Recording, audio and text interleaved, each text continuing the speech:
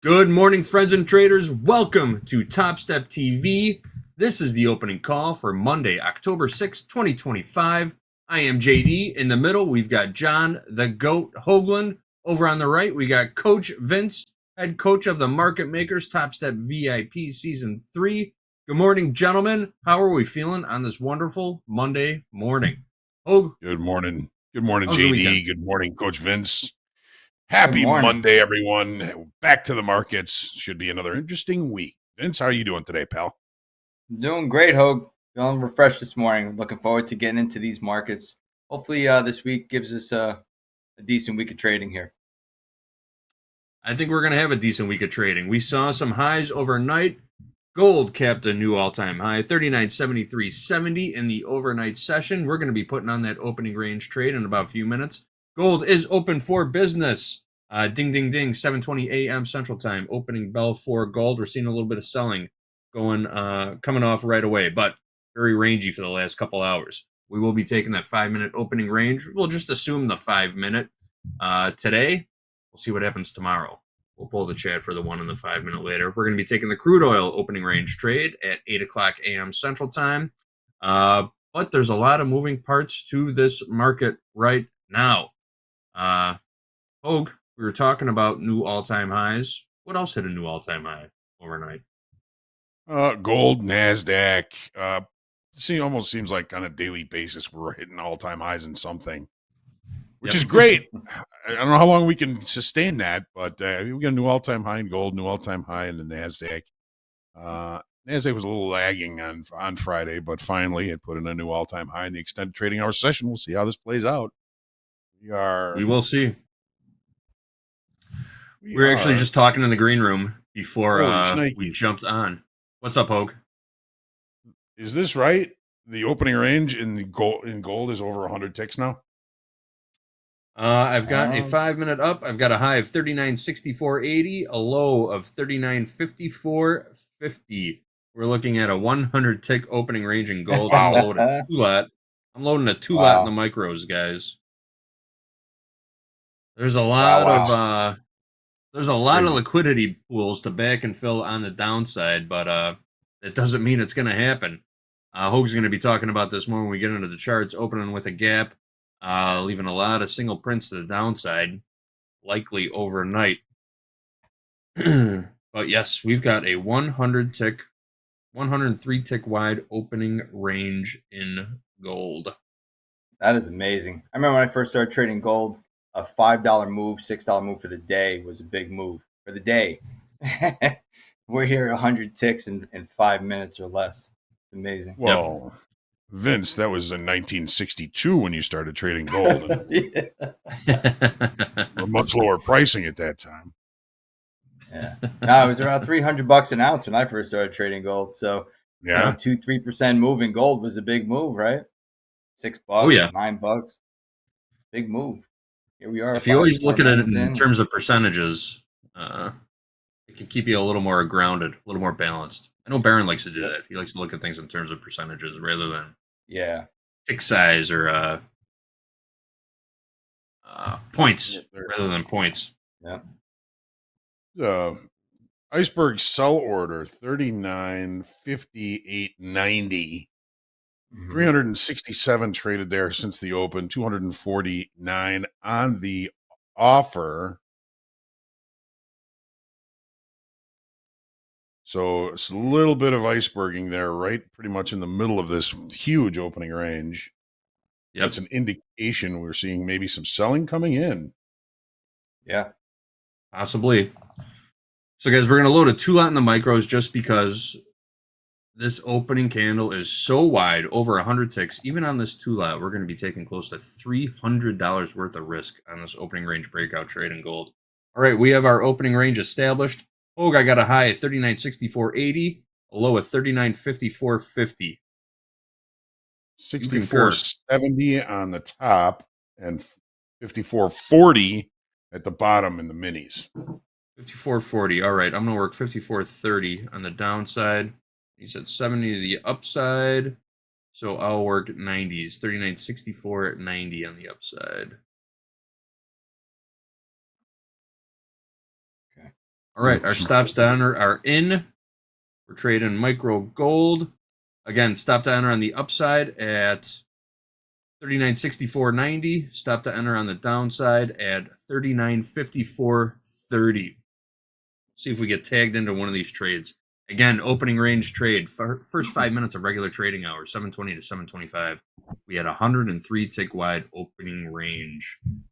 103 ticks wide. Wow. So we're taking quite a bit of risk on this trade, so we're scaling down size. Don't want to take $1,000 worth of risk on these trades. They're sort of low probability trade setups like we talk about every day. But when they hit real good, and one good winning day could wipe out potentially 10 losing trades on these. So we like to mitigate risk, take as little risk as possible, and then just hold those runners for the auto liquidator, right? So All right, hard to guys. short this market, though, isn't it? It certainly is. Especially printing a new all-time high overnight. We are hovering around the lower end of the freight opening train. range. Yeah. Never want to step in front of the train, right? Yeah. Well, maybe in the short term, right? But very, very short term, short time frame. What is it? DFADM? Don't fight a directional market? Don't fight a directional market. Yep. Yeah. Got a lot of longs in the overnight here, though. Yeah, I was just saying that. I was looking at it. A lot of inventory to the long side here.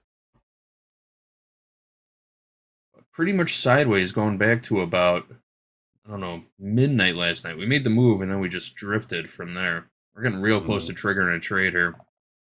Just a couple ticks away.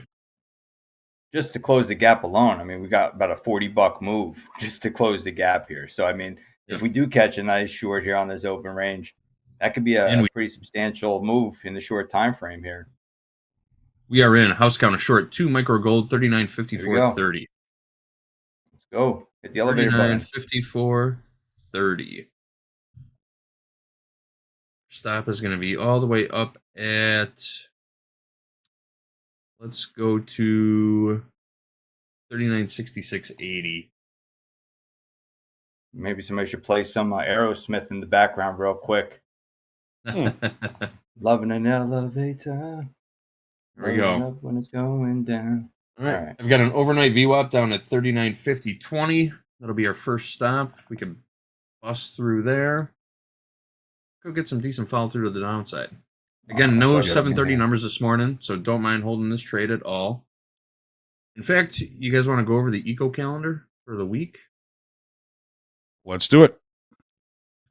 All right. So today, not much going on, but we do have talking Feds all week long. I expect a couple to pop up on the calendar today. Nothing scheduled yet today, but I am assuming we're going to be hearing from some talking Feds today. And then we've got them peppered in all throughout the week. Tomorrow we've got Bostic, Bowman, Mirren, and Kashkari.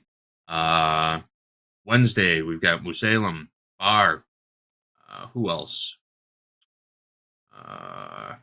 Kashkari speaking 3 times. Yeah, Kashkari. Kashkari.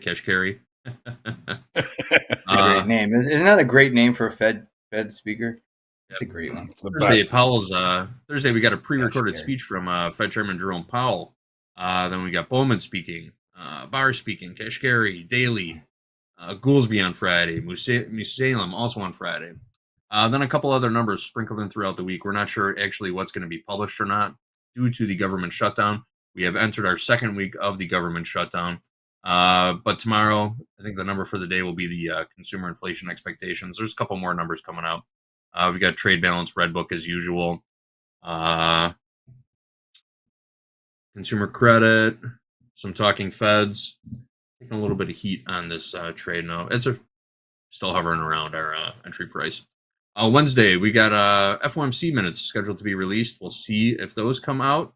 It could be a market mover. Also, more talking Feds, crude inventories. We've got a 10-year note auction on Wednesday. More talking Feds to close out the day. Thursday, jobless claims likely not coming out, but I put it on the calendar anyway, just in case this Fed shutdown does get resolved. Not likely, though, the way we heard people talking over the weekend. This could go on. This could drag on for a couple weeks, I think.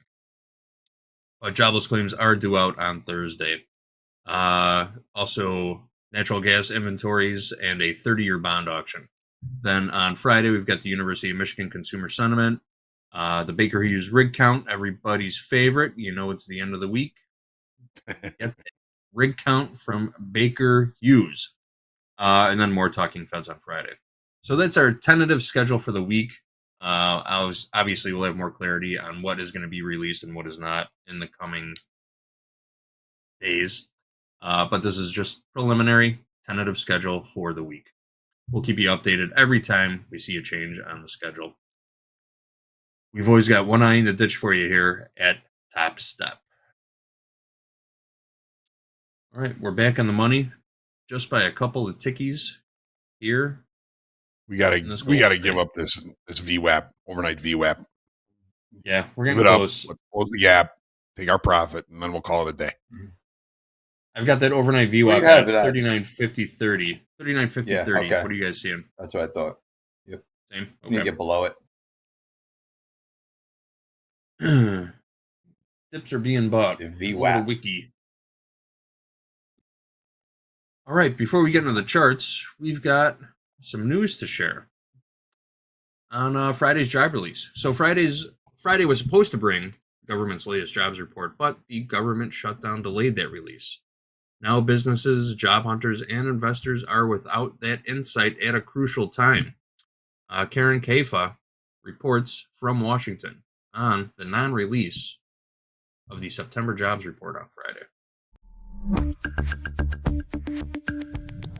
In the midst of a government shutdown on Friday morning, the latest government employment data was a mystery even to U.S. Labor Secretary Lori Chavez DeRemer. Usually we get the reports the day before, and I haven't seen that for this month. The delay of the release of the September jobs report from the Bureau of Labor Statistics means Wall Street investors, Main Street businesses, and consumers have one less piece of the economic puzzle to make important financial decisions. It's not like all the data goes away, but it's certainly one source that a lot of people pay attention to could be quite delayed. One private data source, the ADP payroll report released Wednesday, estimated the private sector lost 32,000 jobs during September. With healthcare and education adding jobs, most other sectors slumping, and small businesses with fewer than 50 employees shedding more jobs than larger companies. There's been this wait and see from employers in terms of whether they're going to hire. We've seen a number of employers, for other reasons, decide that they are going to contract their workforces, and so we're seeing those announcements as well. If a shutdown drags on and continues to stall the release of future economic reports, the Federal Reserve could be without key data when they meet for their next move on interest rates at the end of the month. In Washington, I'm Karen Kaifa.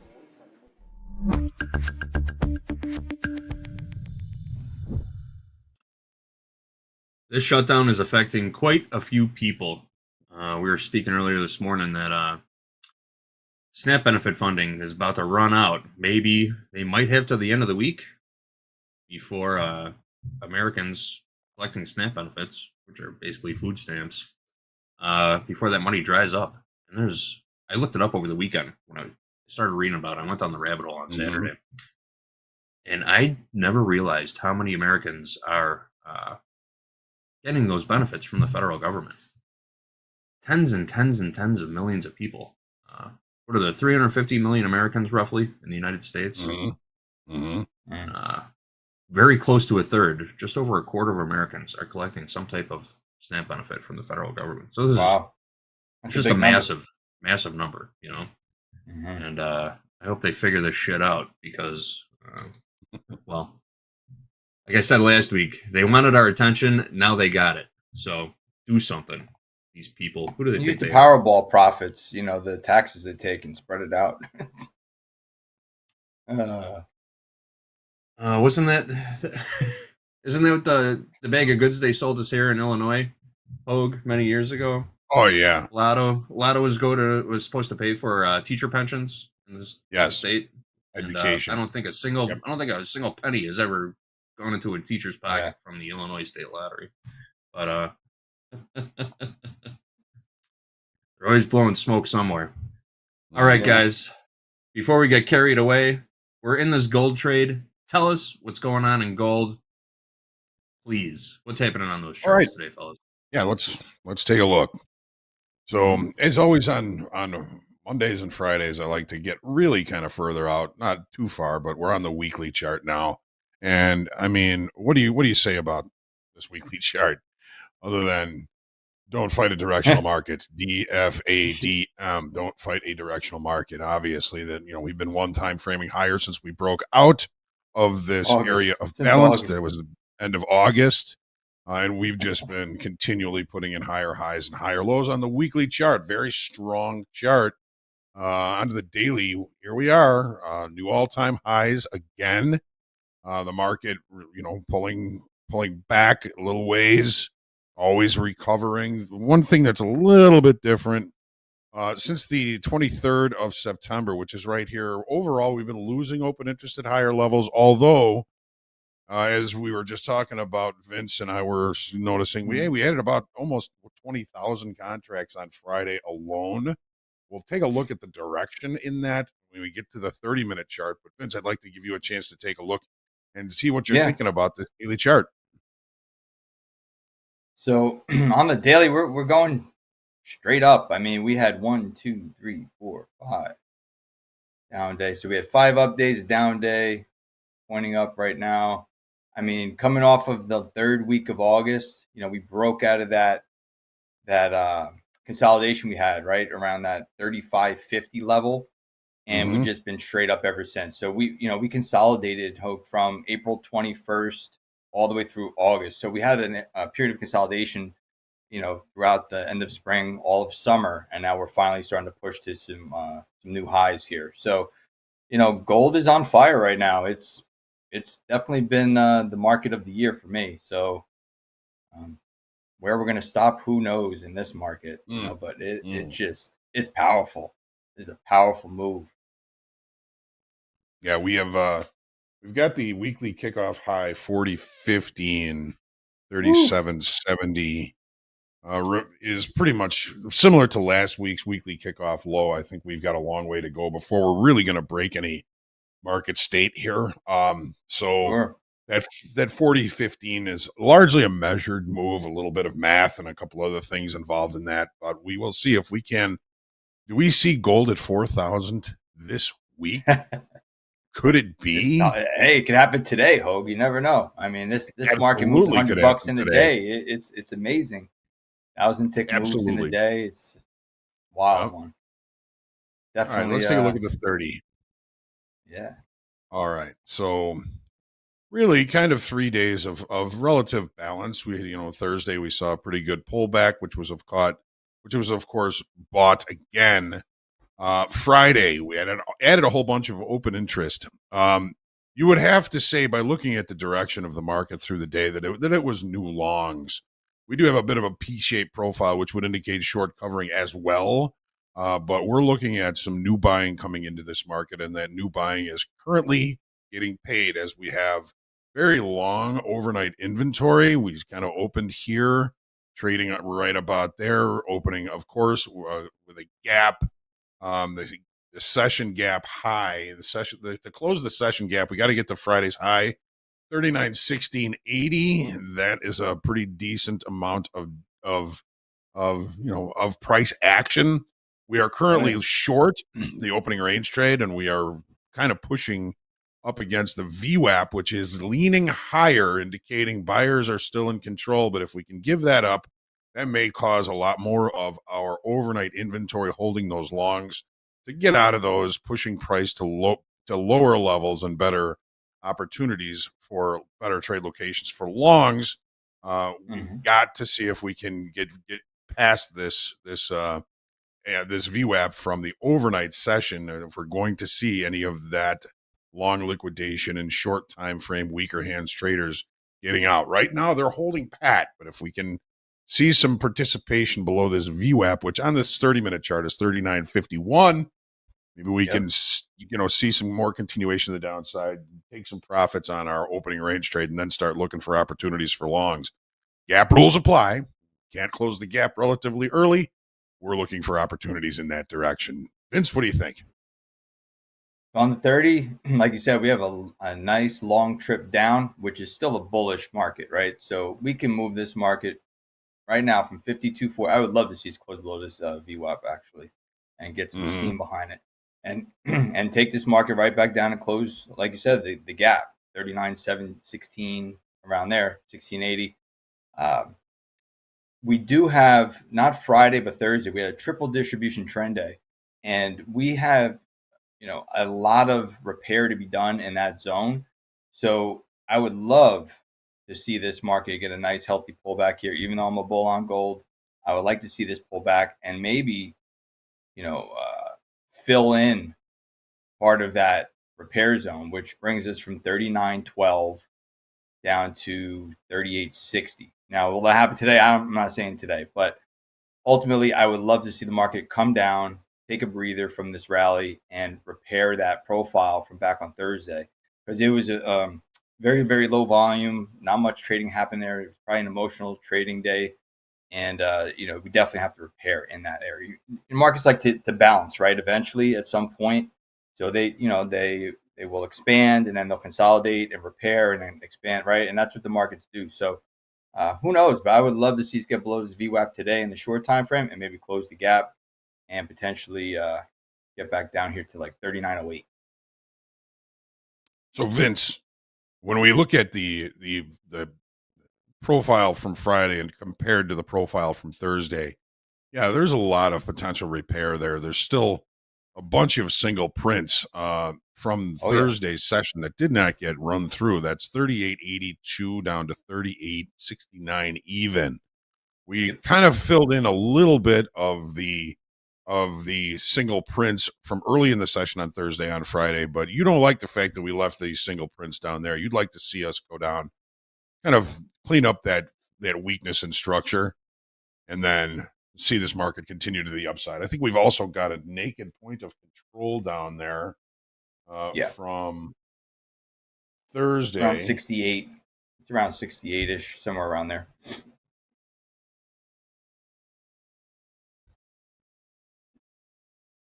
$68, yeah. All right, that's what it's looking like on this platform here. So that would kind of finish closing those single prints. All right. We'll Yeah, and I mean, even if they leave a little bit of excess down there, Hoag, even if we come to half back from Thursday, there might be some long opportunities up against that, a little bit of excess there. Around that 38.83 mark.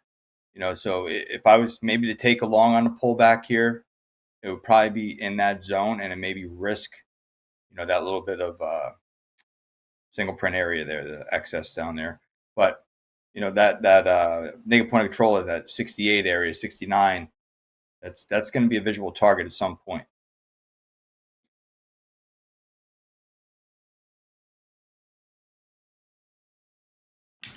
And that's an early morning Monday mute fine for Mr. Hoagland. I'll give you my Venmo.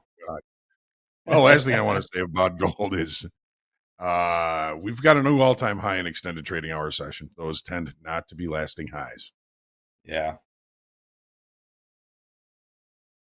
That's what we're looking at in gold. Yeah. If we can't break this VWAP, we're probably going to keep going higher. So yeah, that's steamboat. My concern for this position here. Something needs to spook the longs, right, to get the capitulation trade. Ooh. So a nice iceberg buy order right at the low here, 39.50 even. I mean, there was some good volume that came in here in this last 30-minute period, prior to this open.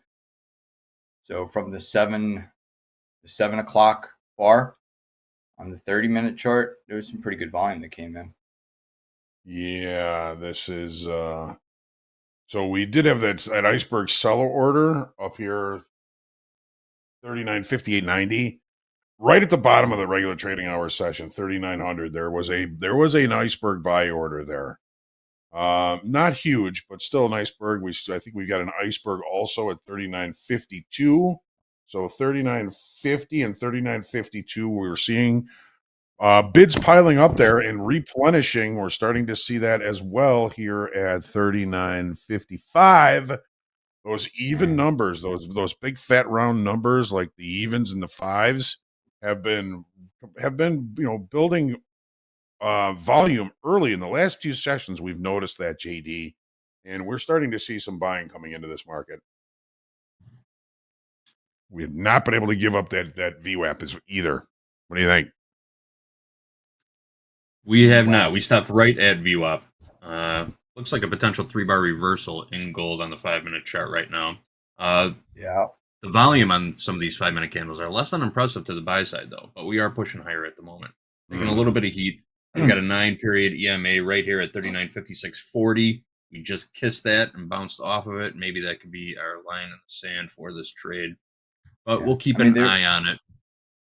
There's a lot more downside volume, right? Look at the 5-minute bars there, JD. So, a lot of volume's coming into the short side. We're getting this little bump here, off the VWAP, but it's kind of a low volume rally here. So it's going to be interesting to see what happens here.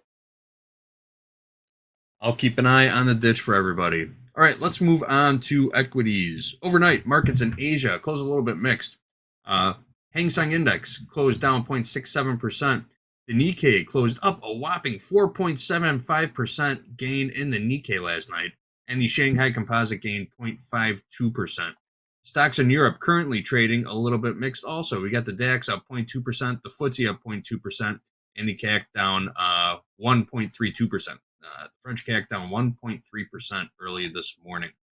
Overnight, the U.S. dollar index traded a little bit higher, about a half a point higher, 98.279 on the U.S. dollar index.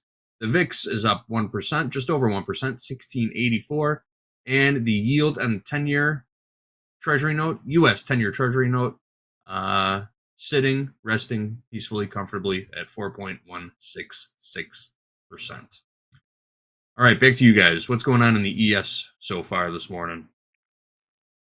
All righty then. Let's start with the weekly on Mondays and Fridays to just get the bigger picture look at it. Obviously, the 5 weeks of one-time framing to the upside is attempting to continue. It's just the beginning of the week, folks. Who knows what this weekly bar is going to look at or is going to look like at the end of the week, but we're still seeing, after a couple of small pullbacks, the buyers are still coming in. Buyers are selling. Opportunities to look for bids are coming, and every one of them is being bid back up. Take a look at the daily chart. Now, if you remember a couple of weeks ago, we were talking about, hey, we got 3 red bars in an uptrend, and it's been pretty much all buyers ever since. One time framing higher highs. We got higher highs. We got one lower low here, but that was quickly bought up. The end of last week's low was put in on that. A little bit of confusion, maybe a little bit of indecision here at the all-time high that we put in for the 3rd day in a row in the ES. If you can call that indecision, I don't know what that means, but we do have a little bit of a doji here. We are, looking like we are attempting to continue this move to the upside. We added 9,800 in open interest on Friday. We'll take a look at the direction on that when we get to the 30-minute chart. But my good friend Vince, what are you thinking? What are you seeing here on this daily chart in the S&Ps? What I see is resilience, Hoag. These markets are unbelievable. When in the face of a government shutdown, in the face of everything going on in the world, these markets just keep pumping higher. It's absolutely just amazing if you think about it. On this daily chart, though, we are above everything, right? We're above the 50-day, we're above the 100-day, we're above the 200-day. Everything is pointing higher. If you draw a trend line off of the June 23rd lows and just project that out there, we've been just riding this trend line. We're sitting at the VWAP, though, on the daily. So 67.81.75, I believe, is the VWAP on the daily chart. So we're just about 3 points above that, 2.5 points above the VWAP. Man, this is tough. I mean, I can see the market pulling back to like 6,700, 6,710, still being bullish, right? So even if we get a 150-point pullback, we're still bullish mode until we can break structure up here. I mean, I'm going to be a bull. Just got to find a place to buy it. Right, that's the thing. Mm-hmm. Where do you buy it? On the daily? You just got right. Where do you buy it? So I'm thinking around 6,700 is probably a place I would, really be interested in a longer time frame to participate in this market. But intraday, who knows, right? We'll see that on the 30-minute chart. Well, without any bad news, what do these markets tend to do? They tend to grind shorts. higher. Just grind the shorts. There's a lot of people short in this market right now. And you were just saying earlier that you've been hearing and maybe even talking to people that say there's a lot of institutional money that's sitting on the sidelines. Yeah. Where do they get forced into participating in this? Because if they don't participate, they're going to underperform. Yep. Yeah, this is interesting. I don't know, but we're going to have to find an area to do something here. I think that 6,700 level is probably going to be the spot, somewhere around there. All right, let's take a look at the 30. All right, so Vince, we added almost 10,000 contracts in open interest on Friday. We'll go where the volume was. The volume was all on the short side. Once we put in that high, volume really started coming in. Do you think that we added shorts on Friday? And do you think we can squeeze those shorts? Overnight inventory, what are we looking at? We're not really looking at too much here. It just looks like here's where we opened last night. We are maybe a little bit long, but we are inside range and inside value, suggesting to me to stay patient, find better trade locations as the day goes on. I know we've got Vince was looking at the single prints and the NASDAQ from last Thursday. And we're still kind of looking at some of those single prints in the S&Ps as well that remain unfilled down there. 6,700 would be where Vince was kind of looking at, and that kind of comes across his trend line down there. What do you think, Vince? How's this 30-minute bar looking, and where do you see that open interest piling in on Friday? Long or short? Yeah, so it's a tough read on the open interest for me because on Friday, we kind of had a neutral center day, right? So we opened up the market. Let me pull this up real quick. So we opened up the market, and for the first hour of the trading day, it was kind of just balance, right? Then we broke out. We had a failed upside auction. We rotated back down. We took at the IB low, rotated back into the center of the range, and we kind of just held there. So it's hard for me to really say open interest-wise because we had a build of 9,800 contracts. But where did they come in? We're down $2.75 on the day in the S&Ps. We had increasing volume, but the day prior to that, we had a decrease in volume. We lost open interest, and we were up 5.25 for the day. The day prior to that, we had a decreasing volume, a build of open interest. And that was that big trend day, right? Coming into that was Thursday. We're up 22.75 bucks on the day with a 7,400 build. The day prior to that, we lost open interest, and it was an interesting day because we had a balance day, and we ended up with a late spike. So it was kind of weird. We had a reverse B-shaped profile, right? Usually we have long liquidation. So Wednesday's price action to me is kind of interesting because we started off in very, very severely balanced market, and then we ended up just breaking out upside late in the day. I think caught a lot of people off guard. And so right now I'm targeting that late spike, 67.32 quarter. 67.32 quarter. We still have the base of the late spike from back on the 30th of September. So if this market could get some steam on it, I would love to maybe try to execute a long down there if we get the opportunity at some point just to see and test the market there. Kind of like, where the NASDAQ would pull back into the single prints. It'd probably be the same type of a move. But we don't have as much excess in the S&Ps like we did in the NASDAQ. So the NASDAQ was appearing as a much stronger market overall. But we did have a triple distribution trend day on the 1st of October in the S&Ps. So it's going to be an interesting trading day. I mean, we are inside of value right now from Friday. And, I'm probably going to remain patient on here, until we start to pick a direction. But right now, I'm gonna remain patient because we're right inside of value, unless something changes. Got it. So I'm kind of thinking that we probably got some new shorts off all-time highs on a Friday with all that volume coming in off the highs. That's that increase in open interest. And we'll see. I mean, we can always squeeze them out. That's what this market does. But again, I'm with you. Inside value, inside range from Friday.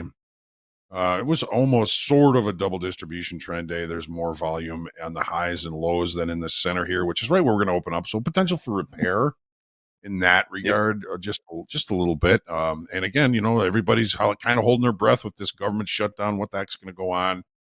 And with no bad news, the tendency is to just keep rise. grinding higher.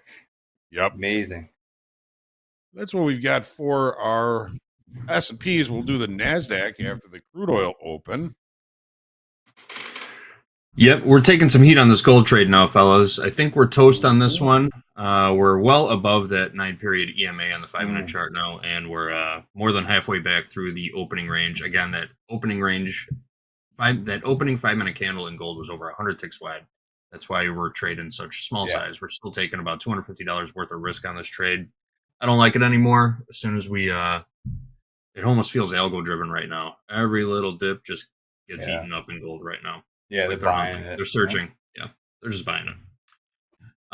But speaking of that shutdown, Hoag, guess what? Lawmakers, well, some of them, are going to forego their salaries amid the shutdown. Let's run that.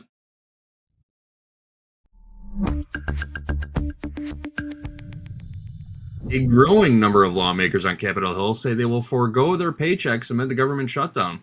Some lawmakers say they will donate their salaries until the shutdown is over. Others have formally requested that their pay be withheld.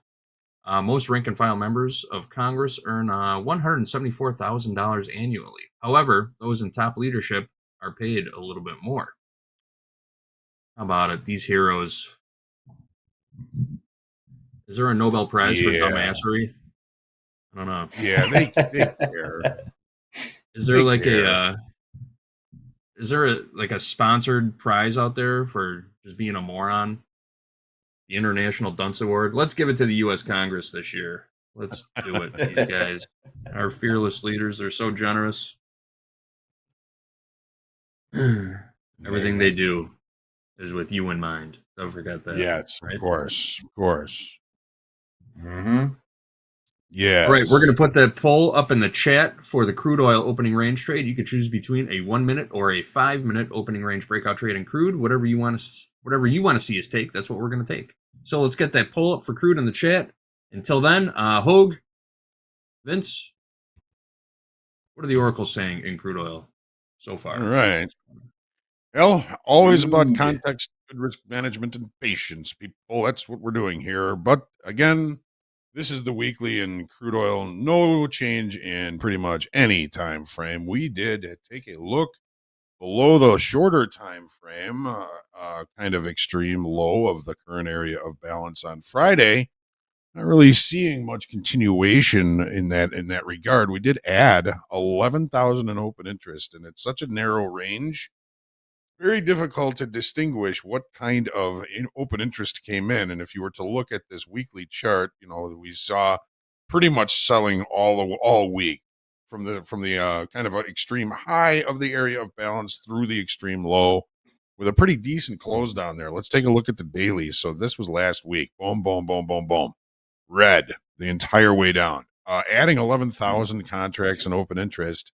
All of that open interest, most of it came in future months, not necessarily the current front month. That's one of the difficulties about using or reading open interest and volume in crude oil, is because there is a contract month every day for every month for 10 years into the future. So it's very spread out. But if we were to look at this and say, we added open interest on the way down, we could say we've probably trapped a few shorts down here. What do you think of that, Vince? We have a ton of open interest that came in since September 30th. It's like 32, 48, 60,000 in open interest on a $2.70 move to the downside. That's a lot of shorts coming into this market. So if they can't get the push that they're looking for, I mean, they can be stuck down here. Like you said, trap shorts. So we're going to see. But even if you look at open interest,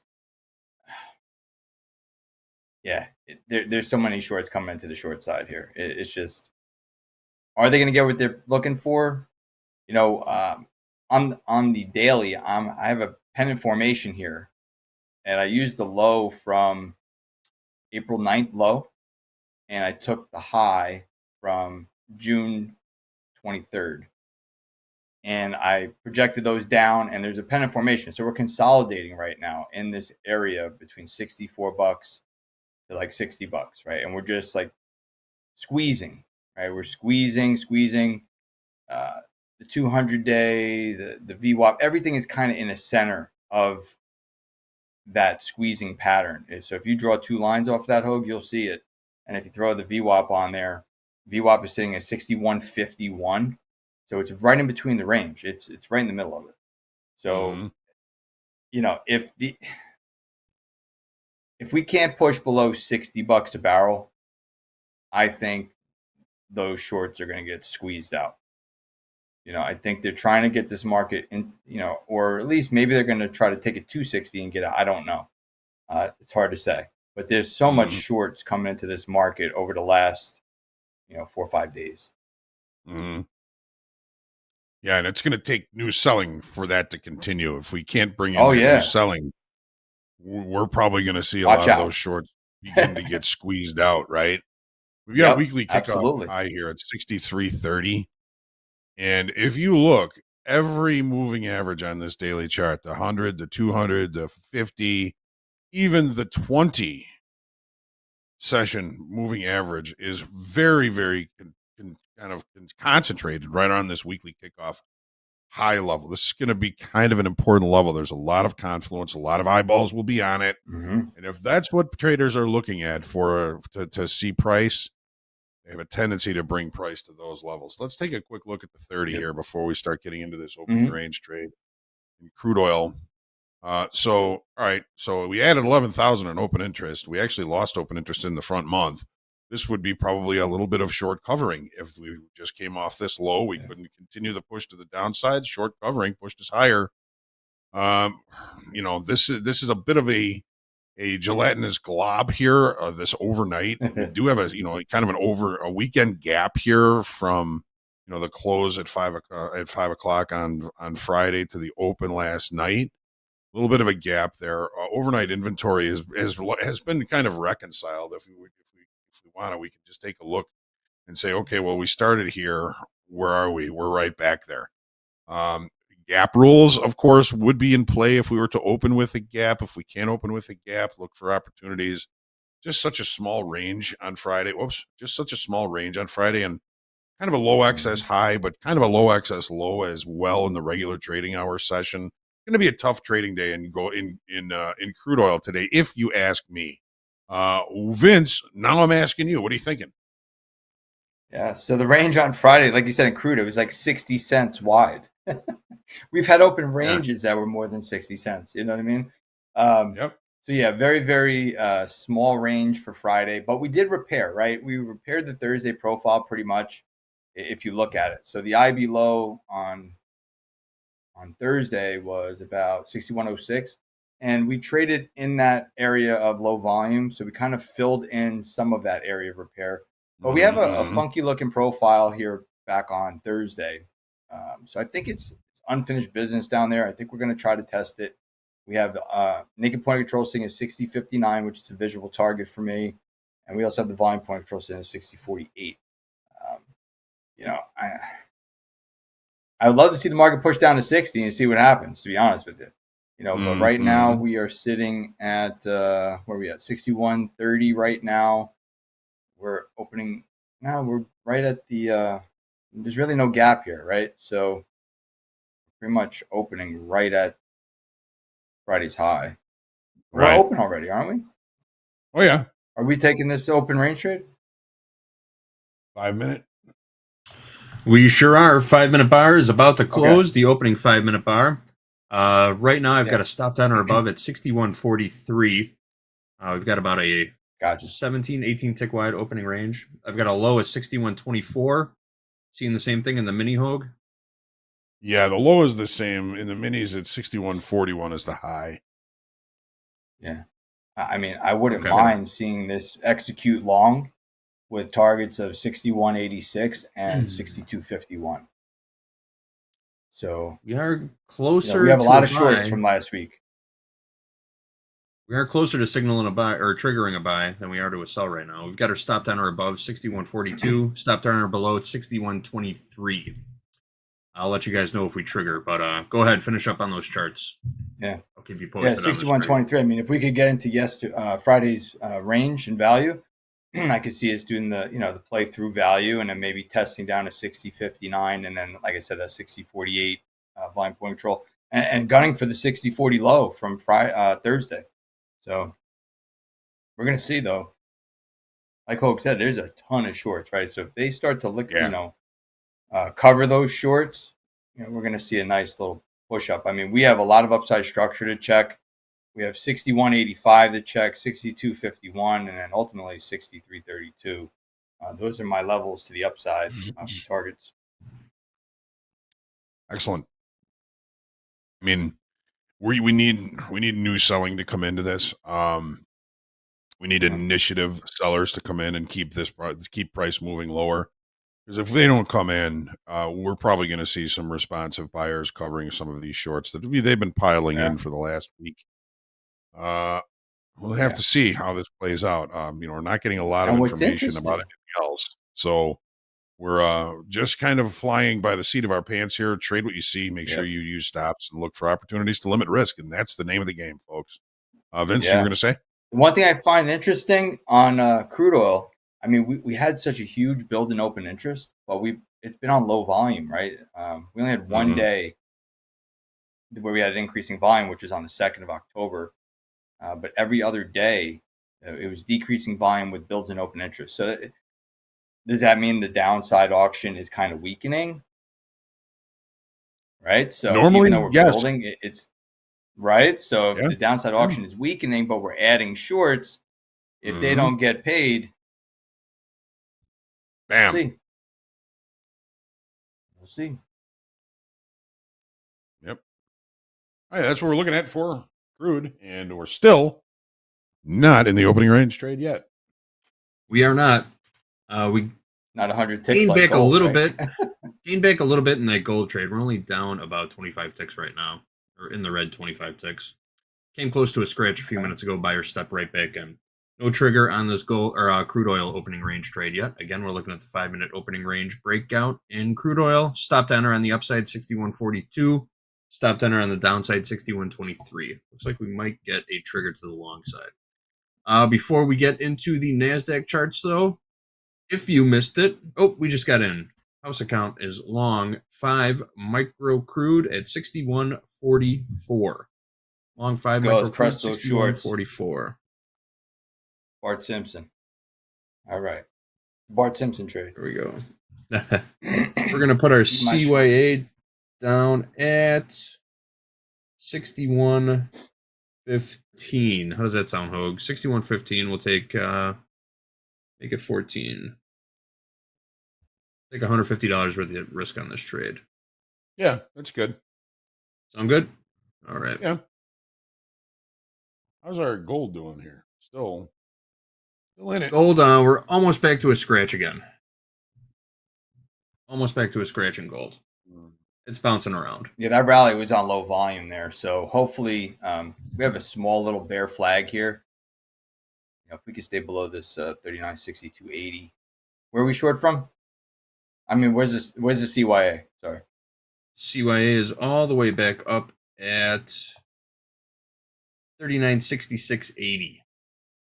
Oh, okay. Wow. We got a ways to go. We got a ways to go. Yeah. All right, good. We just got to get below that damn VWAP. Mm-hmm. That's it.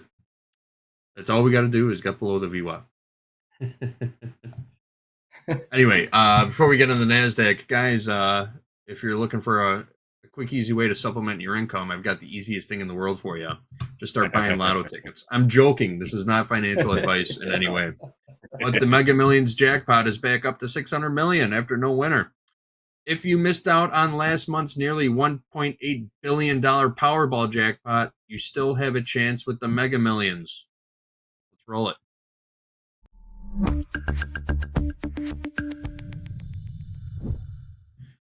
So no one matched all 6 winning numbers in Friday's drawing. As a result, the jackpot is now $547 million. That makes it the largest jackpot so far this year and the 12th largest jackpot in the game's history. The next drawing will be Tuesday, tomorrow, so get in there for your Mega Millions jackpot tickets. Can't win if you don't play, right? I once heard someone say that the lotto is a tax for people who aren't good at math. But at the same time, you can't win if you don't play, right? That's my take on the Gotta be in it to lotto. win it. In it to win it.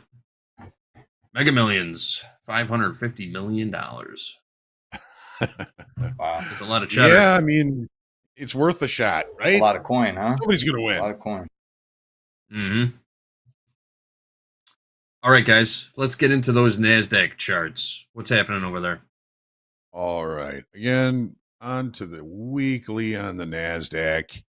Not much different here than the S&Ps. Obviously, we've been one time framing higher for 1, 2, 3, 4, 5. This could be week 6 of one time framing higher. In other words, higher highs, higher lows. Very strong market. We don't know what's going to change that. Maybe just the fact that there's no bad news coming out right now is going to keep this rally going, at least for the time being. And on the daily chart, new all-time highs in the extended trading hour session. Wonderful. We had our 3 down days. We've basically been kind of rallying ever since. On Friday, we lost 1,400 in open interest. Maybe a little bit of long liquidation, whereas we were kind of thinking maybe we saw some shorts coming into the S&Ps. I don't know how long it's going to take for them to get run over, but we had maybe a little bit of long liquidation. Not a big difference here on the daily chart between the S&P and the NASDAQ. There's always little subtle differences, but Vince, what are you thinking about the daily and the NASDAQ? The daily and the NASDAQ, so with the open interest, it's kind of been waffling though, right, Hoag? It's been a build, then it would be a reduction and build, reduction, Yes. build. So it's kind of open interest has been waffling back and forth. So for me, it's kind of, I feel like the market is confused at the moment. We're building, we're pulling it out, we're building, right? I think they're not in it for the long haul, right? I think they're trading the market. I don't think they're investing in the market. That's just my opinion, right? Not financial advice, but that's kind of what I'm getting out of this. Like they're not confident, right? Because when you're confident, you would hold a position, and it seems like that's not what's going on. But we do have 1, 2, 3, 4, 5 days straight up in a row. Then we have a sell-off and then continuation day. But we did have a nice pullback there. If you look at the September 22nd high, we kind of have a double top there, but then we had this pullback, and now we're rallying off of that bull flag breakout right there. If you draw a line going down, we had a bull flag breakout right here on September 26th, and we've been going pretty much straight up since. So, we're going to see. I mean, the government shutdown, there's a lot of uncertainty. This is a tough market to call. But right now, it's bullish. I'm bullish on the market until otherwise. Yeah. BTFD, right? BTFD. Yeah. Yeah. Both the Yeah. both the NASDAQ and the S&P have been putting up some pretty weak volume numbers. Yeah. That doesn't necessarily bother me that much with equities. They tend to bring in a whole bunch of volume when they break, right? When the downside. Yeah. Downside. Yes. That's when they bring in the volume. So, volume, open interest has been waffling. So I think there's a lot of naysayers up here, and those naysayers are going to have to get in at some point, whether it's up or down. They're going to have to get in, especially the institutional ones. If there's a lot of institutional money on the sidelines and they are not participating in these moves, they're going to underperform, and they don't like that. Let's take a look at the 30. Yeah. All right. So, Friday, we finally cleaned up a lot of the unfinished business, some of the weaknesses in structure from Wednesday's big rally to the upside. We still have this last line of single prints, very similar to the S&Ps that we were looking at just a little bit earlier. Overnight inventory, we are looking at some pretty good longs here. Here's where we started the overnight. Here's where we're trading now. We are also likely going to be opening with a gap if we were to open right now. So there's a little bit more nuance to the upside in the NASDAQ than I think we were really seeing in the S&Ps. Again, another new all-time high Thursday into Friday night. Well, Thursday night into Friday, all-time high in the extended trading hour sessions usually don't last very long. Well, we've got another one here. We've got another new all-time high in the overnight session, extended trading hour session, and probably not going to be not a very lasting all-time high. Vince, what are your thoughts? The NASDAQ, you're looking pretty strong. They are, Hope. We have on the 30 VWAP sitting at 25,127, so we're clearly above that right now. I'm looking at October 2nd. We have the value area high, volume value area high is sitting pretty much right where the VWAP is now. So I think if the NASDAQ can pull back, test the value area high from the second and hold it right at the VWAP, right at the 200-day. Not the 200-day. That would be the 100-day moving average. Yep. Yeah, the 100. So we have VWAP and the 100 sitting right there. I think it might be a good area if we could build some sort of structure around that level, reject value from the second, maybe to take a long and get into this continuation move. But, if we look at Friday, so Friday's profile, see here, value high is sitting right at 20, volume value high, 25,155-ish.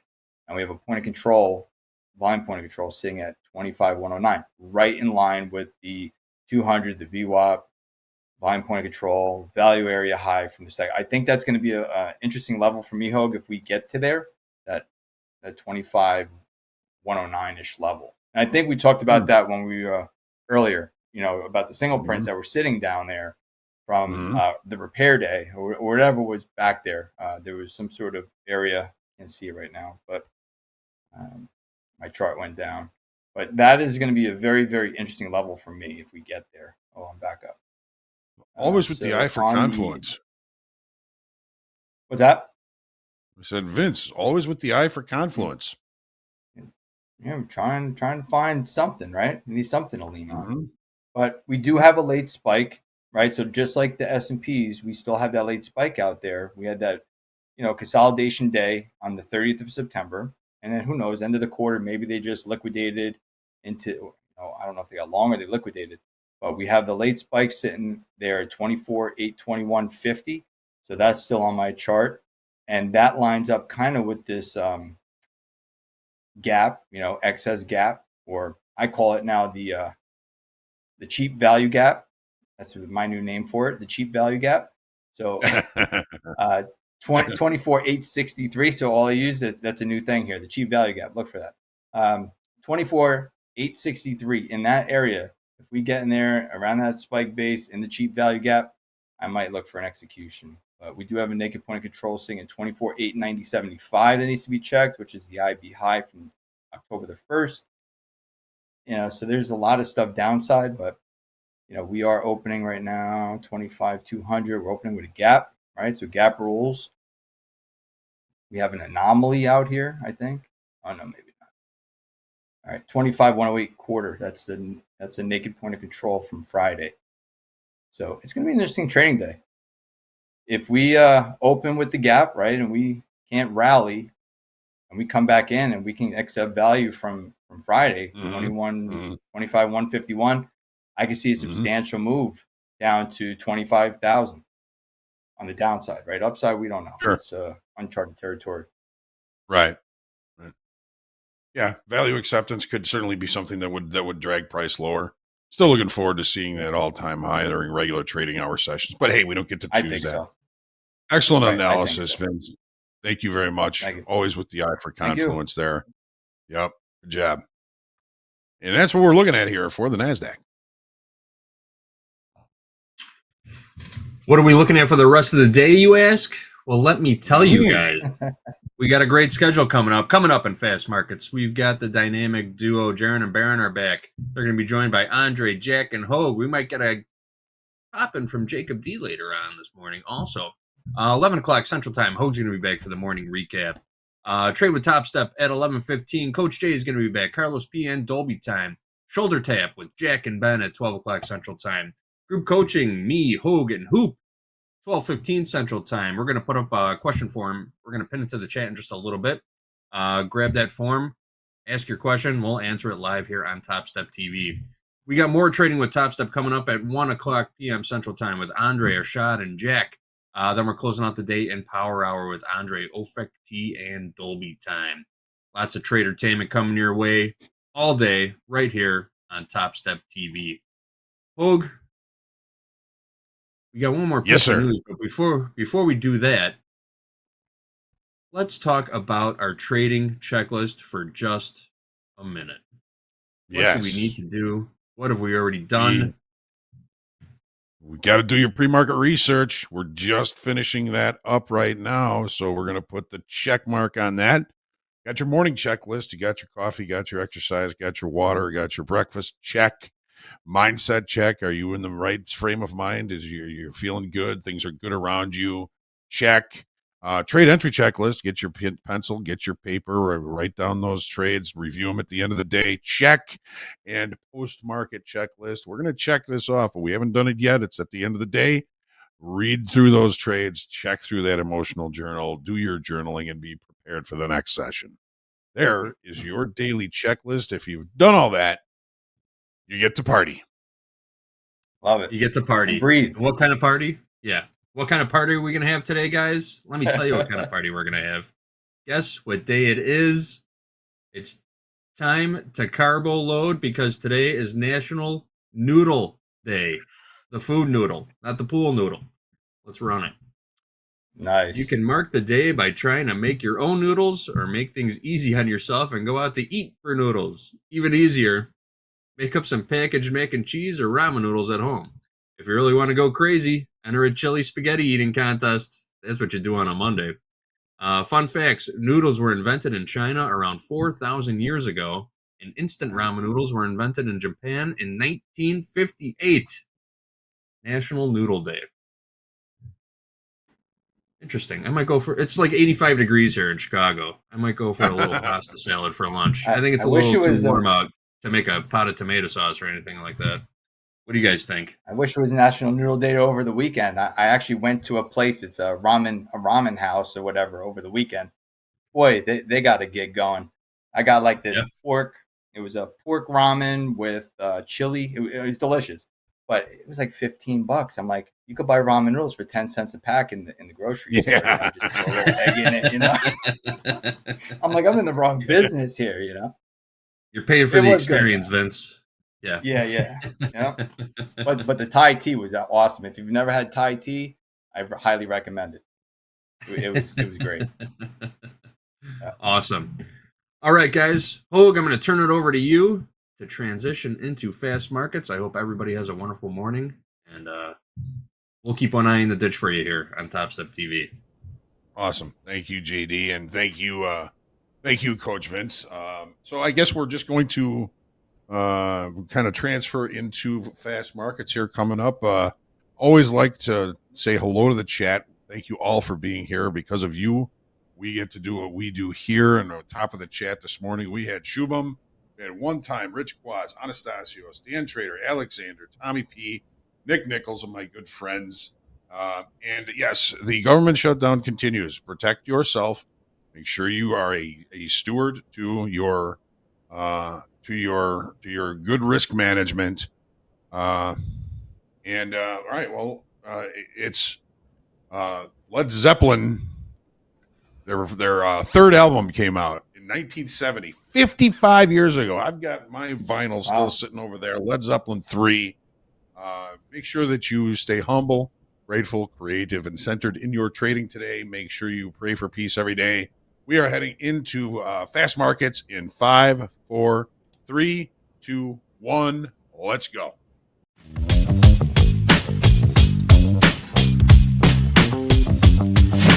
Turn those machines back on. Turn those machines back on. Turn those machines back on. Turn those machines back on.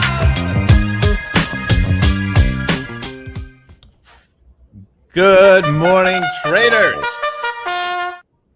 It's Monday morning. Andre, Yes. It is AMD's turn to be up 35% Wow. this morning on morning. news that OpenAI is buying 10% of them. Everyone's buying everyone, Andre. Let's figure out what we're going to buy before we end fast markets today. Take it away.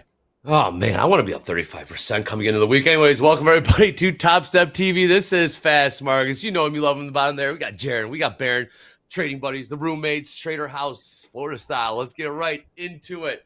Jaron, thoughts coming into this Monday, my friend. How you doing? I'm doing fantastic. Up 1,400 coming into the day. So, yeah, I'm going to be looking for some kind of continuation. NQ moved up a solid 100, 150 point. What's going to stop it at this point? What's going to stop NQ? I mean, let's go to 30,000. Let's go up. Wow, you heard it right there. Up $1,400 coming into this week. I love it already. Baron, how's it going, my friend? You've been dabbling in the gold. What did you got your eye on? Any prices of interest? Last trade in gold, 30. Yeah, I'm actually in a gold long right now. I'm in a gold long right now. I'm in 10 micros at 39.56. I'm looking for us to reclaim above the POC, sitting right at 39.58 to push this higher up to 39.70s would be my first target. And then I would look for 39.90s. I want to front run that 4,000 level a little bit. But I'm coming in up almost 3,200.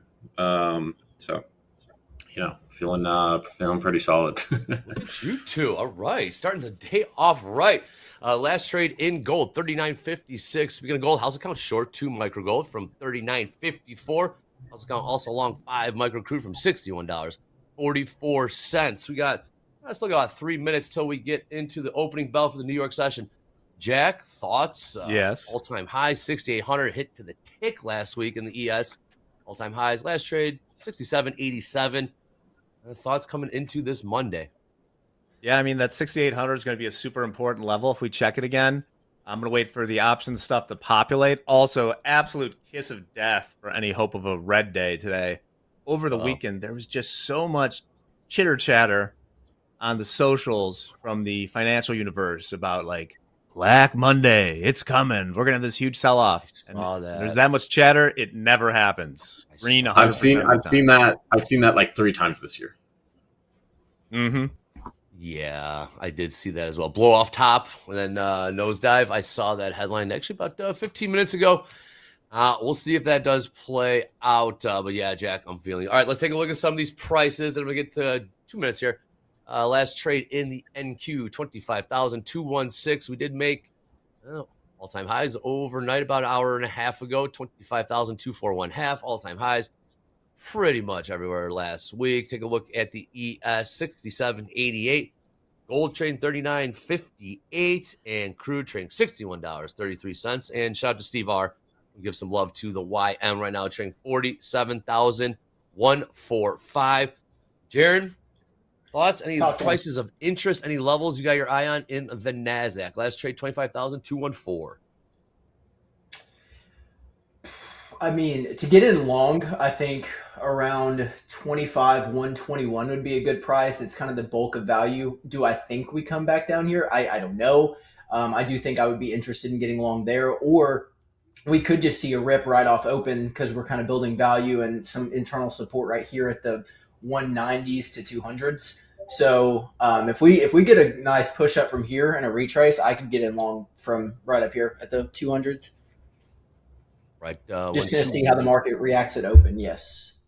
Right. Sounds good. Well, Baron, you're up 3,200. I'm assuming you guys trade the Asian session. Looking to front run those 4,000s. You said I still got about 50, $45 to go. What do you mean by front run the 4,000s? You're long right now. Perhaps right before. Yeah. Whenever we come up to these big cycle levels, 3,700, 3,800, coming up on 4K. Usually you see us, what I've noticed from gold, looking at previous, when we were hitting those all-time highs, we'll come up within 5 points of that level, and then we'll start to reject. Buyers will start to stall out, and then you'll reject, and then you get a retest down, and then you actually start. Yep, let's go. Let's get ready to rock. Bell has rang. Out of the gates, still selling here in the Dow. Everything else still selling here in the ES. Everything's just kind of feeling itself out right now. A little bit more selling here in the ES. Jaron, got your eye on those 25,121 or so. I got overnight VWAP at 133 in the NASDAQ. Right now, we're still about 200 or about 80 points higher. Again, it is the first day, first couple minutes of the trading week. So we'll let that play out. I got a 500 lot in the ES up here in the ask. 67.85 offered. I'll call 600 times. About a point and a half away. Trading 67.83. Is the market going to run away from that 600 lot, or we'll go fill it? And 600 on the ask. Point higher here. 67.85. Let's trade 67.84 and filled. Filled on the ask. 67.85 filled 500 times. See how they want to react to that. Pushing a little bit higher here. Take a look at the NASDAQ. Anything on the ladder? Oh, something's down here. What we got up there? Really huge. Did turn around a little bit there. 25,205 last trade. Nothing on the tilt just yet.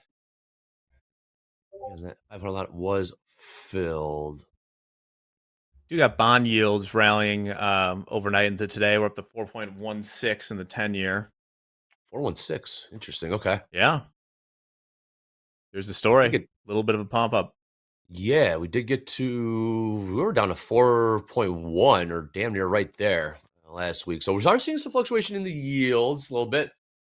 Nothing on the calendar. Let's take a look at the schedule real quick. Not seeing much in terms of speakers or data for that matter. They would call us a no number Monday. I might get stopped on this GC. This GC long. Within a point of it. So 39.53 last trade. Jaron, tell me about it. You're up $1,400 live funded. What'd you do? What was the trade? What was the setup? What was the context? Go ahead. Yeah, I took longs last night on NQ. I'm trying to remember exactly where it was. It was on NQ, not MNQ. It was right before before 8 o'clock. So it was right here, kind of. We built a little internal support. We were already bullish.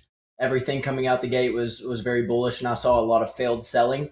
So I just got in for a quick pop up, and then it was a quick scalp. Trying to find exactly. Oh, those are the nicest ones. Quick scalp up to how many contracts did you take? I had 5 contracts on because my stop was so tight. Even with 5 contracts, my stop loss was about $400 because I had 2 or 3 points of risk. So yeah, got in right here and then got out at the high. Easy play. Easy peasy indeed. Here we go. NASDAQ catching a little bit more momentum here to the downside. 25,158 last trade. Baron got close to that stop. I got stopped out. You did? They tagged you? Damn. They tagged me. All right. Update the AMD pulling back a little bit to a measly 31% up on the session.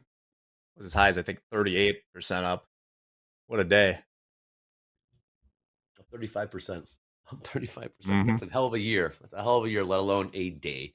Baron, what's the P&L at right now? 27.53. Okay. I still like longs here. We just tapped that VWAP. I should have probably had my stops slightly below it. But yeah, we'll see. We'll see if they come in.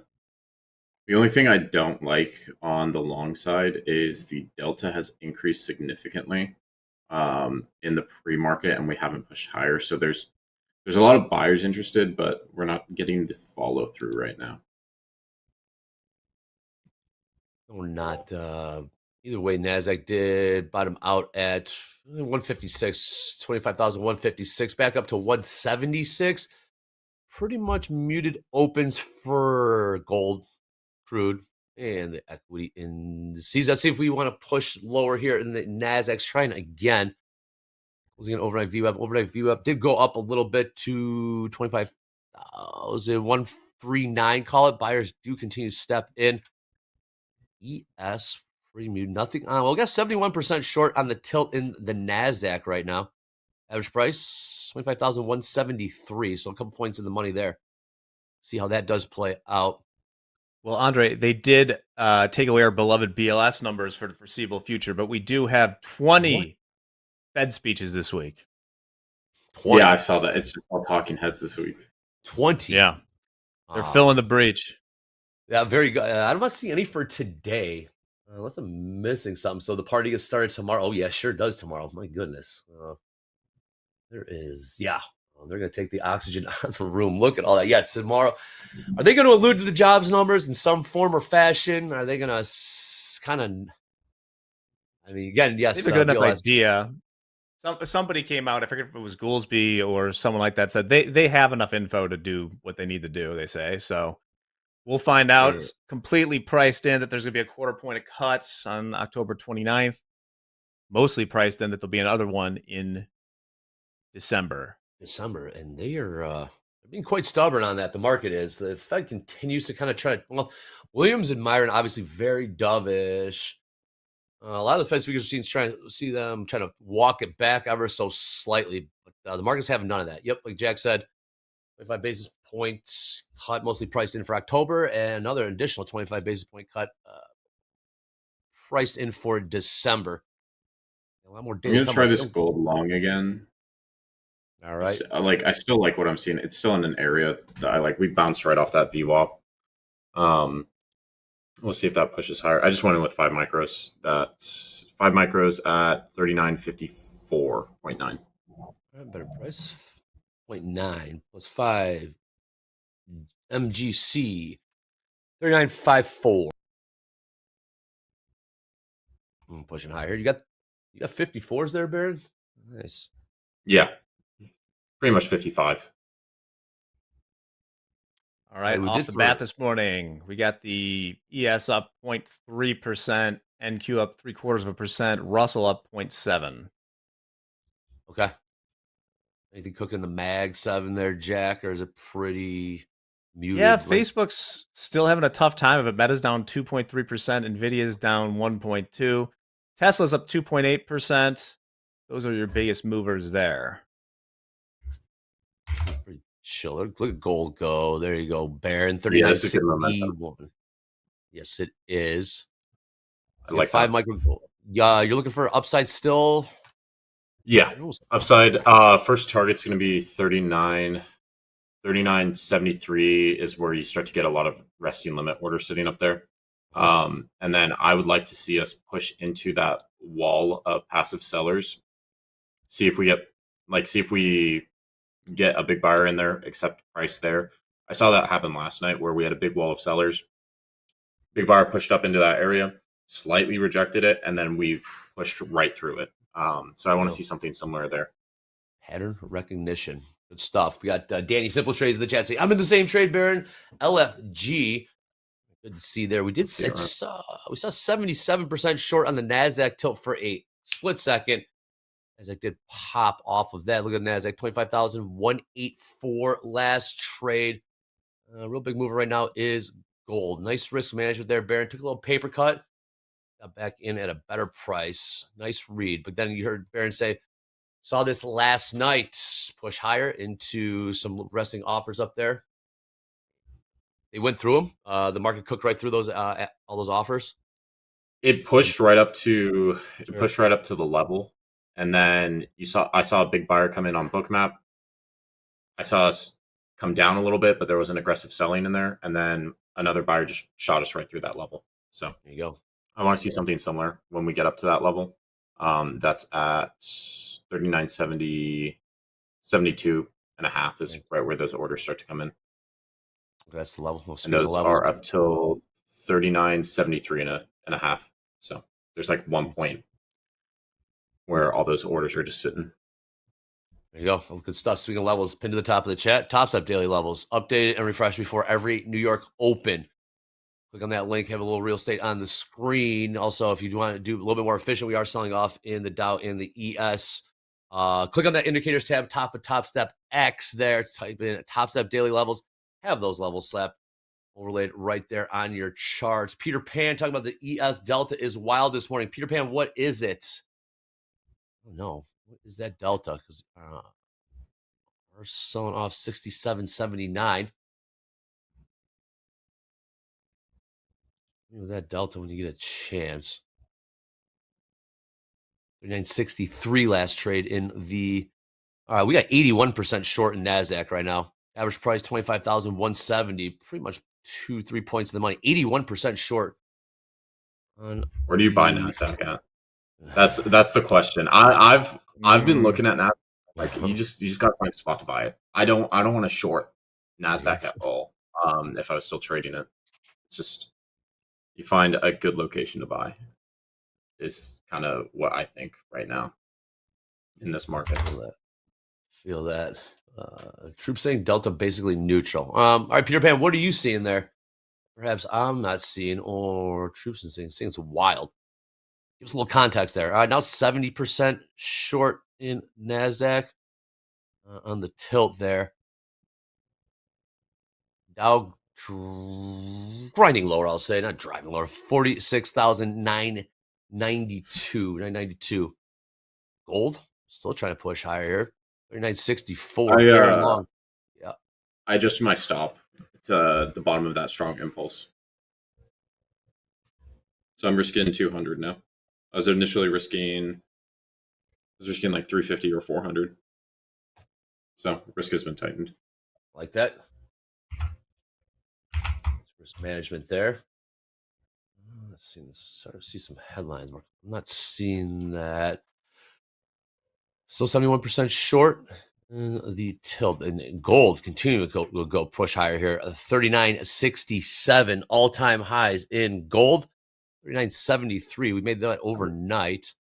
Bomb through these. Bomb straight up to 4,000. I mean, why not?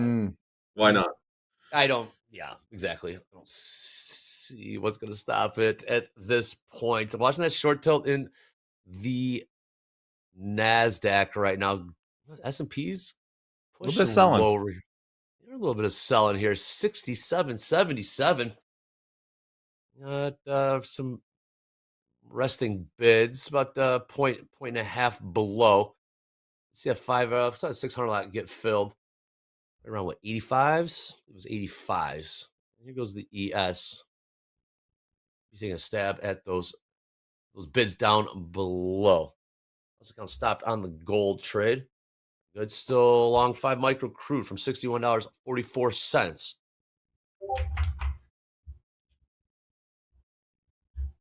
Nothing on the calendar looks pretty slim. Like I said, no number Monday. Again, that can change here very, very quickly. When the headlines do break, come watch Topstep TV. We'll pass those along as we get them here.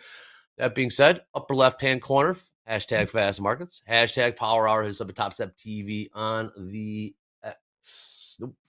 You're gonna forget hashtag slow markets too, Andre?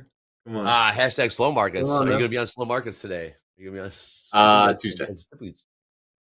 Speaking of Jay, and when are you making your slow markets appearance? You make a couple. It's Tuesdays and Thursdays, Baron?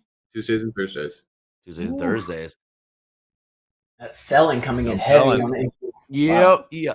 ES pushing lower here. NASDAQ pushing lower. 25,124. ES 67.74.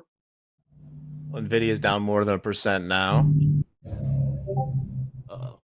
We're having more orders show up at 39.70 on gold. Some new limits just got added in there. I think someone's got their Discord popping off too. I'm muting it right now. There's too many of them. I'm muting them all right now. Thank you. 67.74. It's a little bit of selling, more selling coming in here in the NASDAQ. 25,122. Jaron, keep an eye on that. I'm going to bring my here. stop up to 39.61.5, right below this strong 5-minute. I usually wait for this to close. We're about 30 seconds from it closing. I just want to make sure this does come back down. If it gets up to that 39.70 area and, you see resistance up there, I'm securing profit on the day. Well done. Gold is pushing higher here. Gold 3K mark. Yeah, 39.67. Baron got back in from 39.54. Nice entry there. 39.55, pretty much. You want to round up, Andre. Yeah, we were one tick off 55. So Very going good. around that. 39.55. Hey, let's see if we can go up to these make new all-time highs here. Closing in about $5 away from all-time highs in gold. All-time highs 39.73. About $4 to go. Gold absolutely cooking to the upside here. ES, NASDAQ, Dow, pretty heavy right now. Crude on its range. Yeah, we saw Something the like ES bounce just before it got to sort of not the overnight lows from way earlier in the session, but 2:30 in the morning, a little spike down. Did not take that out. Holding up nicely here. That first set of orders is getting filled at 39.70. So I want to see if the buyers sustain this here. Well done. How much size are we talking on those offers there, Baron? For those that are new to gold, It was about 100, 130. Okay. And then the next set, it's probably sitting around like 200. Okay. What's typical size on the bid and ask in micro gold on the ladder? I'm looking at the mini product. Okay. What's typical quantity on the bid and ask? Really depends, but like this is pretty typical. What you see with like the resting limits, it's around 100 to it's anywhere from like 100 to 300 from what I've noticed the past 2-3 weeks of trading it. All right. I'm currently looking about 5 on the bid, 5 on the ask, but the big ones in the triple digits there. They found some buyers. Buyers did step in the. Yeah, I'm gonna try long. Yeah. I'm gonna try long on NQ. Okay. What price you get? I got in at 25,153. 153. How many times, Jaron? I got in with 5 micros. Very good. Bitcoin took out all-time highs over the weekend. Is that right? Sunday. Yep, a new high for Bitcoin in the spot markets, $125,725. Incredible. Everything's going up. Have you seen the Nikkei? I saw the stimulus package. Did it just blast off? I don't look at it often, to be honest. It's up 5% off. Yeah, that's up. It was someone new got elected. Somebody got elected.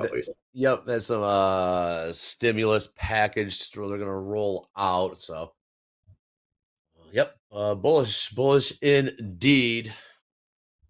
All right, Jerry, let's talk about this trade. What is your upside target? Long from 153, about 17 points in the money right now. What are you looking for? I'm going to target the pre-market highs right at 242. If it hits that, it could continue higher. For me, this is just kind of a base hit. I'm already up. We came down to VWAP, had a lot of lower wicks there, but never closed below it. And then we also came into this low volume area from the overnight and immediately kind of saw a push up from it. So this is a good setup for me. The context is long. The location was a low volume node in VWAP, and the confirmation is seeing these lower wicks. So this is a trade that aligns with how I trade. Good. It's perfect for me. I like that. Very, very good. To see that pop. Again, those pre-market highs, 242. That would also be all-time highs. Last year, 25,000. 157. All right, you saw this man, the myth, the legend, in opening call. Missed him over the weekend. Now we can see that beautiful face. Come back in. What is up, Hoag? Look at that. Look at that. Yeah, look at that face. Face only a mother.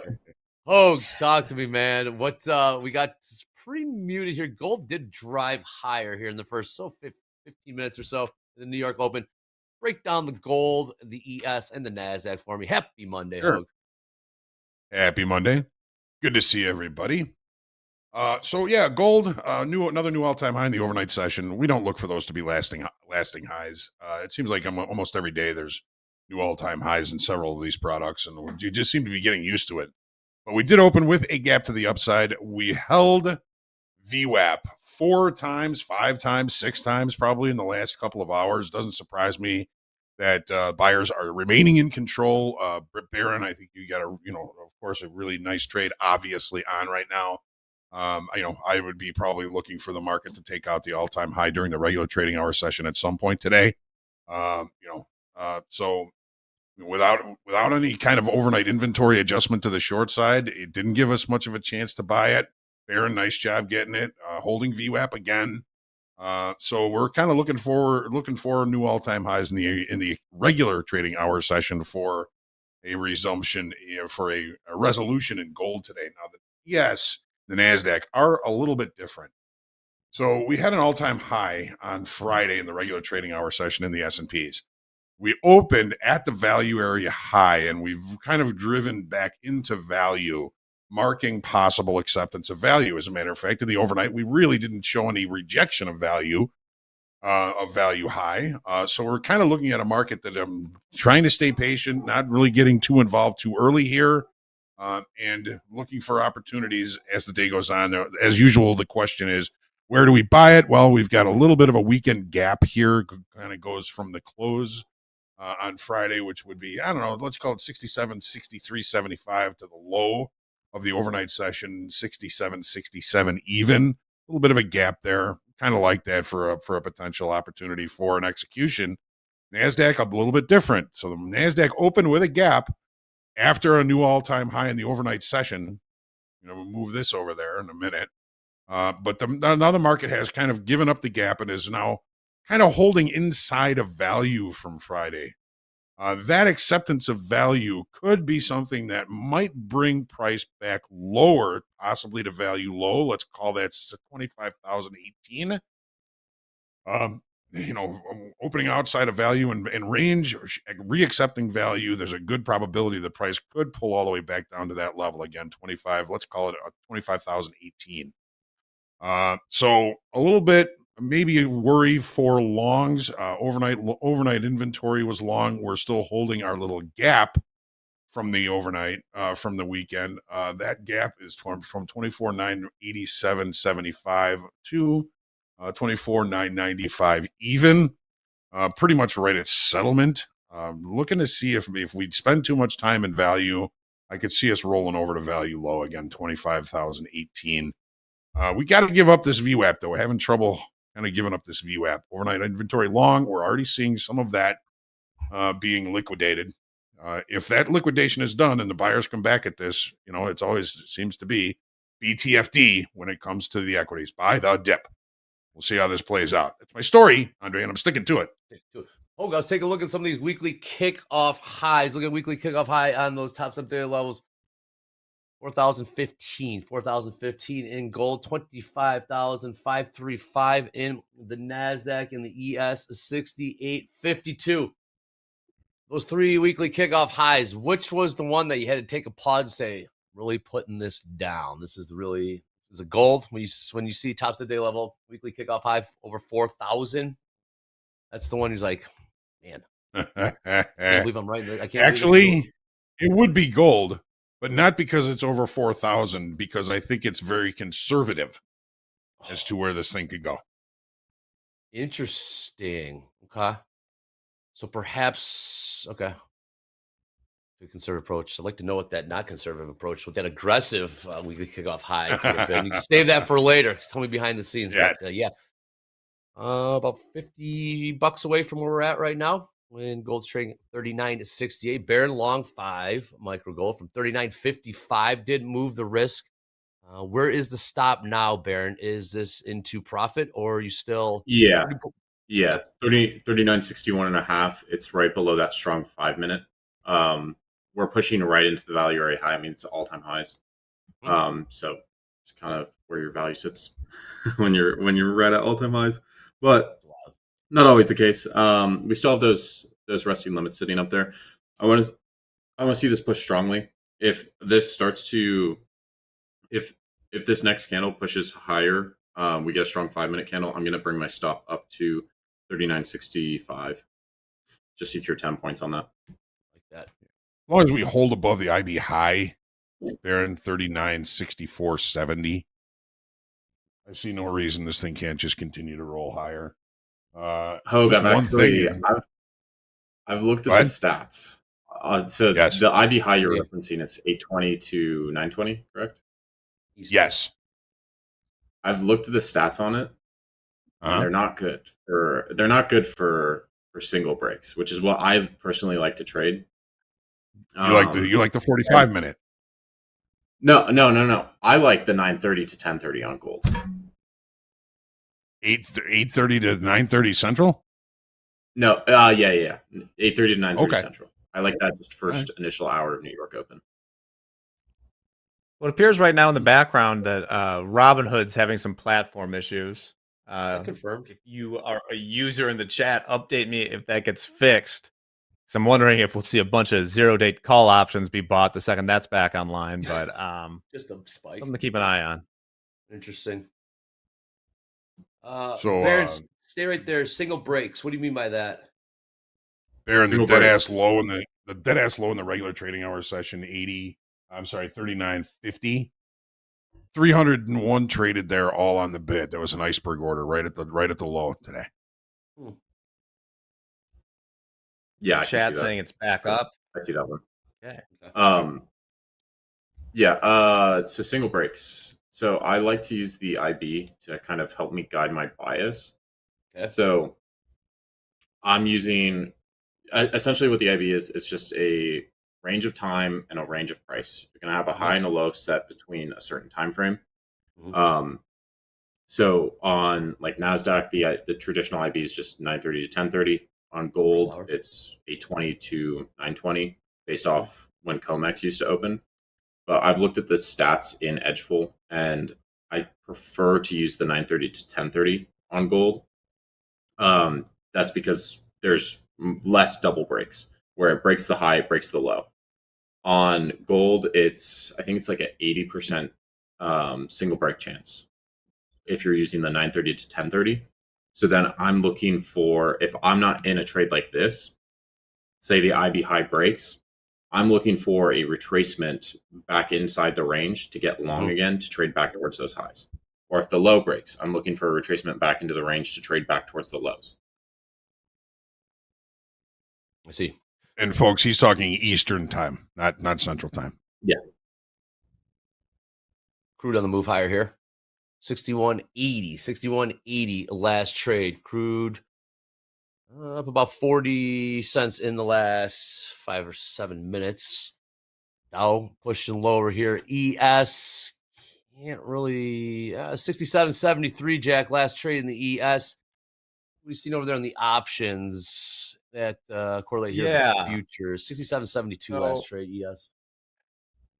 I'm looking at like the first sort of like buy area at about 57, maybe just below 67, 63 or something like that around there. The high side is still up just below that 6,800 level. Those would be places where I'd expect the rock fights to happen. We're getting down to the area where I'd expect one. Once we get to like 67, 65 or thereabouts, we're looking to get long. 63.65 level. Only trading 72, 67.72 overnight lows. About a point away from this. Gold did see that pop. I'm sorry, crude. So that pop. House account long from 61.44. How are we managing this? Wow, still going here. No more buying coming in here in oil. What are we looking for an upside target? We took this in the opening range there, an opening call. What are we thinking here here we go. Here's a headline. Russia oil refinery has halted U.S. largest following a drone attack. Recovery could last a month. There you go. Headline hit. One of oil's largest refineries has halted production due to a drone attack. We're seeing crude push higher here, $61.86. Oh, what are we looking here? What are we thinking here for upside target? Click that button. Dow continued to sell off. We were 46,000. We were talking during opening call. Sure. And we agreed that we thought that the inventory in gold or crude oil was getting excessively short. Now with that news, that fuels fire to the possible upside. If I'm looking for a target short-sightedly, I would be looking probably at 62.07, which is the overnight high. But if this thing really is too short and we have some sort of news like that, it could exceed that. So we're gonna watch and see if we take out that overnight high, see what happens, and we'll think about it then. I know we'll probably take some off, maybe a 2 or 3 R, a couple of them off, and then just have that free trade and see if it runs the rest of the day. Okay. We'll talk behind the scenes here, Andre. Keep us posted, Hoag.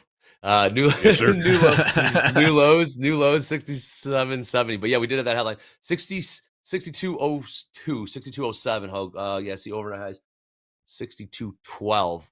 We were talking. We can got run. I was gonna say, let's see if we can run some stops at the low of the session, the ES. See how it rebounds from there. Okay. Big buyers coming in on gold. I want to see this rip. This is holding that upper band of VWAP. It's getting right near that wall of orders. Yeah. We got 218 at 39.68. Finally, looks like we're seeing some buyers come in now on NQ as well. It was consolidating down at VWAP for a minute, and I liked that. I like seeing that there was a lot of selling with it not moving down, but you got to see the buyers then step in, and so we're finally seeing a little bit of a push up. So that's a better sign for me as well. Indeed. Darren Long 5, Crude from micro NASDAQ from 25,153. Let's trade 163. ES right lower here as well. 67.70 evens. Another push higher here in gold. Gold closing in on all-time highs again. About $2 to go. 39.71. Markets have woken up. Not so much for the NASDAQ, but ES, crude, gold, Dow, all moving. New lows, ES. New highs. It could just rip through these orders. It could rip through these orders and then just pop off.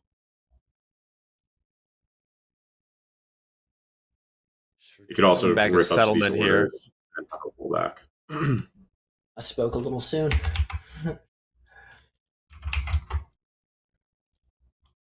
67 half new lows ES.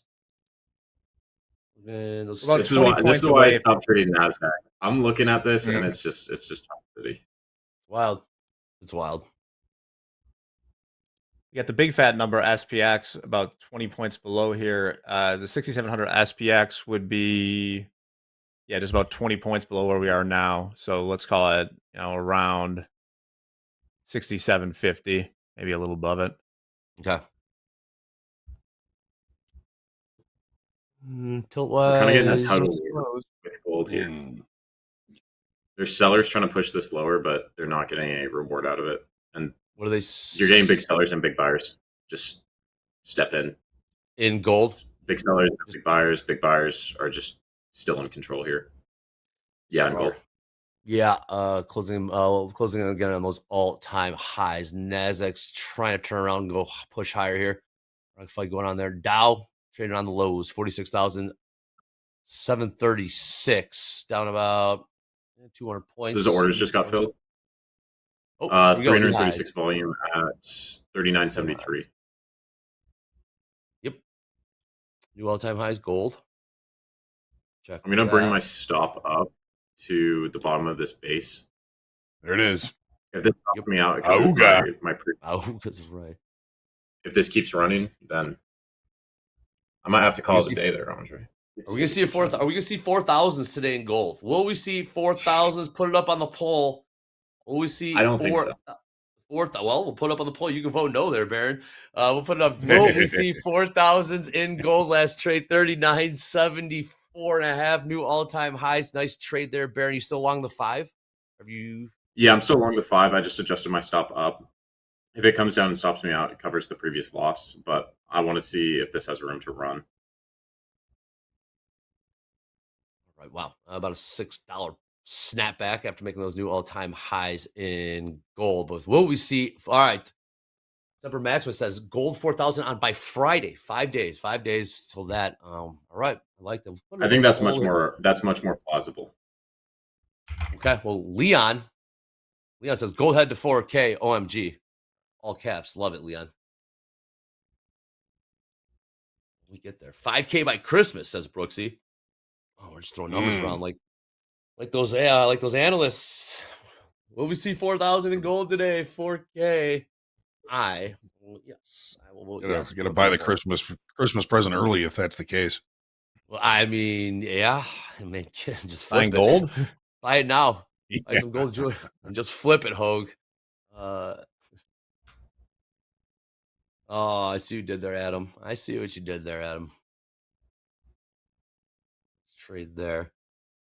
All right. On some more buying here in the NASDAQ, 25,173. Jaron, you're looking for what price to the upside? You're long from 153. We saw a retest of those 153s. Buyers, we'll step back in there. What are you thinking for upside here? Yeah, I have my target at 242, which is pre-market high and all-time highs. Okay. If it were to get up to this significant high, it opened at 221, and we saw some kind of rejection, I wouldn't mind trailing my stop or scaling a couple off, making sure that my risk management's good and securing some profits from this move. But right now, it looks good. Failed selling down here at VWAP. VWAP held, and it looks like some buyers are finally stepping in. So I want to give it room to work. Good question here in the chat. Baron, we talk about holding all micros for this long. I sold mine and have a runner still because I wanted to lock in profit. But what's your process for holding, your 5 micros for this long? Been in for about 20 minutes or five so. Micros.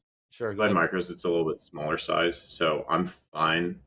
I'm fine holding all of them, to see if this can run, and I've tightened my stop appropriately. So. There's different ways to manage a trade. I prefer to bring stops up. If I was in this with let's say 20 micros, then yeah, I would scale 10 out up at those highs. I would front run all those big orders sitting up there and then see if I can get the other 10 to keep running. Scale 5 more as we're at 380s, 3980s, and then just leave the last 5 to run. It's a different process for each trader. So essentially, you're holding it as long as you're holding it, but you're constantly moving your stop up. So the market's going to allow you to hold it for as long as you move your stop up. So it's more risk management than it is time. As long as the market keeps going higher and higher and higher while you're long, move the stop up with it, and as long as the market allows you to stay in it, you'll stay in it. I like that. Yep. Risk management and Crude. I mean, I'll hold trades. I've had trades that I've held for 8 hours. And I didn't scale it, which, it depends on your position sizing. If I've got 5 minis on, do I want to hold that for 3 hours or do I want to lock up the profit? I can either lock up profit by scaling it out or I can just bring my stop up. If the momentum's there, I want to ride that momentum as long as I can. So the market dictates how long. Well, this might be more obvious. The market's going to dictate how long that trade is held. You're moving your stop up with the market. Yeah, that essentially is kind of like your runner. And Crude turned right back around, $61.56. We did top out at $61.90 on that headline. One of Russia's largest largest refineries has been shut down. Saw that pop and turn right back around.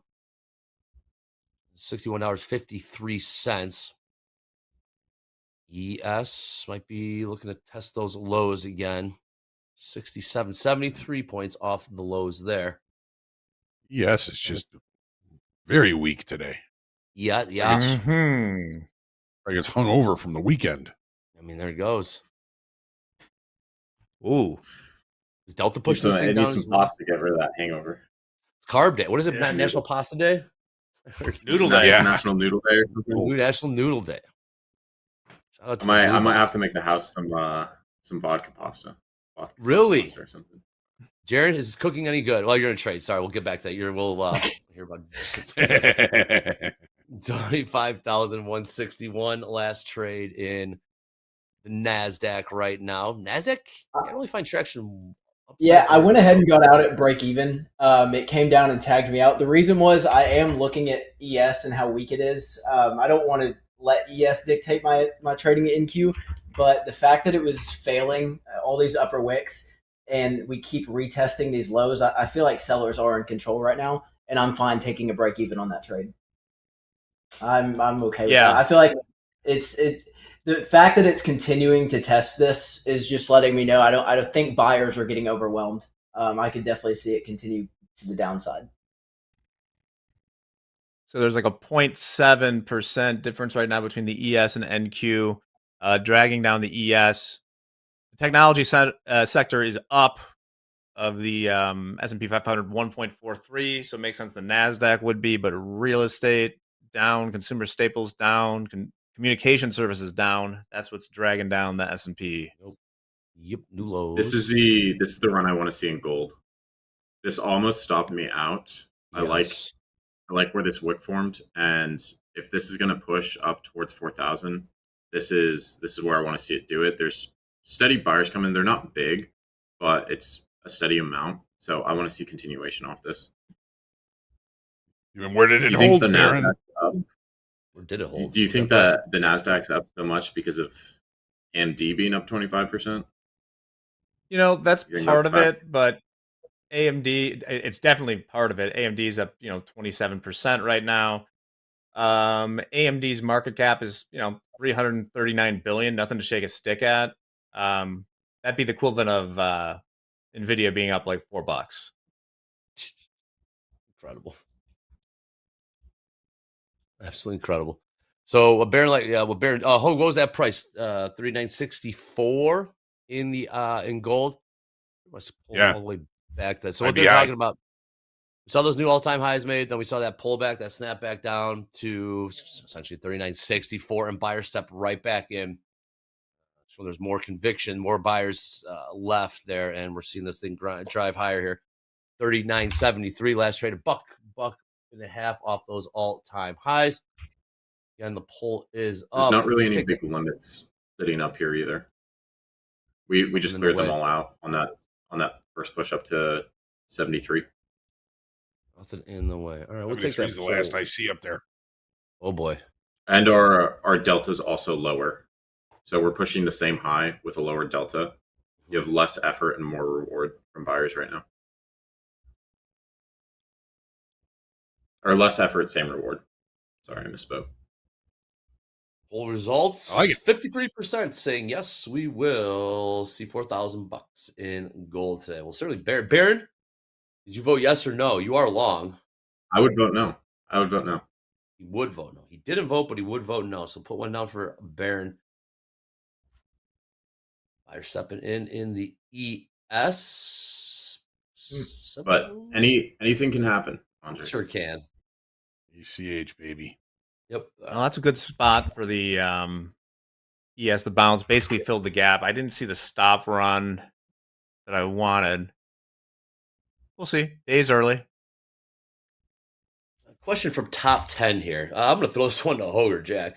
The data releases that have been missed due to the shutdown, do they get tossed out or do they eventually get released? I don't think they get tossed out.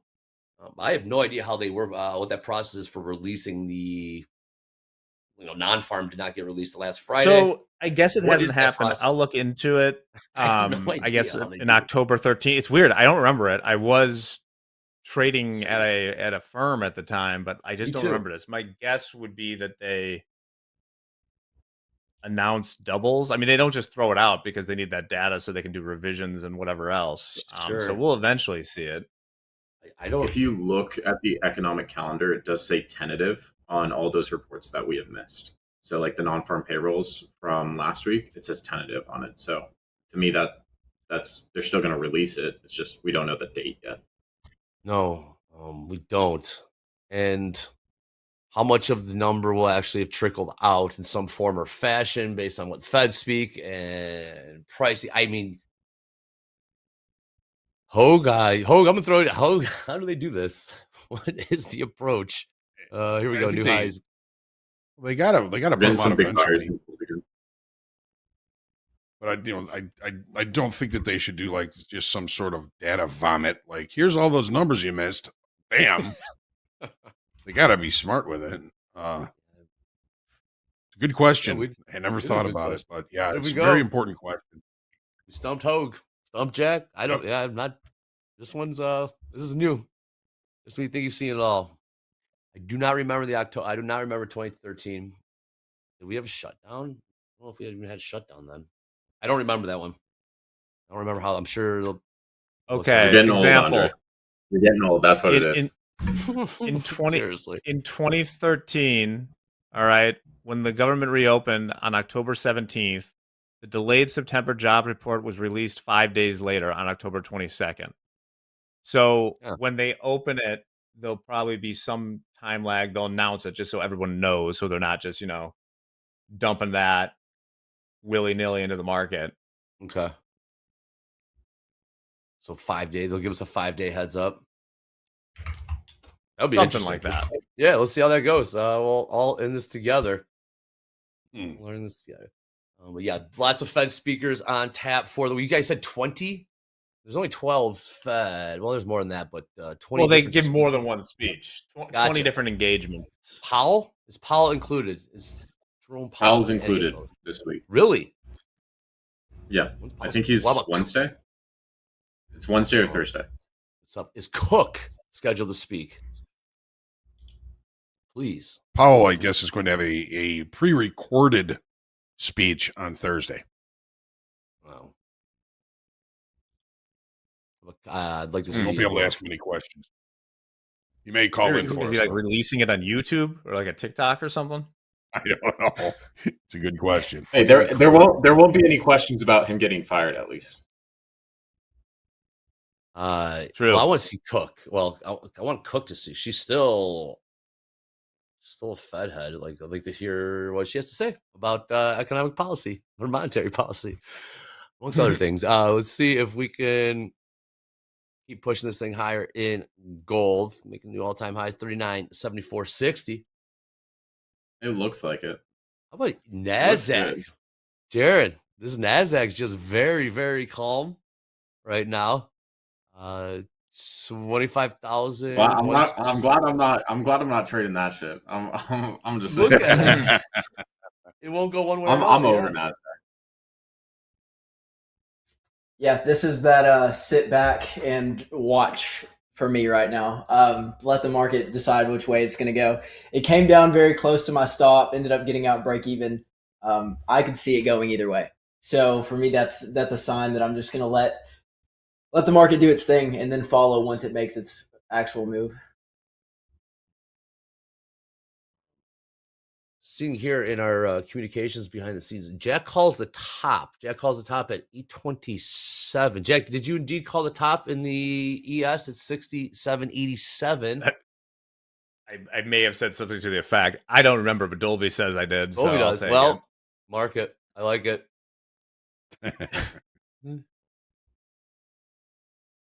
Dolby, you confirm. Question here in the chat. Do Jared and Baron live in the same house? Indeed, they do. We do. We do. And they cook. Who's the cook in that house? Only I cook. Only Only? I cook. Definitely very. What do the rest of them do, yeah. Baron? Yeah, they just sit around eat? and watch. Yeah. What's- They do the dishes. They do the dishes. Fair enough. What's the go-to dish That's a there good for you, deal. Baron? What's your That's a go-to? good Go-to dish. I mean, I got a bunch. I make this like Asian style beef with rice bowls. That's pretty good. Nice. I make some good pasta.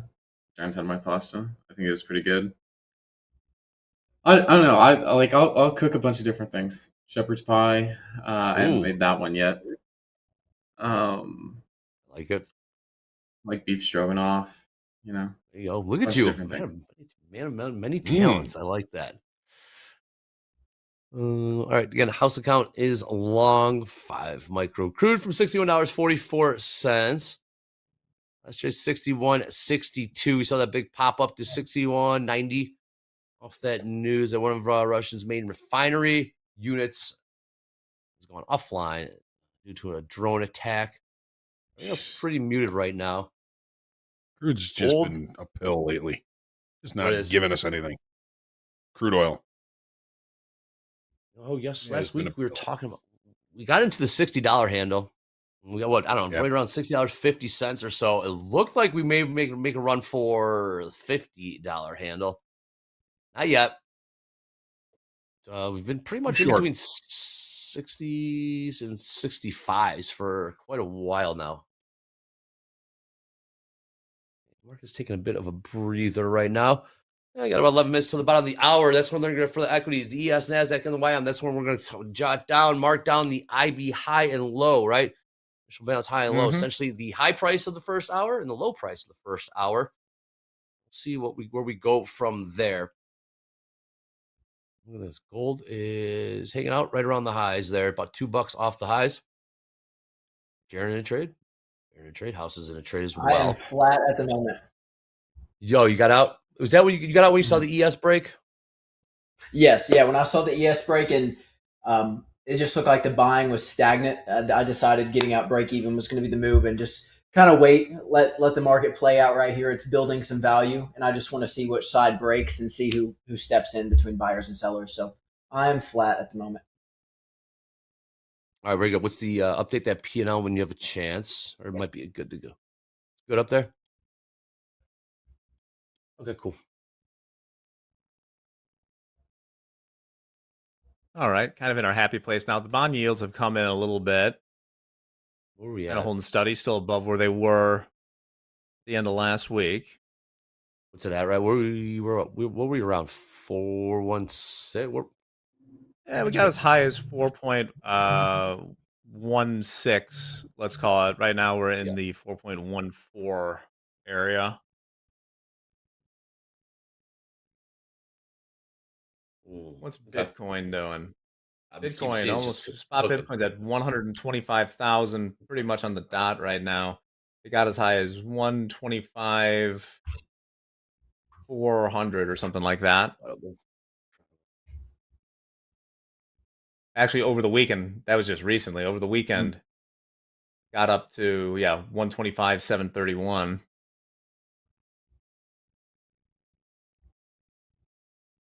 All right, cool. All right, well, it's a Monday. It's the first trading day of the week. So that means here at TopstepTV, what we're going to bring you is the tip of the week. I like this one.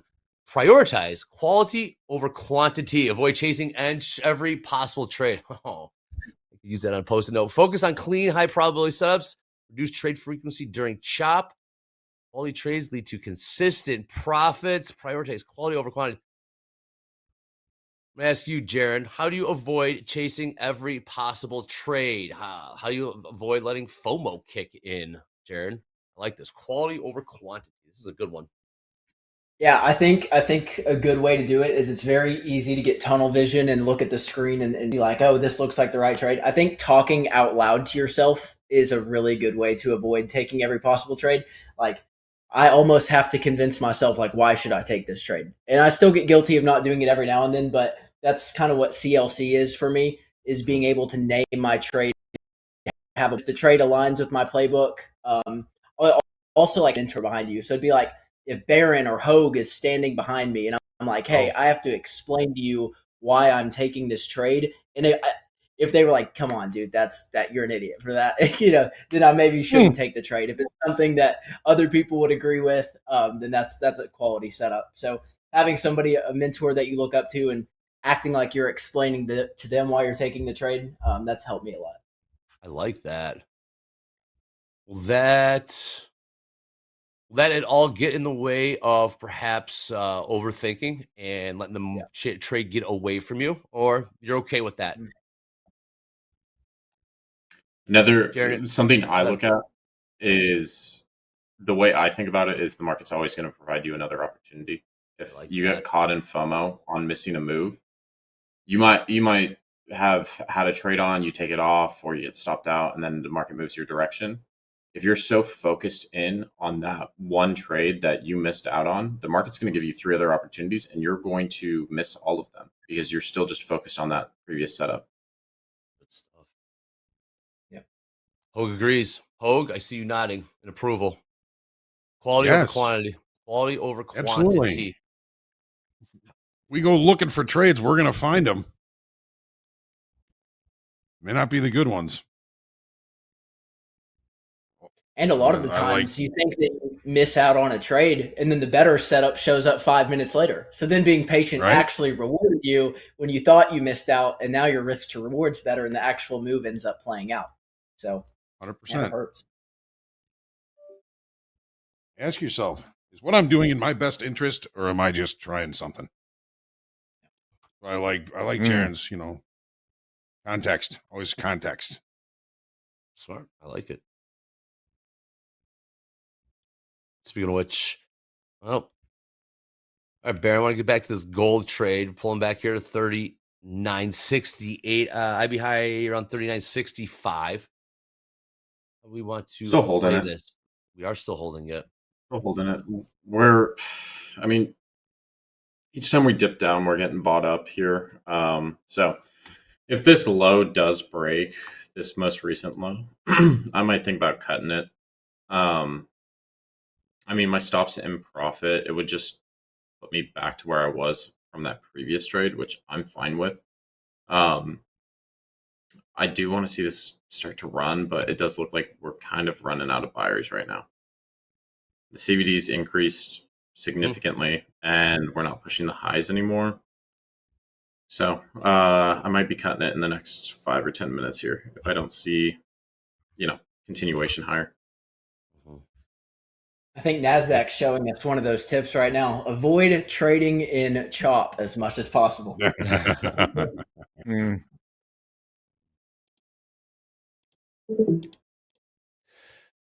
we're grinding back up to 67.77. I think the lows from now 67.66. Yeah. Numbers right now. No numbers, no real headlines. We did the Russia headline. Right now, are we adjusting? We looking at range trading? We're just below VWAP right now for the entire session and kind of middle of the range at the moment. I was hoping to get a little more juice to the downside. We'll obviously stay locked in, as you would say, but I'm not really close to an area where I'd be making a trade here. Yep.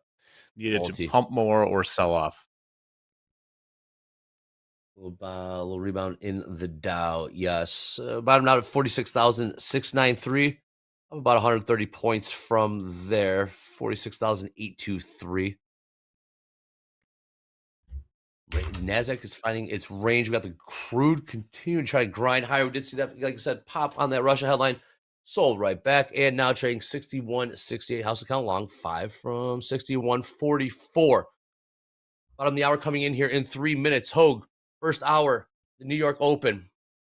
What do we look for? Can we do it now, or do you have to wait till the bottom of the hour actually hits? I think odds are pretty good. We're not going to be extending the initial balance anytime in the next 3 minutes. So NASDAQ.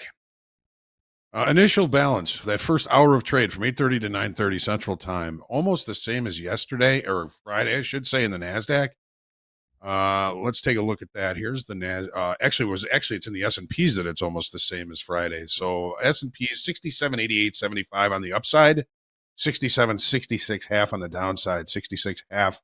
Well, they're right near where Jack was going to start thinking about looking for an opportunity. We may still get that opportunity as time goes on. Would love to see a failed downside auction below that, Jack, and then we can see this market turn around and head higher.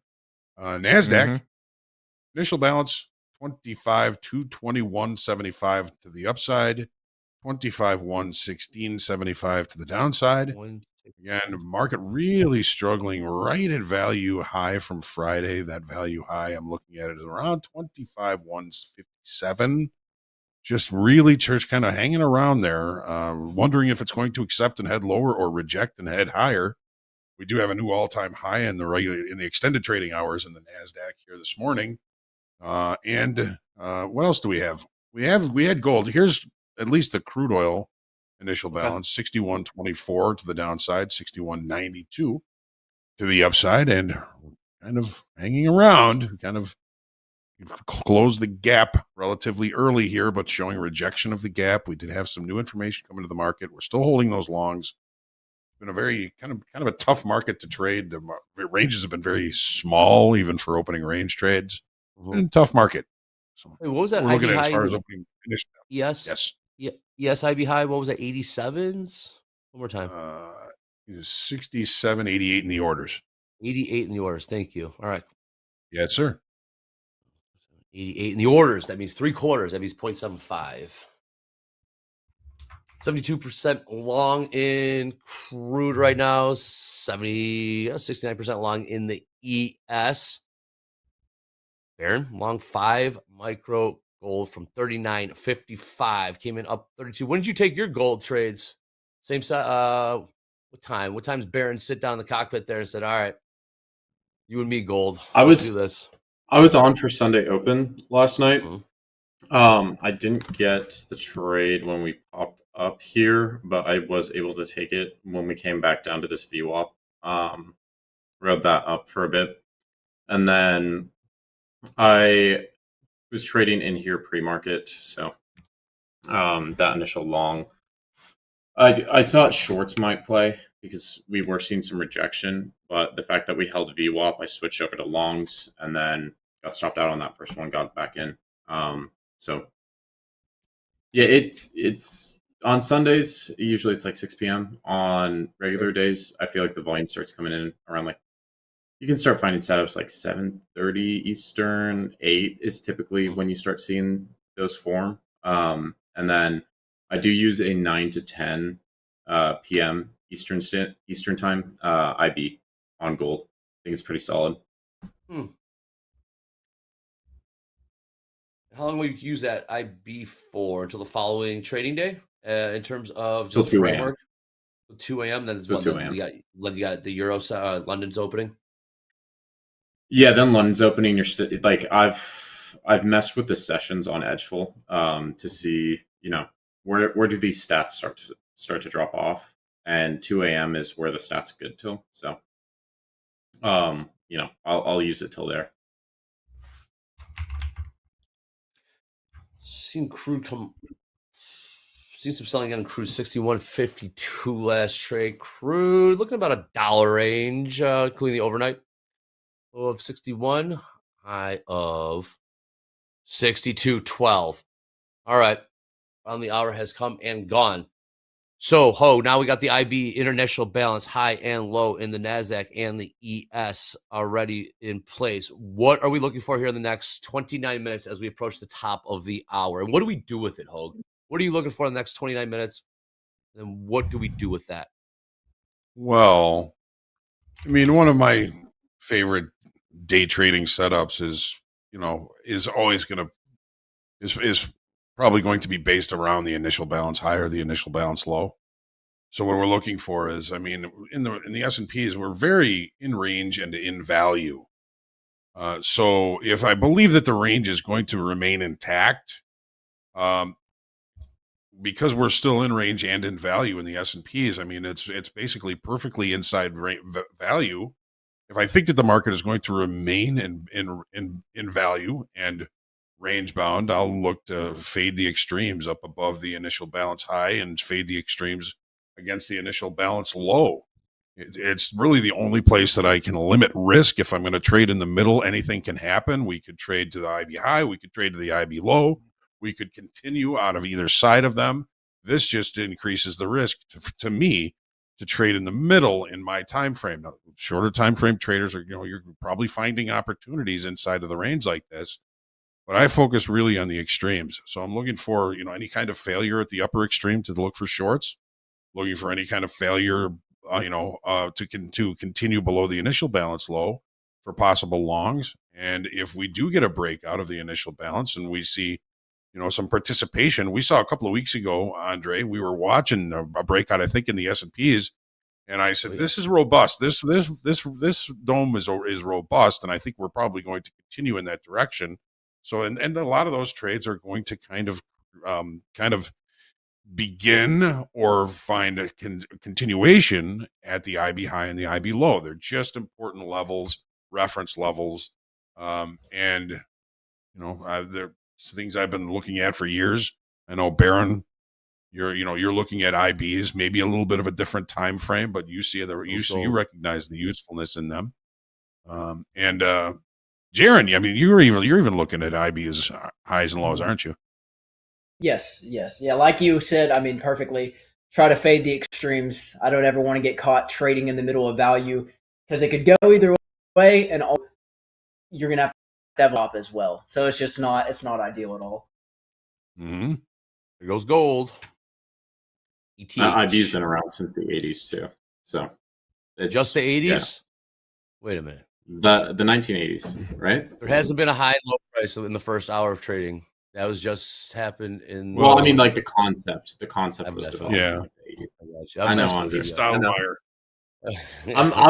I'm a little bit tired today, Andre. So I didn't pick up on. I know you're sarcasm. kind because gold just Mhm. stayed new all-time highs. I know you're kind because you're loving this gold trade right now. But yes, I the am loving concept. this Hogue, gold you're trade. talking about Stoudemire. Yeah, I mean, the initial balance really kind of came from a concept of market profile. Pete Stoudemire, Kevin Coy, that book, you know, and of course, Jim Dalton talks about the IB high and the IB low, which he now says he doesn't really look at it that much anymore. He's, you know, kind of moved on to some of the tools that he's looking at. I don't get it. I look at it every day. Did he explain why? Yeah, because in his book Mind, Markets and Momentum, he's focused more on tempo of the market, which is something that he intuitively sees and feels. That's a very difficult thing for most traders to try and to wrap their head around. Is you know, just looking at the tempo of the market, momentum. What is the market telling you in its price action? The man's been around for 60 years. You know, I guess he can do that, but I think it would be a stretch for a lot of folks to kind of look at tempo without some sort of reference. And I don't know if he's, you know, he's looking at, of course, at reference, but his focus now is more on the tempo that he's seeing in the markets. And, you know, he gets to do that. He's been around for 60 years. Mm-hmm. Tempo. It comes with screen time, I feel like experience, I've- reps. Call it what you want. 100%. I feel like I've got a decent read on tempo and momentum. I've taken some pretty nice trades off momentum. 100%. Seeing it right I'm now. attempting one more trade. I'm going to try a short on ES. So I'm doing 5 MES contracts, looking at how close NASDAQ is to breaking the low and ES being higher in the range. I anticipate it to follow. And so I'll have a better risk to reward here as well. Not risking as much, but I like that it came up and rejected VWAP instantly as well. I hit me with that price. Short 5 MES from? Yep. 667.78 and a quarter. 78.25. 78.25. All right. What is your target for this? I would look probably to scale some out at the initial balance low at 66.25, and then I could hold runners maybe the low of Friday, I believe it was, so at 67.54. 54. Okay. Yeah. All right. Sounds good. We do have the NASDAQ. Grind lower here. 25,131 last trade.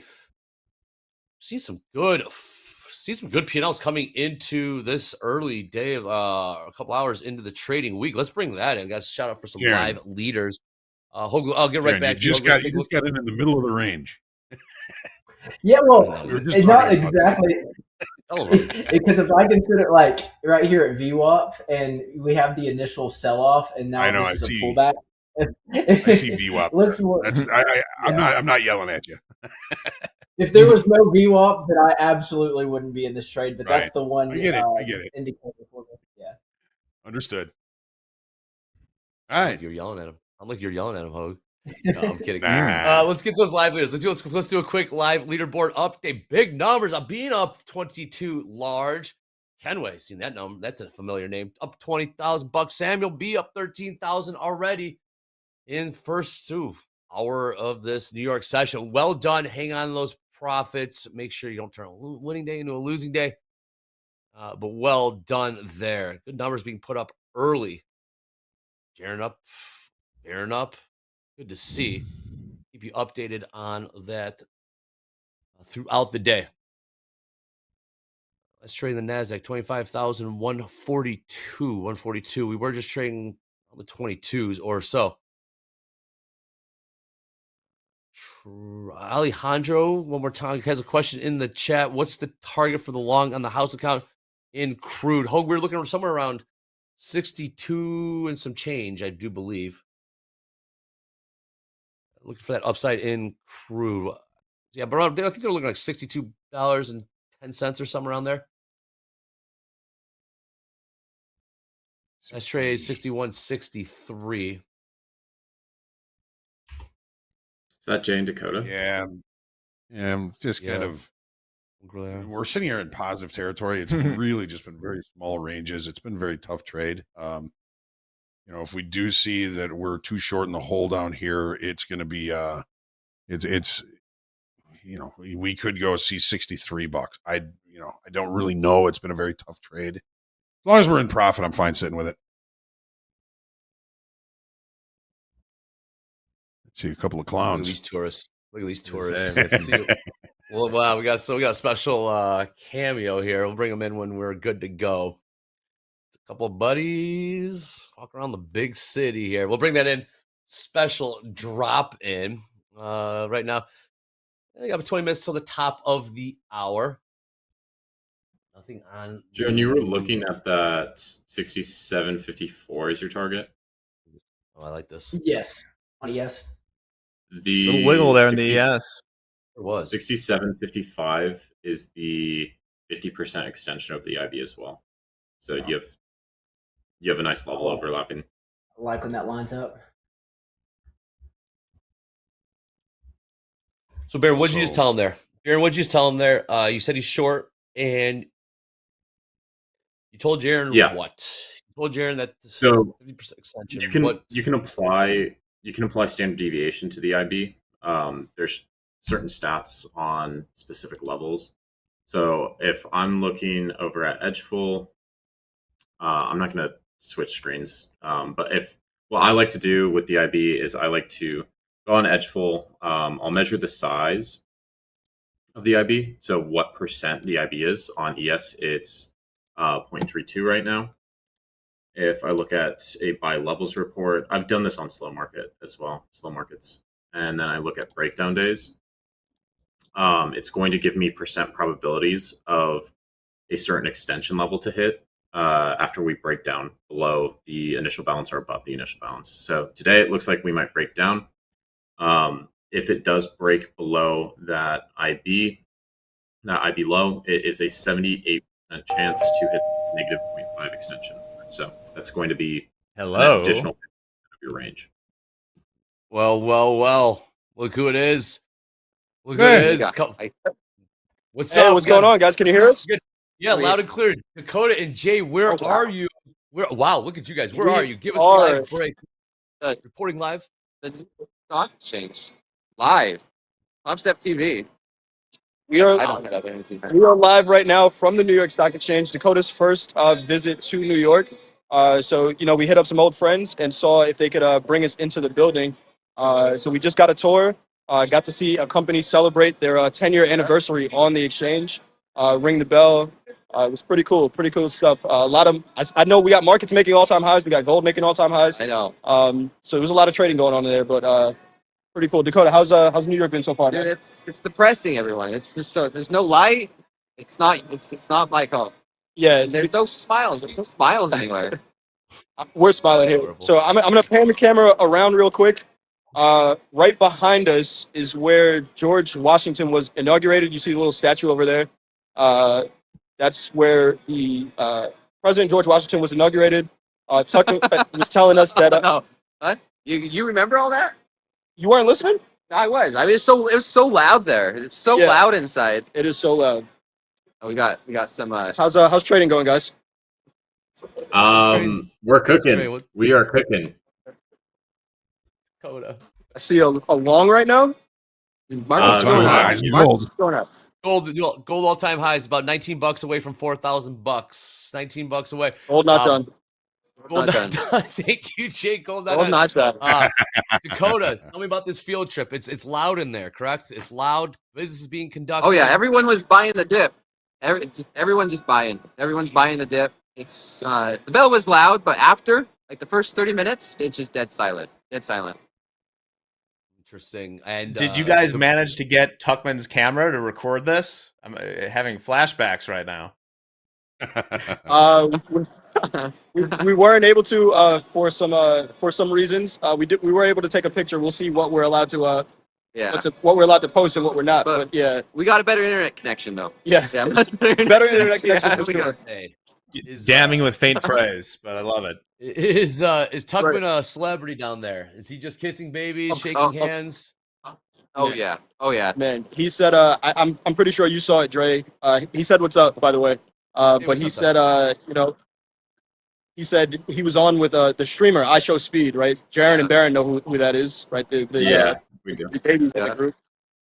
His following went from 260,000 to 600,000. So we got to figure out how to partner with a streamer for Topstep TV to get our viewership up. We're getting there. We'll get there though. Yeah. So Do it. You're we're out welcome here working. anytime, Speed. Tuckman. We're out here Wow. working bro. this. All right, a couple more minutes. Real quick, Dakota, you said no one's smiling. There's no sunlight. What are your initial thoughts on the big city, the Big Apple? The city's so nice they named it twice, Dakota. Yeah, I got it. Here, it's Mike. It's Mike. No, go ahead. Go ahead. Yeah, you can hear me. So we did place a trade. I did place a trade. I bought the dip. New York session open. Worked out. So I technically traded on the New York Stock Exchange. Right? I guess so. I guess it counts. Okay. I guess it counts. We trade futures, but I guess it counts. Yeah. No, it's nice. It's busy. Very busy. Very different. And the sun's literally out. We got down here at sun's- 6 a.m. And I don't know what Dakota was looking for, but yeah, the sun's out now. New York's a beautiful city. Yeah, look here. Look, you guys can see. Yeah, where's the sun? Best city in the world. It's just so dark. There's shade everywhere. This is incredible, man. Awesome stuff. What's on the agenda for today? We'll let you guys go about your day. What else is on the agenda for the day? Look at these guys. So I think I'm actually on schedule to get on Topstep TV for a trade with Topstep. You know, got to run that segment. So we are going to be heading back to my apartment for now. I'll take a look at the markets, take a look at the charts, and I'll be on with Dolby and Carlos in just a little bit. So we'll see if this New York traffic lets me get home in time. Production team, if I don't get home in time, I will let you guys know. But we should be home in time to run that segment. We're about to catch an Uber, and then we'll figure it out. You know, We've got another ball game to play. It's New York, Dre. So you know, we just go with the flow. We'll figure it out. You know, we'll find something to do. Cool, man. Yep, hour 15 minutes, Jay. You are on the clock. We'll see you trade with Topstep here. Very cool, guys. That was very cool. Well done. See you guys. Well, Enjoy. trade well, guys. Trade well. We will. We'll talk to you all soon. I'll be on the show in about an hour. Chat. Hopefully, everybody's having a good start to your week. Hoag, Jack, good to see you guys. Buy the dip. Buy the You dip. too. How's everybody doing? Buy the dip. How's trading over there? I see green on the screen. They're long gold. They're long. Oh, Everything's right with yes. us. Yeah, long gold sitting up 4K on an XFA. Oh wow. Trade. Nice Wow. trade. Okay. Baron's back. Baron's back. It was a couple of months. It was a couple bad months, but we're coming back. We're coming back. He's back. He's back. Well, we'll let you guys get back to the show. We're gonna catch an Uber, and I'll see you guys in a little bit. Bye, guys. That was cool. Peace out, guys. What was that? No one's smiling. No one's smiling. You know, In Utah, everyone's smiling all the time. So I've that's only tough. visited New York and Chicago once, but I think Chicago's a better city than New York. Agreed. Yeah. New York special. New York special. They're a different breed. Well, Andre, you like to party more than I do. The restaurants are incredible. The always something going on there. It is normal to smile. There's always action, the cultures, different languages. Museums are pretty sweet too. There's always a show. Yeah, Chicago pretty good too. But there's no sun. Hey. There's skyscrapers everywhere, man. I don't know what to tell you. He's adorable. Drake, Let's take a look. Come with me to the Melrose Park Costco. You will hear a United Nations of languages, mostly I love it. Polish. Yeah. Costco. Look at these hot takes. A lot of hot takes about New York. It smells. It's a dump. It's the Mecca. New York with a lot. That was great. I love New takes. York. I just They couldn't weren't live there. The rats are massive. Mm-hmm. The rats are massive. You know, I like this. That's one thing that disappointed me because everyone's like, these rats are massive in New York. I went there I was there for 5 days. I didn't see a single rat. You don't say. So I was a little disappointed that I didn't see a fat rat. in New York. You were disappointed you didn't see a rat? Yeah, because everyone hyped them up. Everyone's like, the rats in New York are massive. And, It's not really a thing. didn't see a single one. It's not. Not a fan of the rat myself. Everyone's got rats. Big city. The traffic. Everyone hates the traffic. Show me a good city that doesn't have traffic. I'll show you. We have a potential failed downside auction in the NASDAQ right now, folks. Yes, we do. Hoag, 25,155 last trade there. little pop in the ES and the NASDAQ. Crude selling off now. Things turned around a little bit. Gold still hanging around the highs there, all-time highs. But yeah, potential. A little late to the party on that, but just put it out there. 11 minutes. Yeah, last trade to 155. NASDAQ has found quite the range so far in the first, I call it hour and a half of trading. ES 67.80 right up against overnight VWAP, but keep this eye on Crude, $61.34. We did pop all the way up to 61.92. Yep, Jay Coda joining us from Wall Street. It's from Wall Street there. Look at them. Aaron's still in this trade. Okay. Brad Sims in the chat. Oh my God, yes, just go. Which way? Go higher, go lower?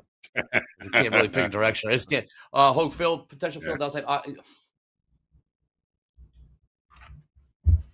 He needs to go. NASDAQ. It's just Yes. NASDAQ right back. I mean, right back to the 40s. NASDAQ did break that IB low. Yeah.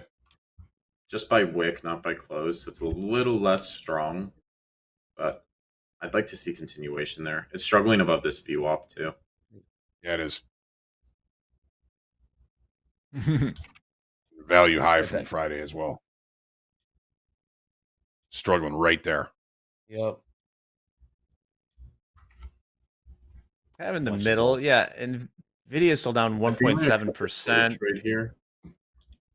All right. What do you got? I'm out. I'm up 38.87. Andre, I know you just mentioned don't let a green day turn red. So I'm gonna enable the trailing feature on Topstep X. I think a lot more people should be using this. Where I set my DLL to 1,000. I put liquidate and block, enable trailing, realized gains. So now if I lose $1,000, I still keep $2,887. So you're up about $4,000. The most you can lose for this day is $1,000, correct? The most you'll allow yourself to lose is $1,000 to ensure you'll have a profitable day of. Just make sure you get a profitable day in there. It's nice to still have that option to trade. It's not directly using the lockout feature, but it's almost like a soft lock where you're like, okay, I still want to see if I can build on this profit for the day. It's still early in the day. We still have quite a bit of market to trade. So if another trade presents itself, I can take it, but it prevents you from losing all those gains. There you go. Asked and answered. What is enable? Trailing. Risking 25%. Good. Yep. No, risk department. They're big on the 50% rule. Love to see even higher to 25%. Hoag, that's the name of the game. Name of the game. Nice start on for the trading week. Coming in here to the top of the hour, we'll have another trading guest joining us. And before that, I'm going to be right back. Hoag, you got it from here. I'll take a look and on the other side of this, you got it, Hoag.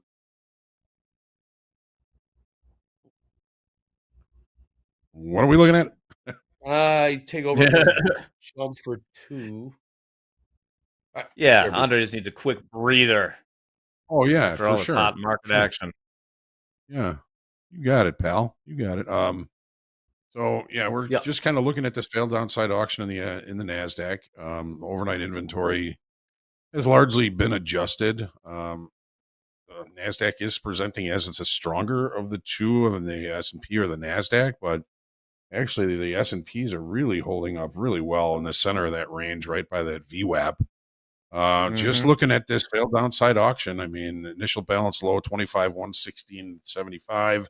We looked below it, rejected, and we're starting to see maybe some buying coming in here. It doesn't look real strong or anything, so I'm going to try and stay patient. If I'm going to take this failed downside auction, I'd like to see this 30-minute bar close at 10 o'clock above that IB low, but that's going to cost me in trade location. I'd like to see it get a nice little pullback down towards that level to limit the risk on that before I start looking for any longs. And Baron, you're out. You're flat in gold now, right? Yes. He's muted as well, but yes, Baron's Mute. flat on the gold. Mute. Yep. I am Nice flat. trading. I am Nice flat. trading. I do think this still looks like it wants to push higher, but it's stalling out up here. There's more orders sitting up at 39.85. This could continue to just grind up all day. I squeezed it for 20 points, got a good move out of it. I'm just gonna take a step back and chill out for a sec. Great trade. Great trade. Thank you. And Jaron, how you feeling in your shorts in the ES? We're still holding below VWAP. Yeah, so I got tagged out to almost the exact point. I don't want to hop back in it because I feel like that would be revenge trading at that point. And I'm already up 954. I'm not going to rush into another trade at this point. If it's going to sit here and take out highs and then take out lows of this internal range, I'm going to sit back and watch it. I'm going to preserve capital and just not rush into anything. Yeah, We are we're very mid, as the kids say, in the ES right now. Yeah, very good. we need some mobbing to come in and take it one direction or another. No, you're not wrong. I remember that from Chicago. We got a full rotation from my IB high to IB low in crude oil. We're still sitting long 5 MCL 6144. We're just not getting much cooperation from anything. Even if the opening range is the dead high or the dead low, it's just not moving far enough to really kind of make it worth the squeeze. So we're just kind of sitting here. Our stop is down at 6114. We'll see if we can't get some buying coming in here up against Friday's regular trading hour session high and value high. I don't know. Otherwise, I don't know, man. There's a very, very, very rangy, small ranges. 68 tick range in crude oil, 61 tick range on Friday. Just stacked up on top of that. We'll see how this plays out. Of course, do a little run through here of the tilt. ES tilt 56% long, NASDAQ 58% short. Well, what's that tell you? They're kind of going opposite directions, or at least the feel for them is. Crude oil 52% long, gold 59% long.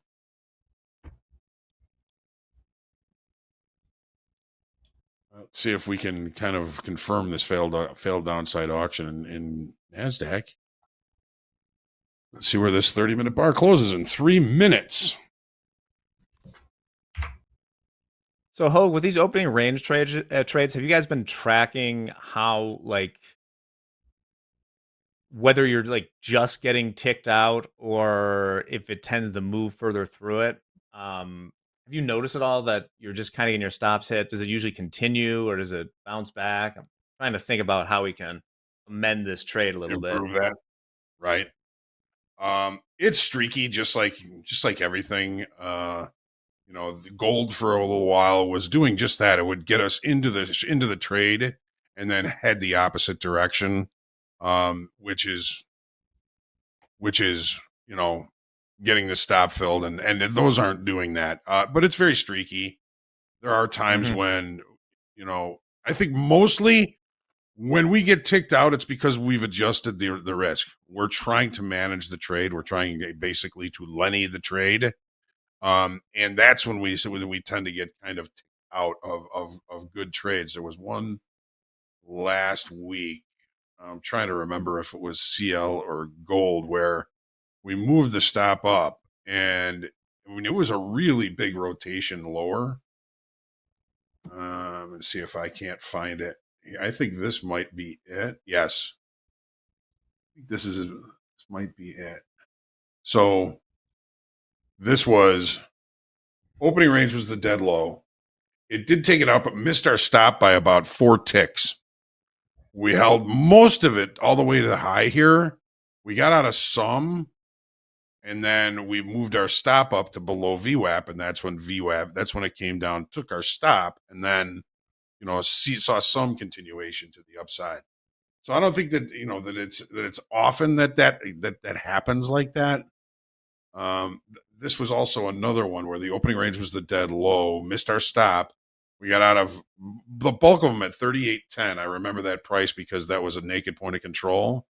Got out of most of them there. We pushed our stop up to like 38.04, came and hit our stop, and then we saw some continuation to the upside. But it's nothing that we're noticing on a regular basis. Jack, really good question. Mm-hmm.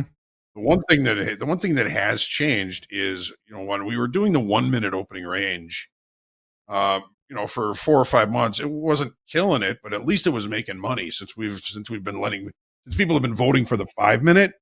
The performance has dropped where we lost money last month.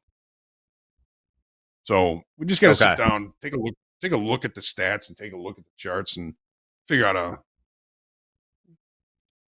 a way to quantify and use some of that information. Gold's pulling off the highs right now. Mm-hmm. Good cover. 39.70. And we do have the failed downside auction in the NASDAQ now. So the target for that would be initial balance high, 221.75. But here we are, right back at value high. Sure are.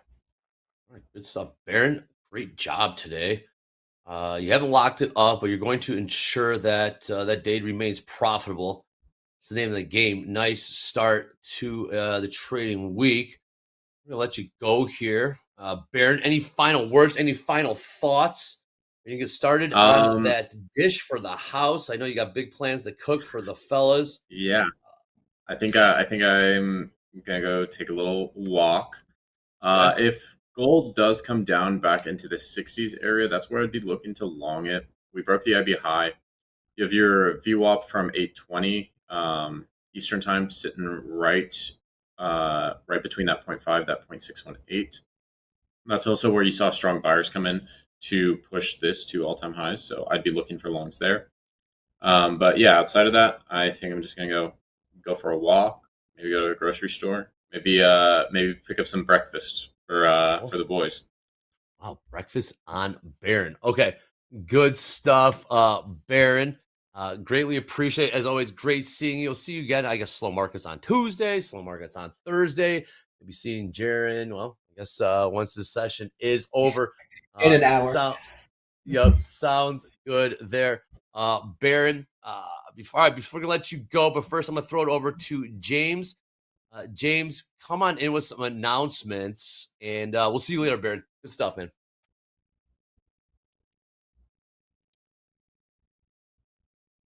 All right. James. I'm watching it happen in real time. There we go. Hello, everybody. We got a case of the Mondays, but guess what? It being Monday means that you've had all weekend long to think about Topstep TV, collect your thoughts, put them in your journal, and reflect on it. But now it's time for you to take those thoughts and head over to Trustpilot. That's right, Trustpilot. We want you to go and leave us your pure and honest feedback.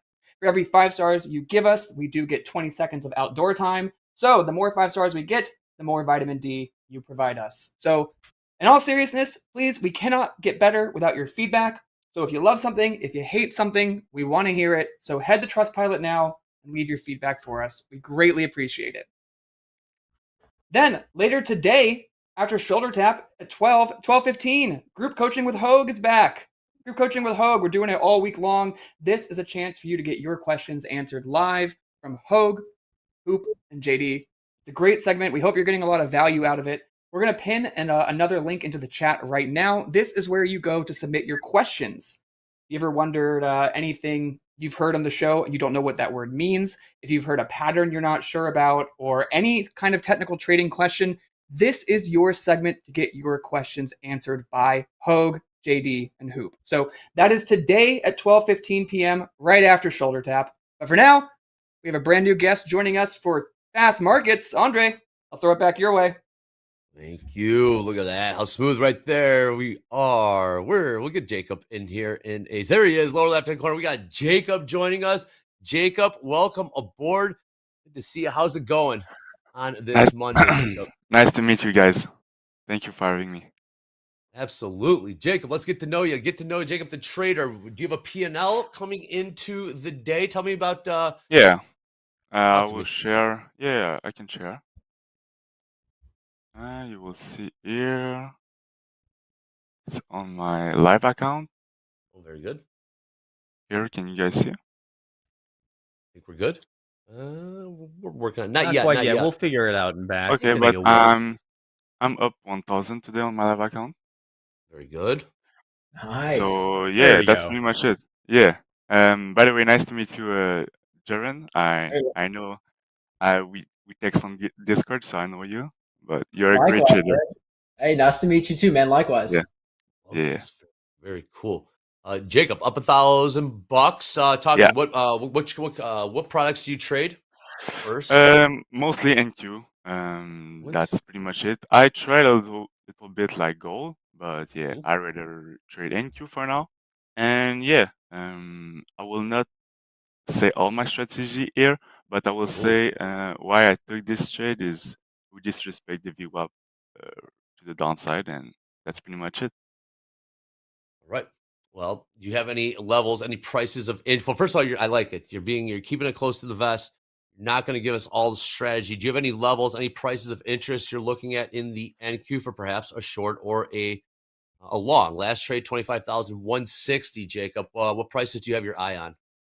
Right now I'm more towards short, but we will see. We are above VWAP, so for now I will be patient, but I will check the price, what is going on, and I will take a decision after that. All right, very good. What did you guys do coming into this open? I mean, Jaron, you're up about $1,200, $1,400. Jacob is up about $1,000. Just seen this well on a Monday. Did you take any trades after the opening bell or just pre-market? It Jacob. was sorry, it was after market, after like around 10. I didn't take any trade before this morning. Oh, excellent. Very good. Yeah. Okay, well, we're pushing higher here. 25,170. Did make over all-time highs pre about 25,241. Jaron, are you still in this ES trade or did you cut it? I got out and I risked very little on that trade too.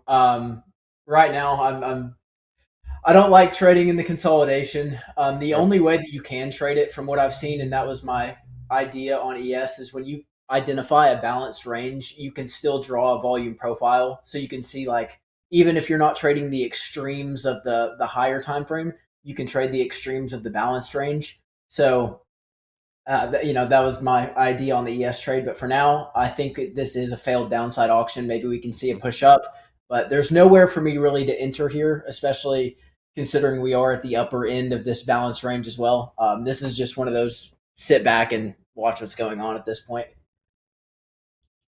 Looks like we're catching a bit of a bid here. Throw it to Jack. Jack 67.83, just on the slow grind higher here.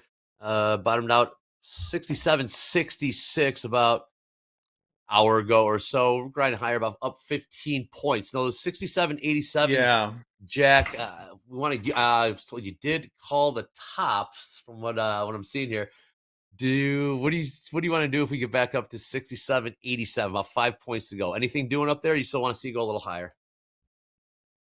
I'd want to see it go higher. I mean, we're very in the middle of the range right now. If anything, I'm starting to think that with some of these levels trades, I need more contract units. Like, get into one at the level and then add once if I see the puke that I want to see, because we've seen this a lot lately. Like, if you look at Friday, we exactly top ticked 6,800. So I wasn't on air. I wasn't trading at the time, but I probably would have missed that trade because it didn't really trade through or anything like that. Something similar happened this morning when I was looking for 67.65. It really never gave it to us, just 1 or 2 points away. But big picture, we're very middle of the range on ES right now. So until we get some movement, there's nothing to interest me here. Gold pulling back a little bit. Jacob, I'd like to get to know. Don't have to give me all the goods, but it's just you're looking for VWAP, looking for price action volume. As you see this push higher here, 25,170. Mm, What do you do with this? You took a trade about an hour ago, profit up yeah, $1,000. What's your yeah, typical entry size? Talk to me, Jacob. I want to get to know you as the trader. yeah. Size. I risk very heavy. I don't take a lot for trade, so if I win, I will take 1 or 2 trade a day, and I will be out. For a 50K account, I will say I risk maybe $500. Sometime I add to my position when I'm very confident, like today. But yeah, that's pretty much it. Wow, I see what you did there. I like it. So, are you looking for breakouts? Are you looking for trends, ranges? What Mm, is your ideal market state that you're looking for? Obviously, it changes from time to time, hour to hour, day to day. What we're seeing here in the NASDAQ looks like I'm looking at the 5 minute. What's your talk? Let's see your chart set up here. You got not what time many. frame? On the 5, I like the 5 a Very lot. clean. I like Yeah. it. Sometime I check the 15. We open here I the 15 in the fair value gap, and we break below. So yeah, that's why I took this short, and it was pretty clean. Little to no drawdown, and yeah, I'm just seeing the market. We are in the uptrend. Maybe we'll go higher, but Sure. for now, I'm just waiting for something I like. Okay, very good. Jared, flat. What's the next It setup, makes Jared? sense. It makes sense that we're consolidating here. I mean, in the overnight from open, we basically had a pretty beautiful trend all night, staying above VWAP, and then had this peak pre-market. You don't always like to see it, but it makes sense when the market does consolidate, chops around a little bit when you have movement in the overnight. He was 67.84, 67.84. Oh, stretch that 67.83. Nothing on the tilt. 25,167. What price did you get short from, Jacob? Did you catch that? Exactly, I would say. How many you got the 90s? How many you got short around those 85s? 25, 158, around that. 158. Yeah, so Okay, nice something like trade. that. Yeah. Nice trade. Thank you. Thank you for having me, guys. I really appreciate, and you guys are very great, by the way. Oh, thank you. You've been on with us before, Jacob, yeah? No, it's my first time. First time. Excellent. Okay, I thought the all right. First question I got asked. New time. Making a debut on Topstep TV. How did you find Topstep, and how did Topstep find you, Jacob?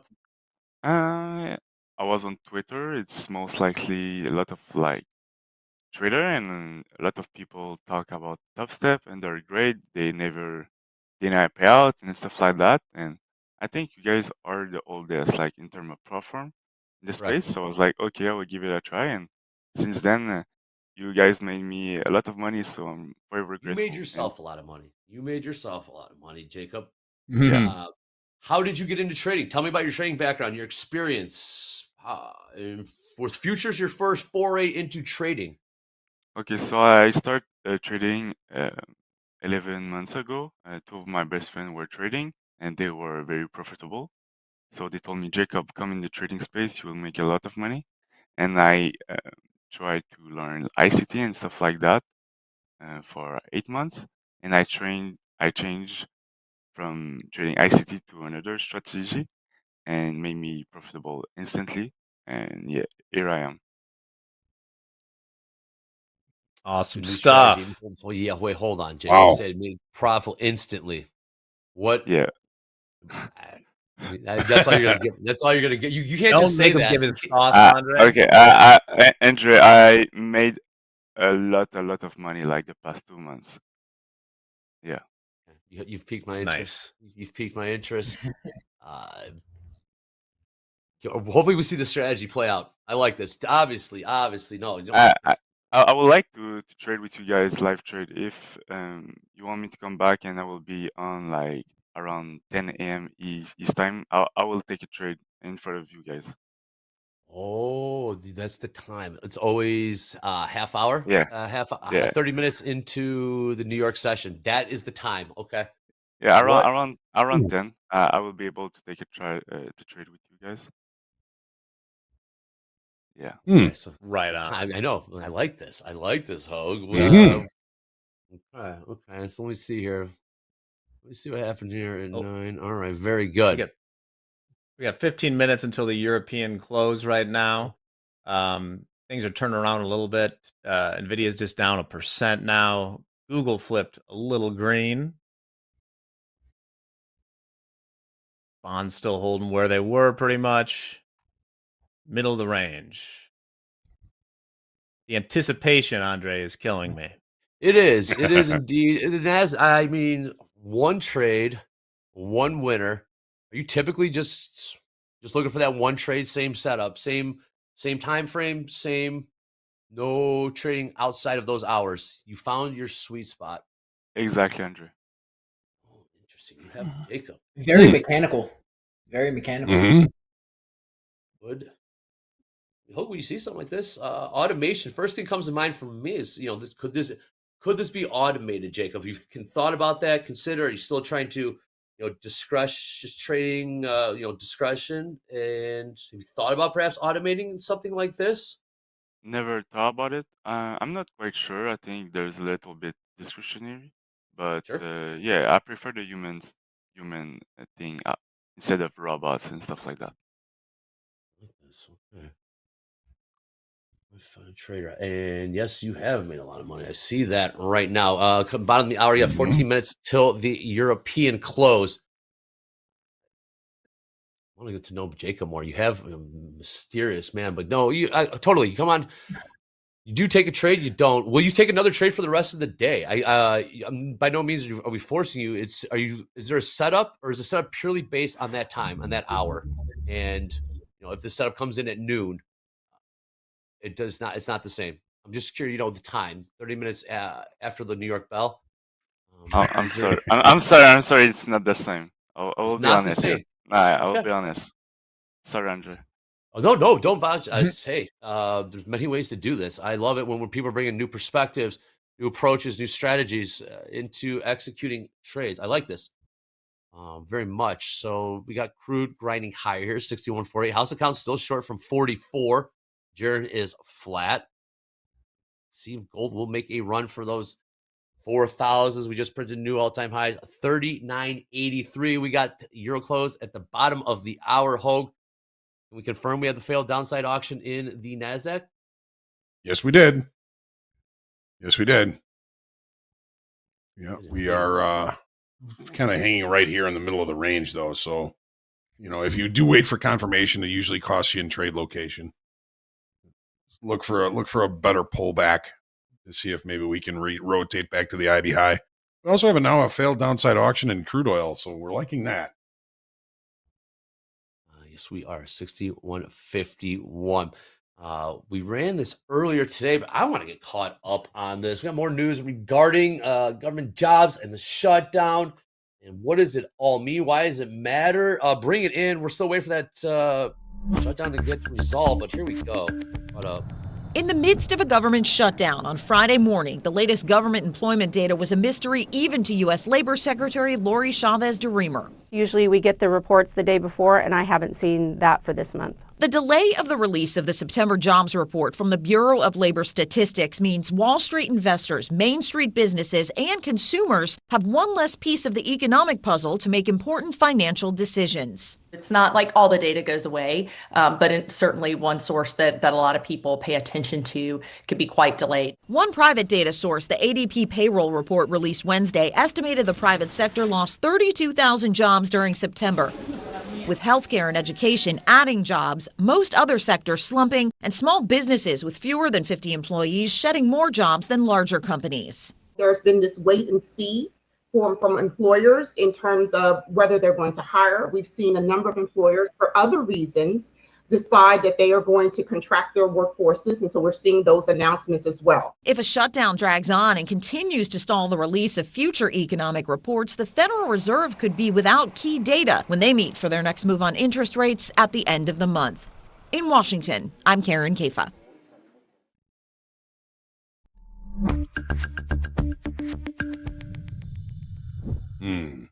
Yeah. The saga continues. Jacob, how is headlines? Do you keep an eye on the headlines for your trading? No, it's strictly just short, and that's it. Yeah, Just chart. just short. Below? Yeah. All right. Love it. Mysterious data, Andre, the best type of data. Just for a little bit of bringing out the dowsing rod. For what it's worth on Polymarket right now, 72% looking for this shutdown to go October 15th or later. Only a 5% chance of the next few days here between October 6th and 9th. A quarter, I think it'll get resolved between October 10th and 14th. But it looks like everyone's kind of sitting in for a long time, perhaps without data. All right, so I'm not sure when's the inflation data supposed to tentatively be released this week. I guess we're not going to have that. Okay, well, yeah, saga continues. Bottom of the hour. Jacob, I want you to help me read the chart right now. I'm looking at the NASDAQ. Let's go to your chart. I want you to break it down for me. Just coming in here. What are you seeing? What are you seeing here with the price action or lack thereof? You read the charts? Help me read the charts, Jacob. So, like Jordan says, it just expand overnight. So when it expand, it just chop, and it's very ugly price action here. I'm happy that I'm out of my trade because it's just ugly, and I don't want to trade that because it's just barcode. So you don't want to lose money on this on this day, to be honest. So maybe skip this day because it's very ugly. You don't have like a lot of volume coming in. So yeah, that's what I'm saying right now. Sure. Jacob, what would change that ugliness for you? Good question. More movement, more maybe trend day, more just price going somewhere like maybe higher or lower, just not in the range, I will say. I feel that. So like range extension outside of the regular trading hour range might put you in a situation where you could be interested in something. Yeah. Got it. Some acceptance outside of value. That's what we need. We need some initiation from buyers or sellers, but it's just not happening. Okay, well, to that point, Jaron, we'll talk. So what's not happening? So what is happening then? Obviously, what is happening here in the NASDAQ? Yeah. So, I mean, 930, we had the move down. So I think a lot of people would draw a volume profile from 930 to here. But how I see it, and I'm on a 5-minute chart, this candle right at 940 to now, that is kind of the range that I'm seeing that we've stayed in. It's a 180 to 119, 70-ish point range. So I like to draw a volume profile from the start of the balance condition to where we're at now. And you can see right here is the value area high at 165. I'm on M&Q. And then 136 is the value area low. So it's like every time the highs come outside the value area high, we trade back into the range. At the lows, we trade back in. So it's establishing value right now. Buyers and sellers don't have an edge. They're agreeing on this price. Not one side is overwhelming the other. And so when you see that, you just see response, and you just see sellers take control of the highs, buyers take control of the lows. You can trade it. You like Hoag said, even on the internal balance range, you can fade the extremes.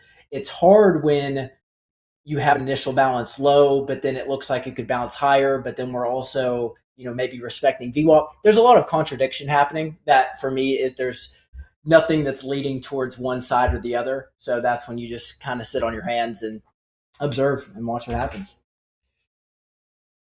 Fair enough. Sorry, that was a yapping. I absolutely yapped right there. That's fine. That's fine. That was good yapping. Okay, yeah. I get to a point where I just start freestyling, but yeah. Happens to me a lot. Yeah, know the feeling as well. All right, Jacob, about gold. Trading gold. Then you've traded a little bit of gold. Same strategy, same approach as you do with the NASDAQ in terms of time frame and risk reward? To be honest, I did try trading gold before, but I never tried this specific strategy I'm using right now with gold. Huh? So I'm not quite sure if it will like work well. But to be honest, right now I'm just like doing good. I'm just showing up every day and doing the thing with NQ, so I don't find a need to go on gold right now. Like this good stuff. Jacob, talk to me about your routine. What is your What is your routine before the opening bell in terms of research, maybe exercise, diet, anything? Talk to me about your routine as you come into the trading week or for that trading day. To be honest, I don't have like a routine. I just wake up, I go on my chart at 10. I'm away. I just take one trade. I'm on my chart 30 minutes a day, and I'm done. And that's pretty much it. I don't have a routine. I don't eat in the morning. I just drink water, and I will go to the gym, and after I will eat. Yeah. Love it. 30 minutes. Yeah, 30 minutes. That's all I need for my trading. Man, you've got my attention, Jacob. Okay. 30 minutes. I'm fascinated by this. So, yeah, I guess your routine is to not have a routine. Wake up, drink water, clock Exactly. ticks. It's basically Yeah. what I'm hearing Yeah. here. I like that. Exactly. Okay, I don't. Yeah. no, please go ahead. I'm fascinated. I was just saying I don't do outlook of the week like Sunday. I know some people do that, but uh, yeah, no, I don't do those stuff. I like this. Jed's loving this as well. Man, it's just that I got to. I'm going to find out. I need to find out. So, first thing you ever traded was futures? I'm sorry. Futures, Yeah, that's all you got to do. First thing you ever yeah, did, NASDAQ. And now that was exactly. your first trade. Yeah, my friend were trading future, and they told me, Jacob, you need to try this, and it Okay. was my first experience of trading, and yeah, I'm loving it. Who are these friends? Are the friends watching right now? Yeah, they know. One of them is known in the Twitter space. Okay. His name is Amos, and the one is name is William. Is my best friend.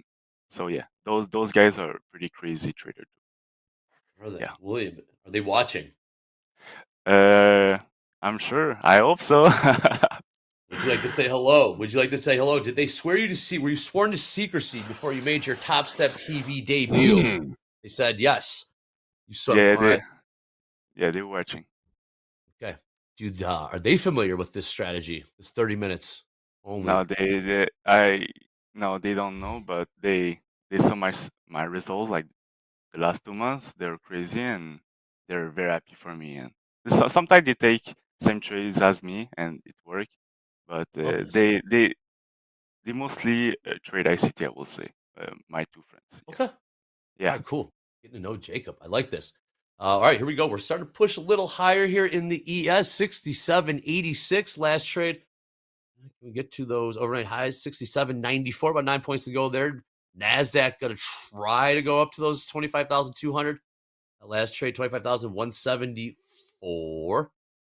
Highest we got in the New York session. We get up to 196s, I'm seeing. So if we can get out of this we got range. the bond yields are drifting a little bit towards the high of the range there, but just like everything else, not a huge amount of movement at the moment. 2 minutes. Grindy. Yeah. I'm trying to see. Hoag, can you tell me some delta? How we looking there? Feels like we're not seeing much one way or another. I could be very wrong on that. Just from feel, intuition. We were talking about that earlier. It just feels like We we're not got seeing negative delta 2,200 in the S&Ps right back inside the opening range, which still remains the dead high. We got minus 900 in the NASDAQ just below the opening range, which remains the dead high for the Why did session you say today. it? So That's not how you say it, Hoag. Why'd you take the word out? I know why you did it. The dead high, dead low. I know, I'm messing with you. It's true. Sorry, so light delta. We can see that pick up and continue throughout the day. See the 70% long tilt in the ES last trade, 67.84. London close in 50 seconds, Jack. Hey, speaking of quality over quantity, Jack, I never asked you. back when you were just like solo lone wolf trading. I guess you were with a big time prop firm. Quality over Yeah, quantity. it Were they was preaching the same? Were they preaching the same at the firm? Quality over quantity? Because I can't say that. not really, Same because with it Miles. was a completely different type of trading for what we're doing. It was usually what do they say? Quantity sometimes has a quality all its own. I know it's Because these yes. were mean reversion strategies. I would say the bigger thing was the quality of your exits, i.e., I think the most important thing was to be the first person off the boat, so to speak. Know the Sensing when the leads. music was going to stop on a trade. Otherwise, it was put on as much size as you could. There's the euro close. Okay.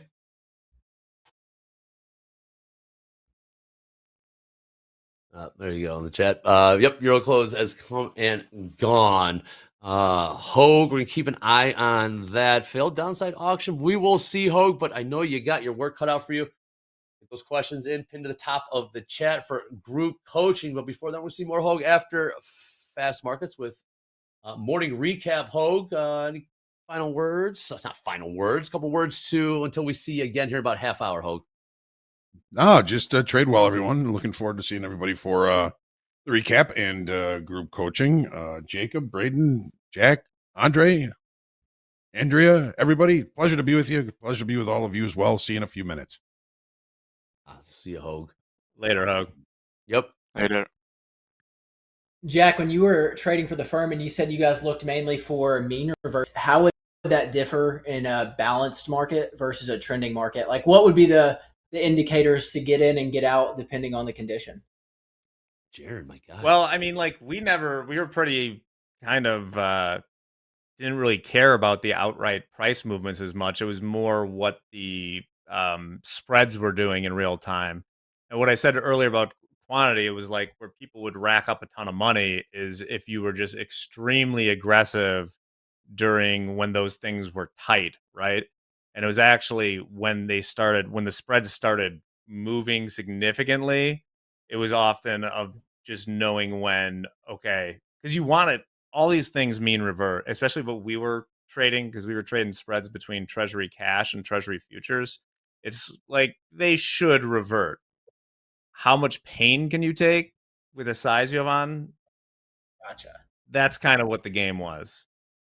So like when we talk risk reward, ours was very different, where it was we would win on like the vast majority of days and then lose about 6, 7, 8 times our average on the losers, but those were infrequent. So that was sort of the game there. Okay. Market Gotcha. taker. So yeah, when you lost, it was kind of brutal, but your winners were very frequent, and so I mean it's a winning strategy. Yeah, I mean, it's just a different type of trading. Like, I don't think that's what, if you're just trading outright futures, I don't think it's very different. You're trying to take larger reward the risk trades or hold them longer between levels. I mean, we pretty much just like always had a position on unless you blew out for the day. It sounds intense. Wild. Sounds like one of those things you get It fired up. was not the most, yeah, you got to be, and I'll readily admit, I don't think that I had the disposition to succeed. That industry's consolidated a lot, and you had to be a pretty big killer to keep on riding that, because yeah, it was very stressful, especially with, you always have a position on. The markets are open 23 hours a day, so you're getting calls in the middle of the night, and they're never, I think I've said this before, it's never a call to say, hey, everything's going great. Just wanted you to know that. Right. It's no, things are going very badly. Now tell me, the 22-year-old person sitting at the desk, tell me what to do now. You're getting a call at and then 2 in the morning. Yeah. And we've talked about this before, like those who are doing trading as like a full-time career, the part that always was very hard for me to deal with is there's not that one-to-one relationship between how much effort you put in and what you get out. And you'll work Correct. the hardest you've ever worked for a month and be in a much worse financial position for it. That is very tough mentally to deal with. Yes. 100%. All that screen time, all those hours at weird times of night doesn't necessarily mean profits. No, but and it's like but real life hell, I mean, example. I remember like one particular month where it was like at the end of it, I was sitting down looking at the disaster it was, and like, wow, I could have taken this month off and like traveled the world, taken first class flights and stuff, and I would have been in a better financial position than I am right now, having sat around the board of trade for 12 hours a day. boy, they had us beat that FOMO into our head quite well. Opportunity. But there's something to be said for getting those reps, getting that screen time. Well, not so much for Jacob. What's your background before you got into trading? I did some SMMA, like you guys all know Iman Gaji. I buy scores. I try this business, and yeah, I made a couple $1,000, but yeah, it didn't work at all. I had to refund all my clients, and yeah, I quit school like I think 5 or 6 years ago. I'm 22 right now. And yeah, just working regular job and trying to make it in the online space. And I found trading, and right now I quit my job and I'm pretty good. Yeah, you are. So you school was not for you. You said you're 22, correct? Yeah, I'm 22. And you decided to done with the school. You said about 6 years ago. No, sorry, it was not correct. I quit school at 18. Sorry. 18. Okay, very Yeah, good.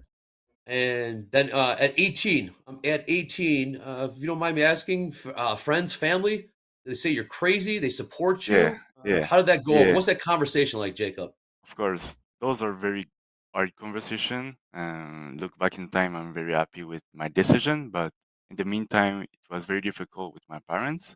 My friends, it was okay, but it's more parents that they want the best for the kids. And they have this old mentality. School is very important. It will take you far in life, and I respect that. Never disrespect my parents because of their mentality. But yeah, I decide to okay, I will not listen to my parents. I will disappoint them for a short period of time, and I will prove them wrong. And right now, they are very happy for me. I show them my bank account, and they are very happy. Really? Okay. Yeah. So numbers don't lie, is what Jacob's saying. No, Numbers don't lie. numbers don't lie. Yeah. Show them the bank account. Have you made any extravagant purchases with this bank account? Anything that To proud be of? honest, Anything you regret with this large bank account? I'm not a big spender. I bought a 2000 PC to game with my boys, and yeah, I know it's right off. I know it's right Yeah. off, so that's good. And I take out my parents to restaurant, and that's pretty much it. Well done. Well done. Well, mom and dad, so far so good. Yeah. Very impressive. A little selling coming in here in the ES 67.85 last trade. Quiet markets for the most part. Except gold. Gold did see that push higher here right after that. From the New York bell ring here for the equities. 39.77 last trade there. Look at crude on the That's way smart though, back. Jacob. We're 20. You're 22. I'm 24. I think the biggest problem that people our age have is as soon as they get a hold of a little bit of money, they want to go spend it, and it's like, no, this is the time to accumulate and build and to like pump money back into the business if you want to be an influencer or some kind of mentor for trading. But I think that's the most important thing you can do for the first 5-10 years of trading is just accumulate as much as possible. I agree, and I'm very happy for you, Jordan, because I know it's your first year too, and you're doing very great. So I'm happy for you, man. Appreciate you, bro. Appreciate you. Just the beginning. That's right. Yeah, just the beginning. And once again, none of this on this broadcast is ever financial advice. But one thing when I look back when I was trading professionally is like, I wish that I had done more to like push myself and pump when times were good, because it's always evolving. And you Yeah. know, you never. I used to say it's like the easiest year you'll ever trade is your first one, was something a lot of people used to say. And I found that to be quite true because, edges will get weeded out and you never know when that's going to happen. So, Yeah. yeah, accumulate. Oh yeah, 100%. Yeah, it's weird to think that I've only been trading for 10 months and like it's such a new guy in the game. That's nothing compared to people who've been trading 15, 20, 30 years. So I'm excited though. It's a lifelong journey. It's not like you just get money and you're done. It's constantly. And so I see that now more than ever, just this year, how much the market has adapted and it's changed and went through different shifts and sentiments. And so it's a small scale, but I've seen it a lot this year, just how much the market can just change. Hell of a year to get started. Hell of a year to have your trading journey begin. So, baptism by fire a little bit. Jack and I started during the financial crisis. You got to learn quick. You got to learn very, very quick, or they adapt or die. But yeah, you're seeing history. I would look at this non-farm thing. We don't have data. Non-farm report. We will get it eventually. I guess 5 days after the government does start back up. We'll see how this all plays out. Again, this is a hell of a time to get started. Jacob, you started how long ago as well? 11 months ago. And 11 months ago. For 8 months, I did not have, like, no money. And yeah, it's just like 2 months ago, I made money. Yeah. What was the aha moment, if you don't mind me asking? When the light bulb goes off? Aha. What exactly did that look like? I think it's the first, like those first payout are crazy, like dopamine, and I was very happy. And right now, like very big payout, like 5-figure in my bank account, and I'm just numb about it because I don't want to brag here, but I'm a little bit like I know they're coming right now, but the first payout are like crazy good and very good sentiment, and I felt good. Yeah. I can see you smiling behind that big microphone, Jacob. I can see you smiling. Yeah. Yes. I like it. For you, man. Hey, I like the transparency. You got into it for the money, Jacob, right? That's why you got into it. You got into it for that paper. Yeah, I think we all do, but I chose the process. I mean, I've been like 8 months, no money, just read, and I document all of it. So I'm very transparent, and it was very hard, but I keep going and keep showing up every day. You said the first 8 months you were also trading ICT as well, right? Yeah, I know, Jaren. I know you're a big. You're funny, Jaren. No, you know what? Let us in on the joke. IT works for you. Absolutely, go ahead and use it. But I do see a problem with it. But that's not true.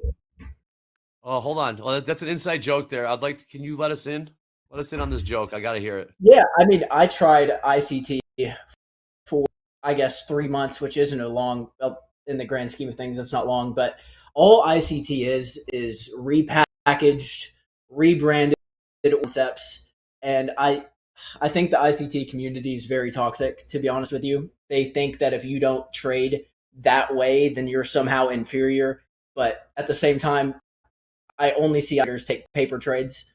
Like I'm not trying to hate on anybody, but I have seen that a lot. And GG's. Yeah. It's it's like the Philadelphia Eagles or the Yankees or something. It's like I don't have any problems with the teams necessarily. It's the fans that make it difficult for me to like them. But there's good concepts in there. Yeah, I told people I transitioned to order flow, and they're like, "Well, ICT's reading order flow," and I'm like, "If you're not reading volume, order flow," it's like, "Well, we don't have to because we're just reading the volume from the candlesticks." And I'm like, "Okay, I can't have this conversation with people that don't want to actually know what they're trading." So it's yeah. Oh, all right. Is that? I got you. Yeah, we've heard that similar sentiment, but hey, a lot of ways to do this, right? A lot of ways. Peel an onion. We are watching NASDAQ. See if NASDAQ wants to keep grinding higher here. 25,178 last trade. Can we get into the 190s? Can we do the 190s here? About 10 minutes left here on fast markets. Dow has flattened off. Last trade 46,936. And gold making another run. Can we do it? Make another run higher here. 39.81. All-time highs 39.83. Jacob, the bull market playing the Yeah. trend. I mean, just new all-time highs. What do you make of it? Is that even in your process? Is that even on your radar? Does it matter that these are all-time highs? Or you're just looking for that one sweet setup at 9 a.m. 9 a.m. Eastern time? I will say for my trading, it doesn't matter if you are bull market, bear market. For now, it's working. I will say. Sure. But you told me, Jacob, what you did with your money. I invest a lot of Ethereum, and it's pumping right now. So, happy for the bull run. I will say. So that Ethereum, very good. Yeah, yeah. Okay, I like it. Very, very interesting. Let's take a look at what we have left here on the schedule. Not left. What we have coming up on the schedule for Top Step TV. Oh, coming up after this, we got Hoag's morning recap, of course. Then we got Coach Jay. Did Jay make it back to his apartment? We just saw him on Wall Street with Dakota at the New York Stock Exchange. Jay will be joined by Carlos P. Dolby time as well. Then shoulder tap, that guy right there in front of that beautiful mountain. Jack and Aaron for shoulder tap. Make sure you stay tuned. And then group coaching, JD Hoag. Yes, those link is still pinned to the top of the chat. JD Hoag and Hoop for group coaching. And then Arshad is back with Jack and myself. If you guys haven't met Arshad, you got to tune in. Love him. Good to see him back. It's been a while. He is a free thinker, to say the least, and a hell of a trader as well. And then Power Hour today, Ofek Dolby. Self close out the day. Then we got Jay and Paul for At the Buzzer, and Jay and Dakota for Slow Markets today. Jam-packed day. Looks like it's been pretty quiet on the wire for the most part. Let's see, AMD CEO has been doing a victory lap, but here we go. Look at this. NASDAQ why not? pushing. I know, right? NASDAQ grinding higher here. Jaron, anything you want to see at these 25,200 level? 221's IB high, so about 40 points to go there. What are you looking for in this movement in the NASDAQ, Jaron? Yeah, I'm definitely anticipating a break. This is a pretty solid move up. It is confirmed on the CVD as well. The volume, the buy volume is building as it's moving up. So I think buyers are finding an interest. What I'd like to see, if we do break this high, maybe we pull back to some internal low volume, and maybe we kind of see support at these highs, or if we reclaim this consolidation. I wouldn't mind taking a stab at a long if we get some kind of retest and I see buyer support. But I'm gonna be cautious about it. If it plays out well and the volume makes sense, I wouldn't mind getting in a long. Okay, we're pushing higher here, Jack. 67.89, 5 points. 11 points from all-time highs. Yeah. 6,800 to the tick, Jack. We missed our dip this morning, but looks like we're closer to getting that 6,800 level. Very interested to see how we react there. I would guess a number of stops will be up there. Oh, yeah. Could be some fun to be had. He size up there, about a 200 lot on the ask. Will we make all-time highs again in the NASDAQ and the ES? Will we get above 6,800? We saw 6,800s on Friday. 11 points to go. Not out of nothing. We got NASDAQ. Talking about 50 points from all-time highs, 25,194. Jaron, I got to ask you, when you say take a stab at it, where is that in CLC? I never saw that in CLC, taking a stab at it. Context, location, confirmation. Is taking a stab. No, definitely not just taking a stab at it. That just feels kind of like, well, whatever, we'll go with the flow. No, I think once we break the initial balance high, like that would be a double break. And for me, I've never seen, at least in the 11 months I've been trading, that we break a low, break the high, and then come back and break the low. So I would be leaning more towards buyers being in control. And if we reclaim above these highs, like Jack said, there's probably sell stops, but if we get a positive reaction up, there might be buy limits as well. People looking to continue the trend. So some kind of pullback in low volume that was created by the buyers and support from this EMA, that would be just following the big trend, following the big participants. Good. A couple more minutes here. So Jacob, you see the big moves. You see the big, you see the volume, you see the volatility, and you sit on your hands. You use that discipline. You got the one setup. That's incredible. That discipline, how you can. Like right now, you've seen this movement in the NASDAQ. Let's take a look at your chart. Yeah, let's go to Jacob's chart. I want to just see what the thought is. You're seeing the push higher, 25,200 here, Jacob. Yeah, I think like Jaren, I think we'll go for the IBI and we'll see after. But yeah, this could be a double break today for sure. Double break, initial balance, double break. I get through 25,221. Trade 25,200. Dow has fallen asleep. Last trade 46,944. House account still long. 5 micro crude from $61.44 up about 20 cents.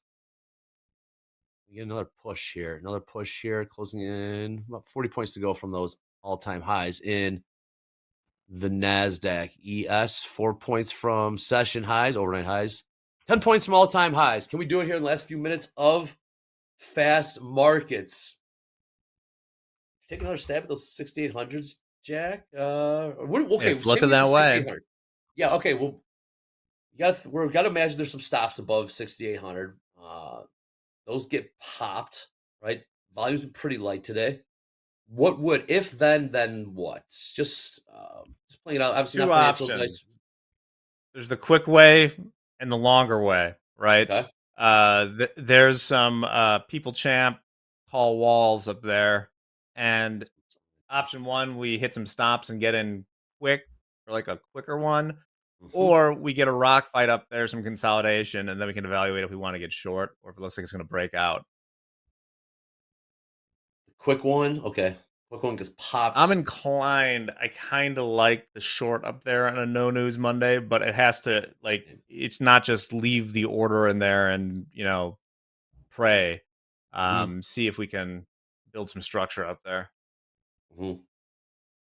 I've noticed the last 2 Mondays, so 2 weeks ago and then last week, we did hit all-time highs both days. I'm just keeping that in mind, not saying that's significant, but it's hard to forget when Andre's like, we're 100 points away, and Andre's like, you guys think we're going to hit it? Everybody says no, and then we end up hitting it. So I didn't call it. I just asked the question, Jared. By no means did I call it. I just throw it out there, man, for just for show content, man. I'll be honest with you. No, it's just close again. That's twice there. ES, they tried walking it up to those 67.92s or so, and 91s. Sellers, watch, see if this happens again. We are seeing. All right, watch the ES 67.91 trades. Up ticket, and then the sellers did pop. They hit the bid a couple points down to the call it 67.89. See if the same thing happens in the NASDAQ, 25,208. 208 last trade. They got a, there you go, just like that. Third time they've hit the bid there. Jacob, do you watch Topstep TV? Do you enjoy Yes, it? I do. Yeah, yeah. You guys are amazing. I love watching Topstep TV. I love Jaren and Baron, by the way. Oh, me too. Absolutely. Appreciate I will. I will ask you, who is your favorite person on Topstep TV that is not on? Can't be Jack, Jaren, or it's not gonna be me. But who is your favorite to listen to? What a question! I have. To I love when Baron and I believe Dakota coach. Yeah, they're arguing. This is very fun. I love that. I like that. Yeah, I love that. Okay. Yeah, we like that as well. Good stuff, Jacob. We're gonna have you back on. We're gonna see this trade play out, Jacob. You have my attention. Look at that, Jack. They tried to walk it up into the 91s, and sellers. That's the third time. I wonder if there was an iceberg up there. We'll get some more, but maybe Hope touches on that here in a few. Jaren, are you gonna lock it up? What's the rest of the day look like? Nice start for the week. Up what, $1,200? Or right under 1,000 at 954. Yep. So I'm locked until PM session. If a move appears, I'm not going to give it much time. Maybe if I see something from 2 to 2:30, I'll get in. But like we've said, never want to see a green day turn red. I'm happy with the win, and so probably just going to go work out, go eat. I know Baron just got breakfast. I'm going to enjoy a bagel, and then yeah. Well, that being said, I think Jacob, once you're done training, you can get back to your routine. Maybe get a little eat, a little exercise. Correct? Get back to Yeah, exactly. Like Joanna, we'll go eat, we'll go work out, and yeah. Like, that's awesome. Good stuff. Jacob, we're going to have you back on, and we're going to watch you take that trade. We're going to watch this. I'm going to get to know you. I'm going to learn a little bit about Jacob. Yes, perfect. Merci thank you for joining us, Jack. We're going to see you in shoulder tap, but after morning recap, we got P back with Jay and Dolby. Did Jay make it back to his apartment in from the streets of Wall Street? With that being said, I think we're cruising higher here. Can we make new all-time highs in the NASDAQ? We got about 40 points to go. Can we get to 4,000s in gold? Got about $17 to go. We make new all-time highs in the ES. 10 points to go there. Topstep TV, let's go. We're just getting started. Come on. Click like, click subscribe. This is Topstep TV. Let's go.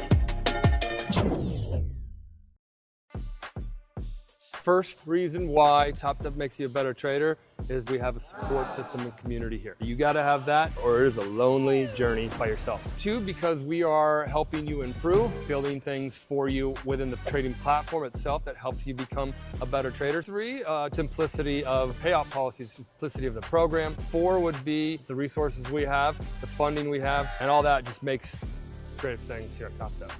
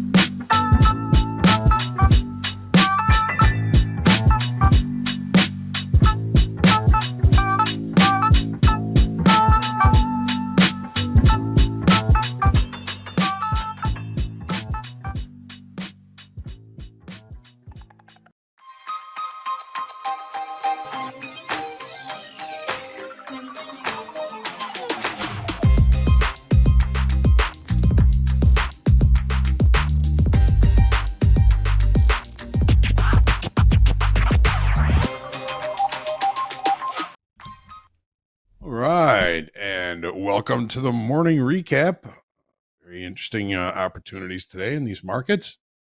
Gold, another new all-time high as we speak. Equities, searching for new all-time highs. We did put a new all-time high in the NASDAQ in the overnight session. Let's see if we can take it out in the regular trading hours. But let's start in gold. We did have an opening range breakout trade in gold today that was a loss. We also had Barron trading gold now. I love the fact that Barron's trading gold now. Gold, I think, is my favorite market so far this year. But the opening range breakout trade got a short to micro gold, micro CG. It's a 100 tick opening range. That is a big opening range. So we took short 2 micros, 39.54.30. Got stopped out up at 39.66.80. That was about a $250 loss on that. Barron came in. He was already long 10 micro gold when we got into fast markets this morning. But he was also up $1,000 or $3,000 from his activities from overnight. He ended up taking a small loss on that 10 position in the micros. Not just a little bit of a haircut on that. Nothing really bad. But I'm calling it Barron's next trade, probably the trade of the day. He really caught a nice move to the upside in gold after we looked at the initial balance low. Barron got long 5 micros, 39.54.90, and held those all the way up to 39.79 even, finishing his day up about $3,900, at least while he was on fast market. So great job, Barron. As always, great to see him doing well. Opening range trade in crude oil is still on. We're still long 5 micro crude, 61.44. Stop levels down at 61.14.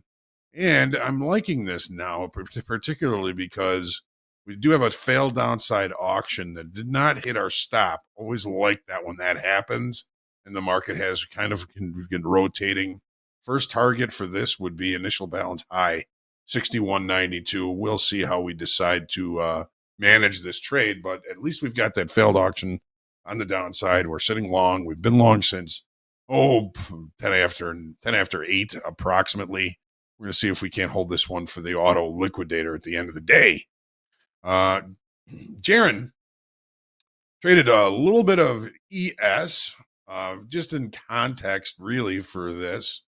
Market opening in range and high of value, kind of driving, almost reaching the settlement price down here. Settlement price 67.64, even not quite getting to value low, but now we're pushing the IB high. No failed downside auction like we had in the NASDAQ. We're pushing the IB high. We've closed this 30-minute bar above the IB high. To me, it looks like that's a long, and we should maybe at some point see new all-time highs. That old all-time high was last week's high, 6,800. Let's see if we can get there today. And for the NASDAQ, all right. So Jaron was really, take a look at what Jaron did in the S&Ps as well. He came in about $1,000. He finished the session about $1,000. Took a couple of trades, didn't see what he was looking for in them, and pretty much scratched both of them. But he was short at 1.5 MES, 67.78 and a quarter, for just basically for a scratch. I mean, he was up about 1,000. I think he left about 1,000 at the end of the session. So looking for trades, not seeing what he wanted after putting the trades on, and pretty much bringing those to a scratch. All right. NASDAQ opening outside of range and value, looking at a potential value acceptance play, which really did not play out. We did see two 30-minute bars close below value high, but with these long shadows at the bottom and this failed downside auction, there's one of those nasty little failed downside auctions, which we love so much. The market looked below the initial balance low, closed back above the initial balance low. Generally speaking, as a guideline, the profit targets to the IB high haven't gotten there just yet, but a lot of day left. So yeah, Jared came in. He was up about 1,000. He was looking for longs here, right around that value area, high area, which would be paying now. But again, he put the trade on, didn't see what he was looking for. Pretty much took a scratch. That level in the NASDAQ, 25,153, and put him at about break even. He came in up about $1,000, left about $1,000, and had a couple of decent opportunities. Just didn't see what he wanted to see in those trades. But another great day for Jaron. Love it when our traders come on and do well. We had Jacob on in one trade in the NASDAQ. We didn't really get the opportunity to look too deeply into his strategy, but he was up $1,000. Didn't take any while he was on fast markets. He was only on for about an hour or so, but we learned a little bit about Jacob, and we're looking forward to seeing him back on fast markets one of these times very soon. So on that note, let's take a look at the quotable quote for the day. A lot of talk about patience. Doing quotable quotes.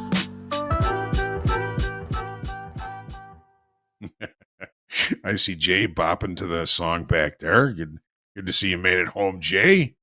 So Rodin says, patience is also a form of action. You hear traders say a lot, not taking a trade is a trade.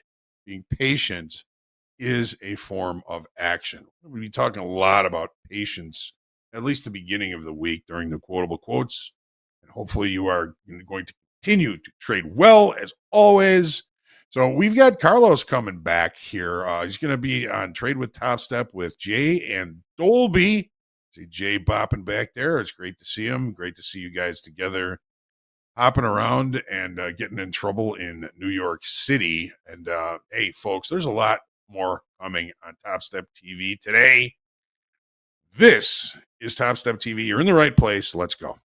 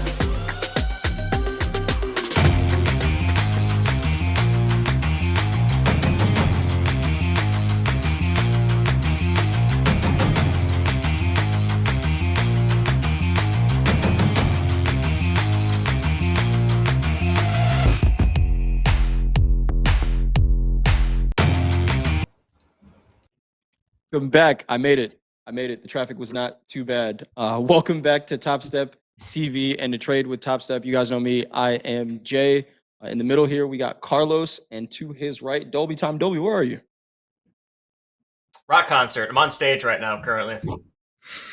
Dolby is on stage playing the beat of the gold market moving to new all-time highs. But we got Carlos in the middle here to trade with us. Carlos, how you doing today? How are you looking at these markets right now? Doing good. Hit profit target on one of my accounts. On this combine specifically, I'm up 2,000. So looking to maybe take a few more good trades here. As far as how I'm seeing the market, 21 EMA was being respected really well today, and we actually broke above it about an hour ago now. And you see that consolidation down here, we broke above it, started bouncing on it, and then now we broke, way above it. So we're starting to come down from these recent highs we made. So looking to see if maybe we can get a retest of this 21 EMA and see if it holds as support. Awesome stuff. Quick check in on prices. We got gold at 39.92 half, right below that 4,000 level. And again, 39.92.80 is all-time highs in gold. So any new high tick in gold today is a new all-time high. The NASDAQ trading 25.199. S&P 67.89, and crude oil, I know the house is in a crude trade as well, 61.78 over there. No real tilt to talk about. Everything is kind of either 60% or 50%, but gold, it looks like it's continuing to push. Dolby, you said you were trading some gold earlier. Are we doing 4,000 right now? Is that what we're seeing? I mean, probably. It has to be so just on the mind of everybody. And I think a lot of people probably think that that's the caveman trade, and they'll probably keep on trying to squeeze that until we hit the 4,000. Once we hit 4,000, though, Jay, oh man, anything happens. I mean, gold does have a habit of selling off fairly largely at big round numbers, and this is the biggest and roundest of all of them. So we will see if these sellers come in at 4,000. I think it's in the cards, though. I mean, it would be insane if it was like 39.99. I don't know. Yeah, we saw that recently. We saw that recently, that big sell-off, right? We had ticked an all-time high right off the equity open, and then gold sold off $80. So I'm very curious to see what happens up here. We'll see what's on the order book as we get closer to 4,000. Gold just did make an all-time high, 39.94 half, pulling back just a little bit here, about 6 points off of that high. But I had Dakota sitting next to me. He was just like, dude, we're going to hit 4,000 before this segment's over. So we'll see what happens. Did he take trades on his phone while you were out there, Jay? So we were looking at it. He placed one trade just to say he traded on the at the stock exchange. Okay. But, yeah, just to say he did. Seeing a little bit of a pullback here in all the markets. So Carlos, you said you're looking for this 21 EMA. What price is that at right now? Yeah, so right now it's basically like at 179, 180, pretty much right there. Okay. So we're gonna see how we react here. If we come down really hard, most likely I'm gonna hold off. But if I see that we're able to kind of hit it and stay a little above it, I'll try a long, and something I can keep cheap where I can put my stop, let's say at 173, right? Give it about 6 points because it breaks below the EMA. I'm looking at it just breaking down to the point of control at 160. So it's a trade I can keep cheap, which I like. Cheap trades, we love them. If you get into that, let us know, Carlos. But we are seeing gold accelerate to the down. This is the biggest pullback all day. Here you go. You bring Jay on air, and gold sells off. Jay, what'd you do? $15 in the last 30 seconds. This last 3-minute candle is the biggest pullback we've seen in gold. We rejected right up at 39.94 half was the high, and gold is down 20. Back to New York session VWAP, down about $20 from that high in a minute. Dude, that is what a pullback. Huge. I had to open up a second chart here to get gold. Wow. That is a massive move. One lot mini, that's a $2,000 move right there. And that might be a great reason to be trading micros, because who was prepared for that? Anyone catch that short in gold? I know some traders are talking about looking at 4,000s, but somebody looks like they front ran that. Carlos, have you traded any gold before or yet? No, I haven't traded gold. I gotta say, it kind of gives me NASDAQ vibes. Yeah, I've heard that. I've heard that It from a lot moves. of people. Definitely heard that before. Just never really pulled the trigger on trading it, but I've considered it for sure, and I've heard that it is similar to NQ. Yeah, it moves. It is fast. It is a fast mover. It kind of reminds me of crude oil back in the day. Real That moving market. was a real sell-off there in gold. And again, we've seen this happen, right? That was about 5,000 contracts that traded in a 3-minute candle. And we're seeing gold continuing to sell. I might have to borrow Andre's line for this one if we continue to sell off. Gold not done. Pretty big pullback there. 39.75 last trade here in gold. Equities look kind of range bound. This is my first time kind of sitting at the desk, really looking at trades. But it looks like we made the high on the New York session open. We really haven't taken that out. What time frame are you looking at? Like, what's the clearest time frame range you see right now, Dolby, in the equities? In equities are a little bit tricky right now. I think the daily range is pretty decent. It's only about 3 candlesticks, which is the minimum I would consider for a range, around like 25,000 up to say 25,200. It's pretty wicky on either side, but we have all 3 of those candles have spent a lot of time within that, or like the candle bodies have. I think that's a pretty good range. As far as like the smaller ranges, I haven't really seen anything. The 4-hour has done a really good job making higher highs and higher lows. Maybe this 1-hour candle, actually, I would say is probably the best short time frame one right now, between 25,000, let's say 120 and 25,200 ish. You kind of fudge the end of those numbers a little bit, but that's what I would say is the best range right now. That's most relevant is the 1-hour 25,120 to 25,200 in the NASDAQ. Also, like Jay, this gold is at a really interesting level too. Bottom of the 15-minute range in the gold right now. Okay, let's see what you're looking at here. These 75s here. We did hold that. So where we stopped was the New York session VWAP, right at 73.5. See here. Man, well, what happened to gold? Do we have like an announcement or something? Did someone say a thing?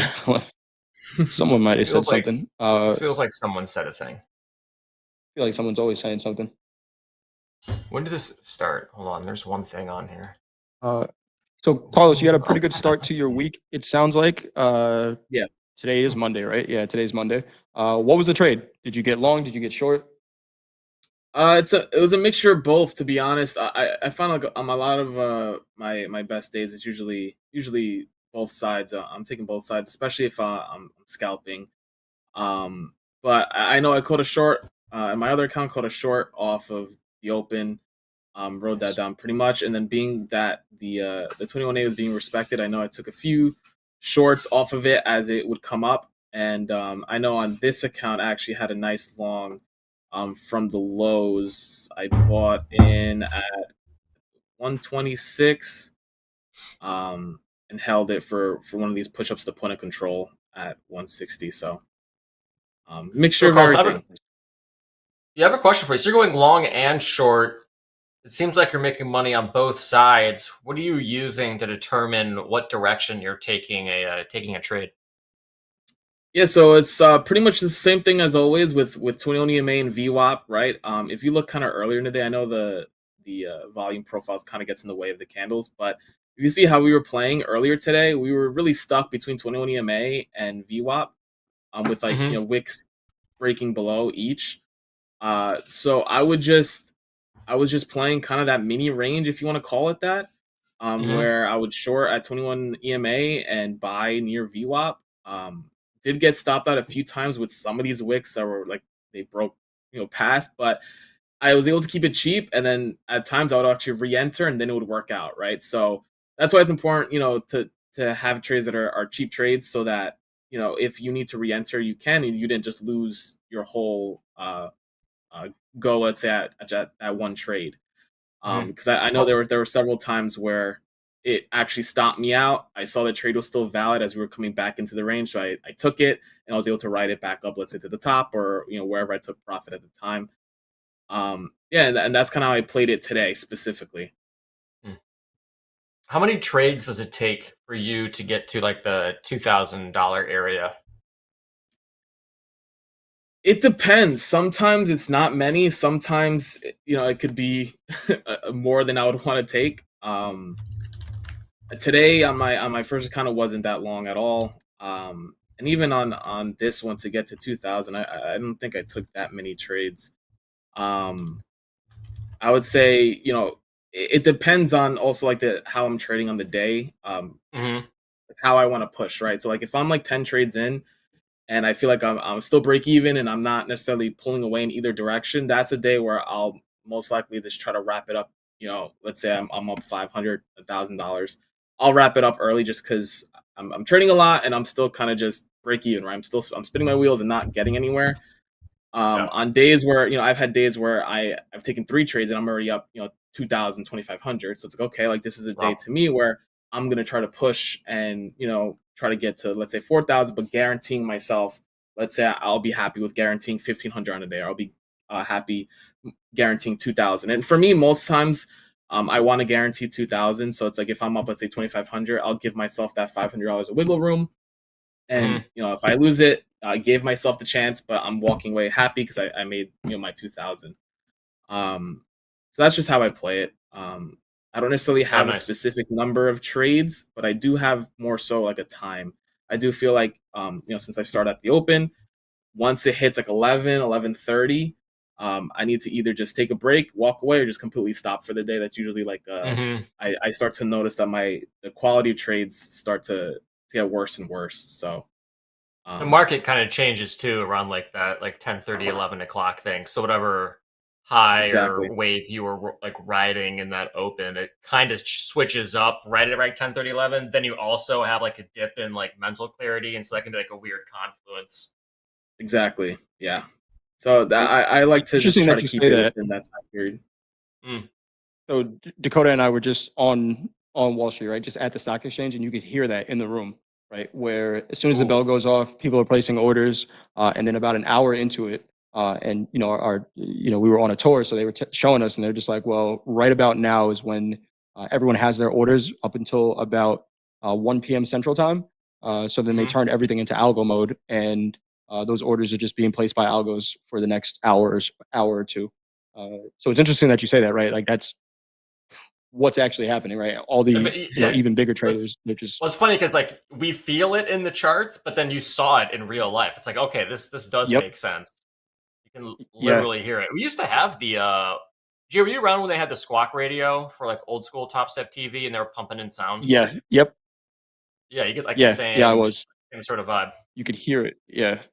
Real quick check in on prices. Gold maybe found a little bit of a bottom here, 39.7460 last trade over there. The NASDAQ looks like it's holding that 21 EMA, Carlos, 25,193. 67.87 last trade in the S&P. And crude oil, 61.98. So crude looks like it's going to push that $62 level. I think the house account was long, if I'm not mistaken. Long from 61.44, long 5 micro crude from that opening range trade. So nice trade over there. Just a reminder to everyone in the chat who is watching right now, submit your questions for group coaching. Who's on group coaching today? I believe it is JD, Hoag, and Coach Hoop. JD, Coach, Hoop, and Hoag for group coaching. So make sure you get your questions in there. Form pinned to the top of the chat.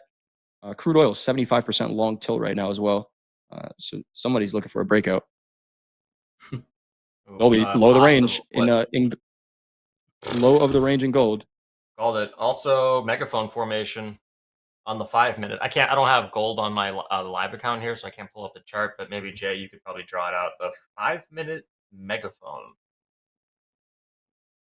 The lows are very clearly lower lows. The highs got to stretch it a little bit, but ran lows. Let's see, 1, 2, 3, 4, 5, 6, 7, 8, and I think 9 times, 8 or 9 times.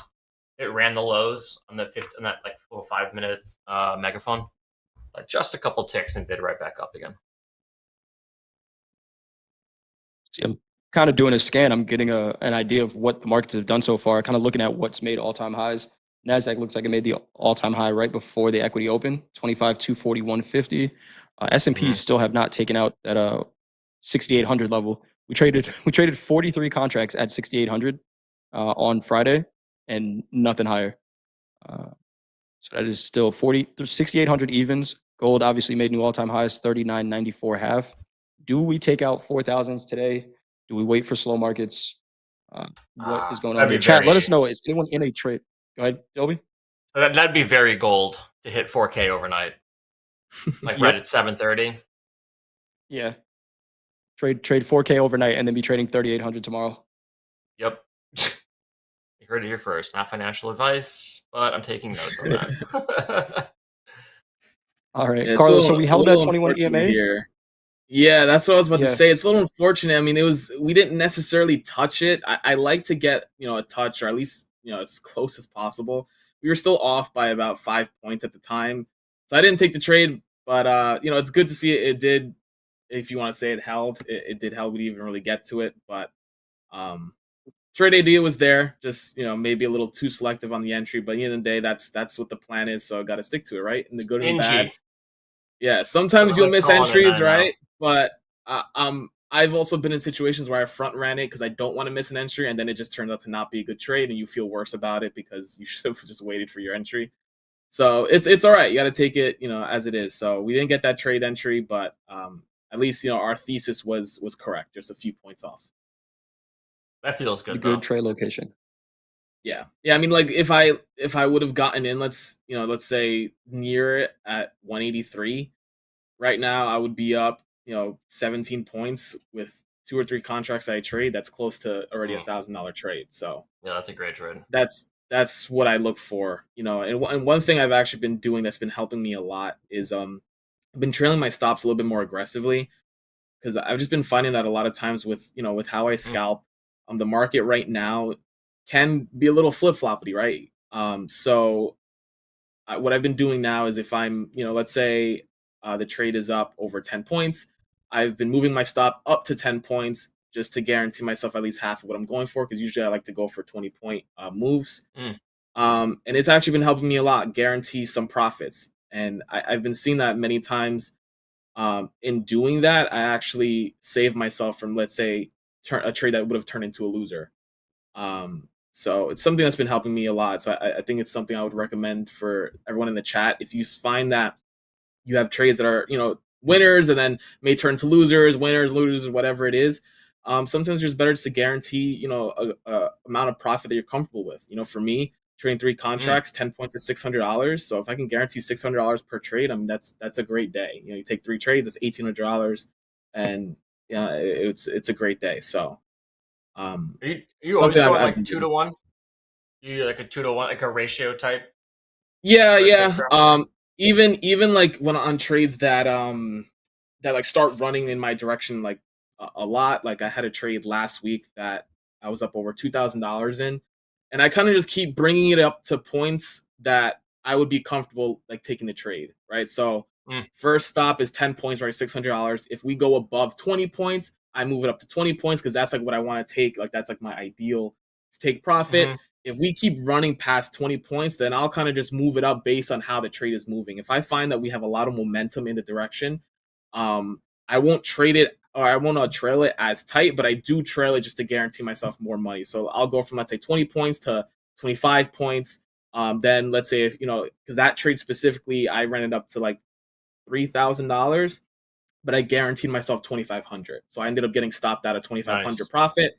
And it ended up reversing from that point, right? So I just look at it as the same way I would give myself the chance, right? If I was up $2,500, I give myself $500, right?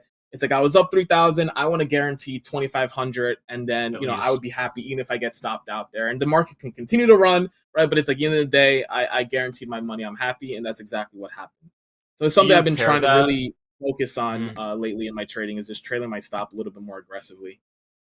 So do you also have a trailing loss limit on the account, like through Topstep X, or no?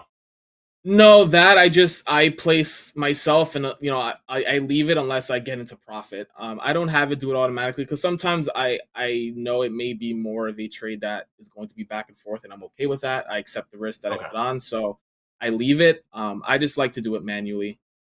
For me, it works better just to do it manually. Nice.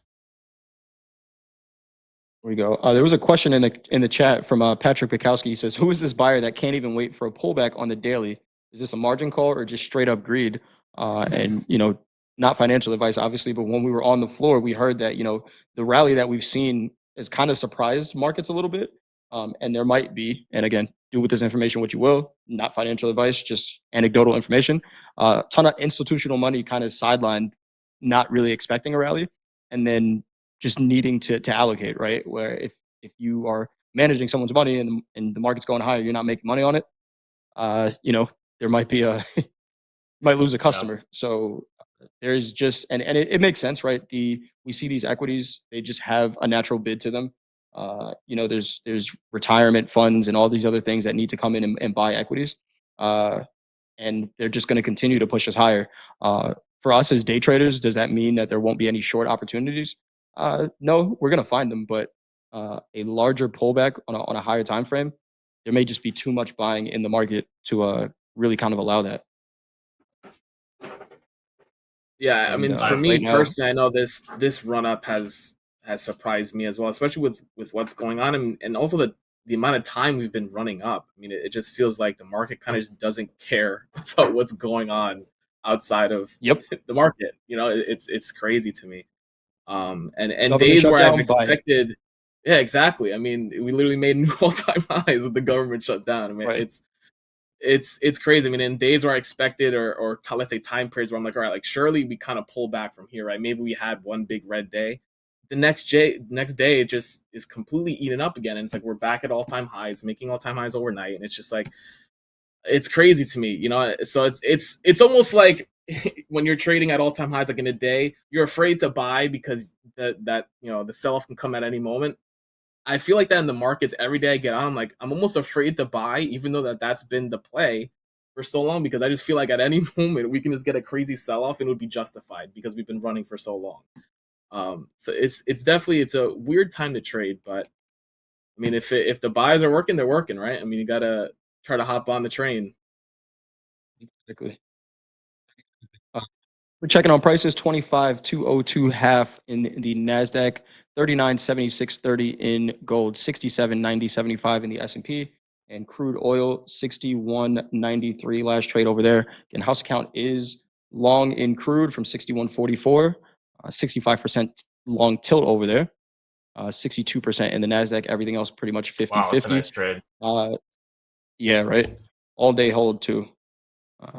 Honestly, I really nice trade. if I was on with Hogan JD this morning, I would ask, can we hold that trade all week? Just because crude is low of the range, looks like it wants to trade back up to the high of the range, but yeah, we're kind of right there right now.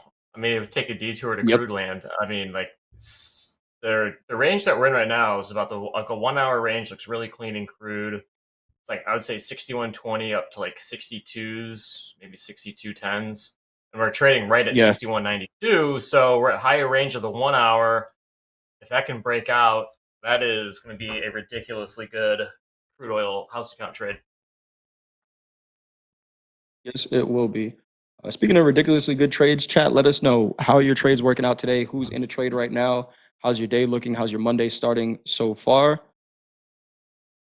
See these equities kind of range a little bit. NASDAQ, not really finding any buyers above 200 right now. We know this is lower volume time, so we're not expecting too much of a breakout unless, of course, we get a headline or something to come out. But let us know if you're in any trades. Edgy Invest says gold is the real play these days, man. With the range that gold has been presenting, and we say it a lot on the show, it is probably the best trading market all year. We know we have the equities making all-time high, we have the NASDAQ, but gold just consistently, even when it's in a range, right? Even when it's in a consolidation, consistently presenting opportunities. Market of the year. Most improved, or I don't know how you say that. Most improved market? Definitely the most improved market. Gold used to be a pretty mediocre trade, and that became amazing. Yeah. It might get most improved and MVP in the same season, Dolby. In the same season? Yeah, it might. Yeah, Wow, it might. Has that ever happened before? Is that even possible? I don't think it's possible. Yeah, you'd have to be like an extraordinary player to do that. Yeah, it would have to be. I don't think that's possible. Be trash 1 year and then just amazing the next year. The best player in the league, right? Maybe like injury recovery. I'm trying to think. I don't know. Maybe chat knows. That's a good little trivia question. I don't know if there's an answer though. Is this a high of range short here potentially? For crude oil? Yeah. For Crude NASDAQ? and I the don't know. equities, to be honest. Yeah. I see, high a day in the S&P 6794, high of the New York session, kind of right around here. We're just hanging out. I don't know. Yeah. I Yeah, I don't mean know. it's a tough call, but I mean on the ES, if you look, even going from like earlier this morning, we've really been in this range from like 790 to 795. We haven't been able to break above it. We have one touch here of 794, actually two touches of 794, both got rejected. Then we had a lower high at 790. Now we're just breaking above 790, but we're starting to pull off again. So it could be a short. The way I see it is just more so the 21 EMA being respected so far. I don't want to just take a short up here just yet, because even on the ES, if you look here, the ES has been in the recent hour or two been respecting 20 EMA. So if we come down 20 EMA and bounce again, we can then see us finally try to break through this area that we haven't been able to break through all day. I mean, I like that concept. I like shorts at all-time highs. This thing is probably the only situation in which I'd probably consider it, just because the risk reward is so much better. But I feel like anytime I've taken a NASDAQ short in the last like month or so, you just start off down like 5 ticks off the bat. And it's like, this Off the already bat. sucks. And we've been here Yeah. for 2 seconds. And so I would rather just try to find longs. It's just, we talk about like building scars as traders, and like if you traded in a bullish market, you're gonna have a bullish bias. Well, I have touched the stove far too many times trying to go short NASDAQ. And I feel like I've learned, Jay, that just shorting NASDAQ yeah. is just not fun. It is not. I would much rather lose going long than trying to make money going short NASDAQ. Yep. Yeah, I feel like I've been on air with Hoag and we're short gold, or Dakota and we're short, a market making all-time highs, and it just you like Sucks have to say it out loud. immediately. Who shorts Yeah. gold? Who shorts the Like, what are we NASDAQ, right? doing? Because it just continues to go up. And again, every once in a while, you're going to catch onto a trade. But I think what's more important than, if you have a setup that says short it, we are day traders, right? So we try to catch the Yes. flow. More than anything, Dolby, I think it's having reasonable expectations for those trades, right? If I'm short the NASDAQ and I'm looking for the big one, I'm looking for, a 400-point trade to the downside. No. I seriously no. might be looking. I might be looking for something that the NASDAQ hasn't provided in the last 3 months. Yeah. Exactly. And Right? I you think that that's. Go ahead, Carlos. I was just say real quick. I think that's also what has inspired me to trail my stops. Is that exactly, at least more aggressively, is especially when me being the type of trader where I do take both sides of the trade. Let's say if I am in short, I have done that, or I do that where I do trade it more aggressively because I know that this isn't going to be a even 40, 50, 60 point win like we used to get. This can just be a 10 or 15. So you have to be prepared for that. And that's Those part add of the up, reason why man. I've been trailing my stops. Yeah, they That's the do. thing. Exactly. They do. Like, if you have a killer short setup that you have high trust in, and you can get 1.5 to 1 or 2 to 1 on it, that's a really good trade. And like if you're doing an E-mini, that's like $400 on 20 points. Like you do 2 of those, now you're at 800, and now you've made, I don't know, more money in a day that you probably ever made in your life with just 2 base hits. I mean, it really Exactly. adds up very, very fast. So it's not to say you can't take shorts ever, but if you have that killer setup, Carlos is right, man. You got to tighten up those take profits. You're not getting that 400-point runner unless you just so happen to nail the short of the year or decade. Yeah, and I mean, like the way I think about it is something that we say all the time is like if I'm going to take shorts in this market, it has to be shorts that I can keep cheap. If I can keep the trade cheap, then that's something I'm going to take and give it the try, right? But if I lose, then it's like, all right, I gave it the try. It looked like a good setup, but I kept it cheap. I'm not mad at that. Versus with longs, I'm more willing to give it room because of just how the market state has been for the past month or two already. You want to be long. It also doesn't mean just buy wherever, though. It's not the Yeah. you still got to wait for pullbacks and be judicious. They still will pull back, and you still got to figure out how far that is. But if you did 25,220s down to 25,120 already this morning, that's a 100-point move. It's a great short if you can find it. Hunter Adams in the chat says you're always one short away from the big one. The question is, do you have an account to Great trade statement. when it finally happens? Mhm. Death You by have a an account to thousand trade. cuts. Trying to get That's that what keeps the Right. shorts going. That's what keeps them dreamy going. Just the short. thought. All to probably be back at break even after all is said and done.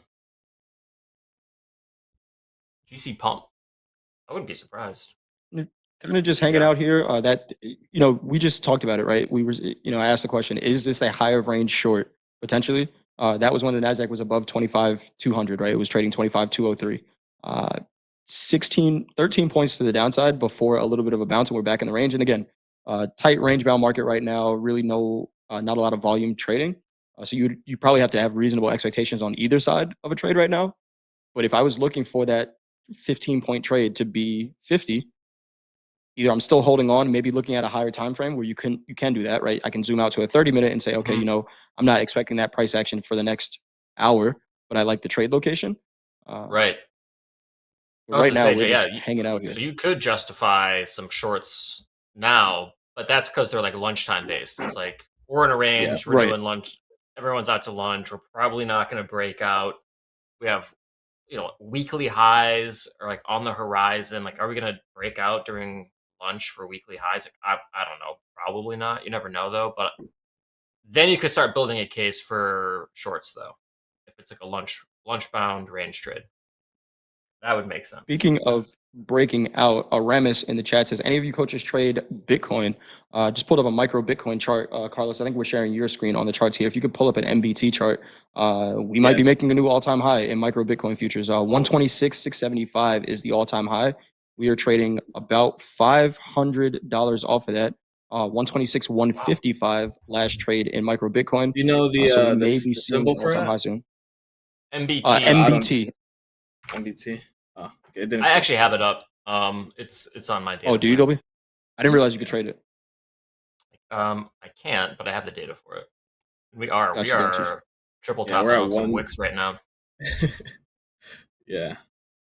We're near the highs. We're at Mayor Charles says, 126,205.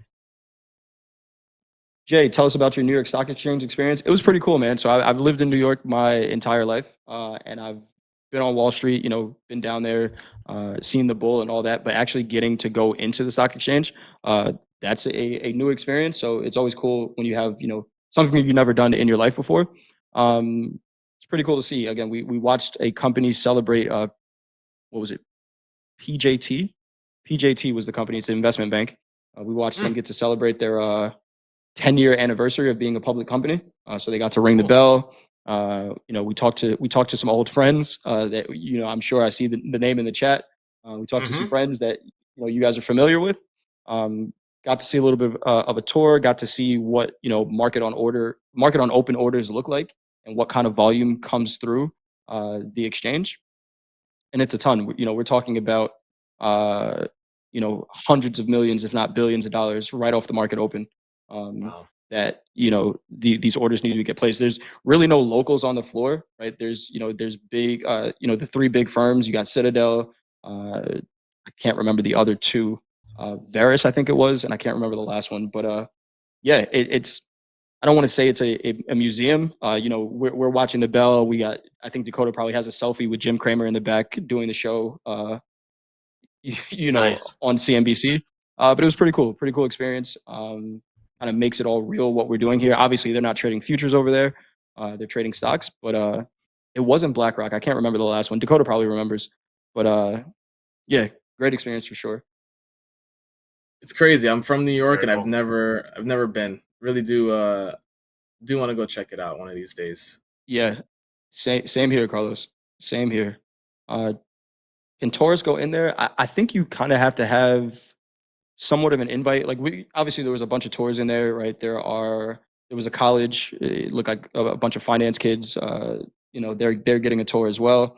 But I don't know if it's like open to the public that way because they are still working technically. It's still placing trades. Speaking of placing trades, no trades right now. Everybody flat. 25,191 last trade in the NASDAQ. Gold looked like it was going to try to make a leg higher, but pulled back 39.7660. S&P trading 67.87, and crude oil did not take out that 62 level, 61.85 last trade in crude. Yeah, we Right. still haven't been able to break past this 21 EMA on either ES or NQ, but it's looking like it's gonna happen. It's looking weak, but still holding it. So we may see a bounce here again. Little Dorito pattern in the NASDAQ. Things have calmed down quite a bit. Yeah, for sure. Carlos, you think we take out that all-time high again today before the day's over? You know, Hoag says it all the time. The market doesn't like when we make all-time highs in extended trading hour sessions. Yeah. I mean, it's hard to bet against the market the way it's been going now, right? I mean, I could say Yep. no, and it's like then I could see this thing in an hour or two just ripping to the upside. I mean, in the 40 points NQ, we're off. really not that far. Yeah, we're really not that far in the NQ. So to be honest, I wouldn't be surprised if we did run the high and then maybe see a sell off towards the end of the day. But I mean, it being only 40 points away, I would say yeah, we most likely will touch it before the market close. 40 Yeah, it's points not far. off in NASDAQ, not at all. S&P is a little further off, maybe a little weaker right now. 12 points off. I checked the Dow because, quietly the Dow has been making all-time highs with everything else. A little bit of a pull-off. I did ask, were there any Dow 50,000 hats printed already? Because we're not too far off of Dow 50,000, about 6% off, which is pretty crazy, but doesn't sound like they're in production just yet.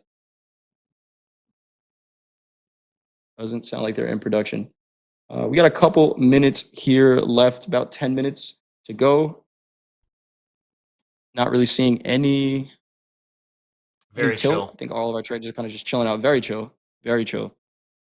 I mean, this NASDAQ range is 15 points since 11:30, but so 15 minutes, a 15-point range. It's Right. gotten quite tight here. Are we waiting for anything? Any news we got coming out? I know the government's still shut down, Fed so we're speakers. not getting any numbers, right? I mean, I heard on Fast Markets, Jack was saying that there's something like 20 Fed speakers speaking this week. Yeah, we have a There's lot of speakers. A lot of speaking going on. And there's a So that pre-recorded might- speech from Powell. I don't necessarily know Mhm. if we know what it's about, but that could be something big too. I mean, there's the meeting minutes at 1 on Wednesday.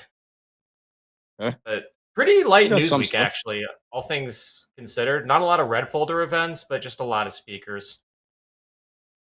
We got Fed, ECB, and so also there's just I like mean, not a lot eyes going out. on. The market doesn't have to move. That is with true. the That is with the true. lack of news this week, though, I mean, the Fed speakers can probably be move the markets more than they usually would, right? I mean, that could definitely be that's a good something. point. If they drop the T word or the I Yeah. word, Anything could do it. Anything could do it. Carlos, we got a question here from Love Wetlands. Your VIPs. You're on whose team are you on? You're in Topstep VIP. I'm on the this season. Whose Mindset team are you on? Hunters. Mindset Hunters. Mindset yeah. Hunters, Coach Ray. Got you. How's that been going? Trading your VIP account? I know you trade a couple of different accounts, so like a lot of our Yeah. VIPs do. The VIP experience has been great. Unfortunately, with the days that the group meets, it's hard for me, the times. But I always rewatch them when they're posted in Discord, and I have been able to make a few of them. They're always great. Okay. It's always great to hear from other traders. I like how Coach Ray does the segments and how he interacts also with the other team members. I've heard from other traders in the group. And just seeing how their experience, even though we're all traders and we all trade different things and all have different ways of trading, it's like our experiences, overlap in many ways, and it's good to see that. And also know that you're not alone, right? Whether you're going through a rough patch or whether you're actually like trading very well, there's a little bit of everything in the Discord. But everyone's been positive. Everyone has been awesome in there, seeing everyone support each other and participate. So it's definitely been great. And for those people that are in it and still trading away, I think we got like a month and a half basically left of this season. Just continue to take advantage of it. Continue to try to get the sessions as much as possible, and ask your coaches, get as much information from them as possible, because they're definitely very knowledgeable. And what's cool, with Coach Ray is like, I know I mentioned it, in the beginning, before it started, but it was like I really wanted to work on my psychology before I had joined. So it was just a good, like, funny coincidence that I got on his team, and it's been great. Yeah, amazing. There's been a lot of things that I've learned, and even with indicator wise, like he uses some of the indicators that I use, whether it's volume profile or he's mentioned the EMAs before. So it's been really good. Been really enjoying it. Taking a look at the Mag 7 here, we got Nvidia down 0.69%, Tesla up big, up 4.2%, Meta down about 0.5%, Amazon just over even, up 0.2%, Apple down just a little bit, down 0.28%, Google up 1.39%, Broadcom, which Jack threw in there, so we got to mention it, down 0.06%, and I'm missing one of the Mag 7. Which one did I miss? Because I only got 7 there, and Broadcom's not in it. Who did I miss? Say Meta? Chat, let me know. I mentioned Meta. I got this watch list in front of me, and one of them is missing, and I don't know which one it is. So it's only 6. So only have 6 on there.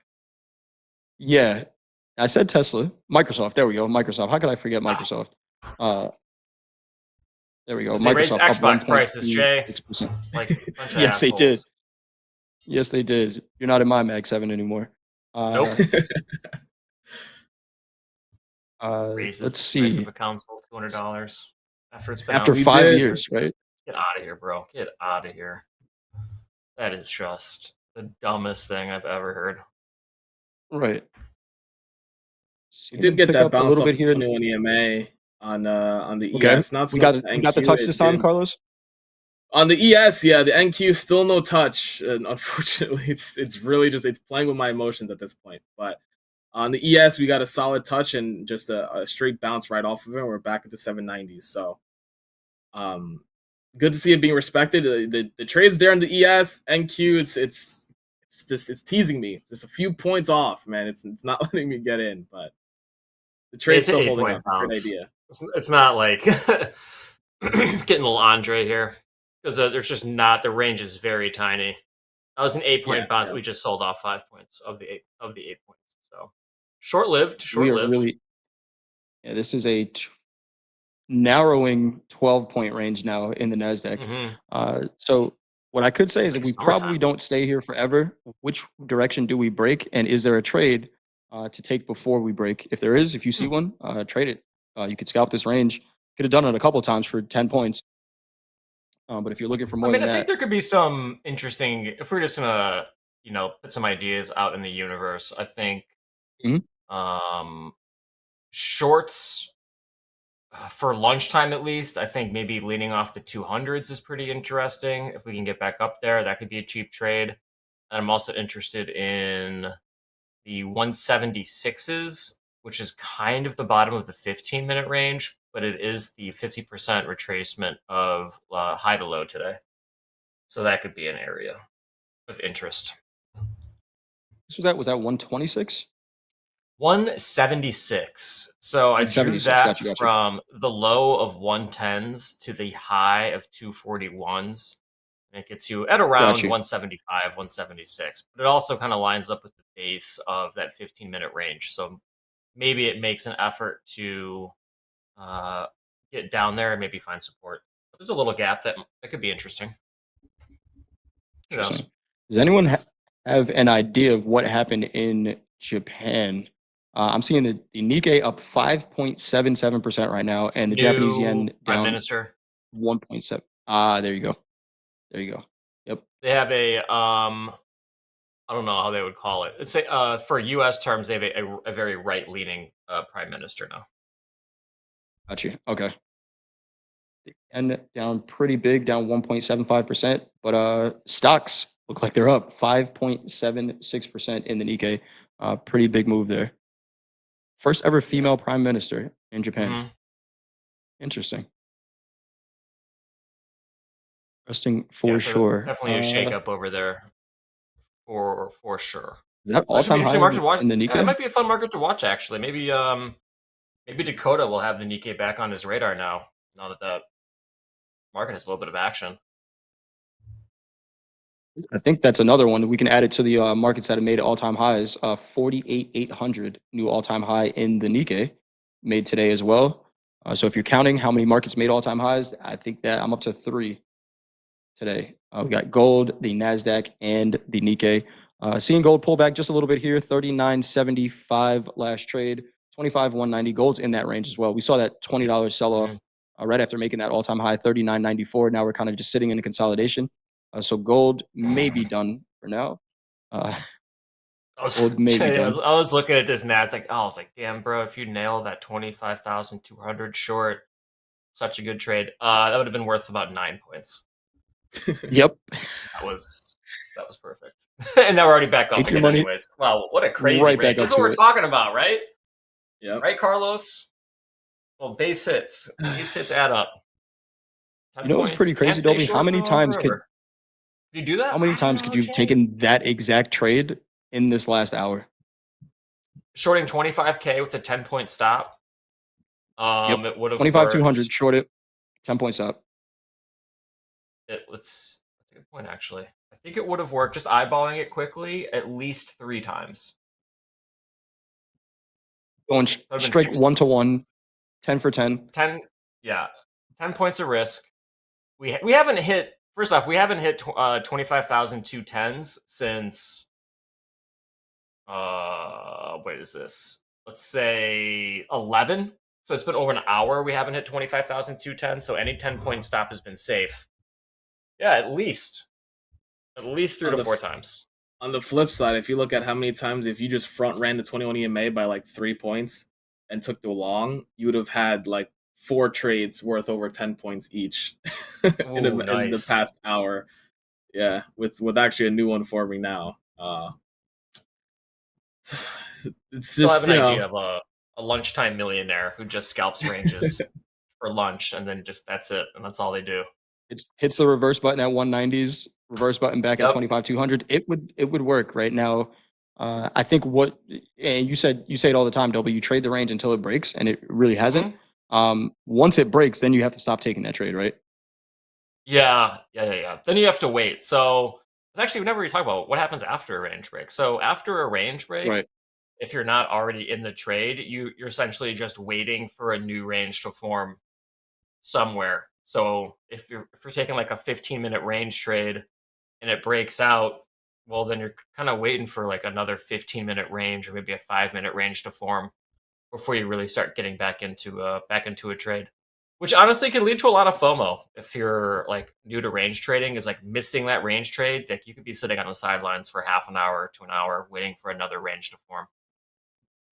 Yeah, I don't know if we've ever talked about this, Dolby. If let's say you're looking at a 15-minute range and then it breaks, do you then go to a higher time frame? Yeah, you're looking at high time frame levels. So the larger the range, the bigger the break out of the range. So like we have a 15-minute range right now, about a 15-minute range right now in NASDAQ. So if that breaks out, I would expect a fairly strong move to the upside, maybe up into like the new highs, like 24s or 240s, maybe 250s. Because there's just so much more energy like pent up within that range that you just get a bigger kind of blowout top. So now we're getting to the high of it. Kind of see what happens. But it's very bullish. I mean, if you can hold on to that trade, Microtick it's says great. our analysis of that range is extreme hindsight. You would never have been in those first 2 trades. Yeah, I mean, in this case, that is hindsight. We said we could have done it, but again, are you the trader that's going to take that every time it sets up there? Because when do you know that 200 is the upper extreme of that range? You could use, hey, it's a major psych level, and we're not seeing volume push above it, right? We're not really seeing any buying above it. But yeah, I don't know that at least the first one, I don't think that's a trade I'd be in. Well, also, none of us are like trading that strategy specifically. If like we were Right. practiced and well rehearsed in like a lunchtime range trade, sure shit, we're taking 25,000s as a resistance Right. level or support, whichever it is, for a 10-point trade. Yeah. If you have that system built in, you are absolutely taking the range trades.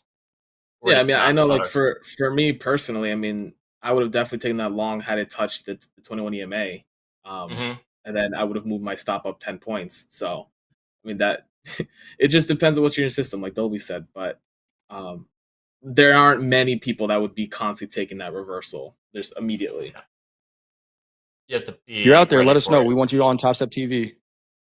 Show us Yes. how it's done. show us how it's done. Dolby's reading the casting calls, so make sure you fill it all out there. But we gotta wrap this segment. We have shoulder tap coming up, and after that, we got group coaching. Still pinned to the top of the chat, the form for shoulder taps. Form for group coaching. JD, Hoag, and Coach Hoop. So make sure you get your questions in there. But before that, we got Jack and Aaron coming in for a shoulder tap. They're going to review some of our traders' trades and then group coaching right after that. Carlos, Dolby time. Always great being on with you guys. No trades, but sometimes no trade is the right trade. So we'll see you guys back on air soon. This is Top Step TV. I'm going to go take a nap real quick before at the buzzer, but I'm keeping Top Step TV running. This is the best show in futures trading. If you haven't done so, hit that thumbs up button, like and subscribe, and tell your friends and family to as well. It's Top Step TV. Let's go. Click like, click subscribe. This is Topstep TV. Let's go.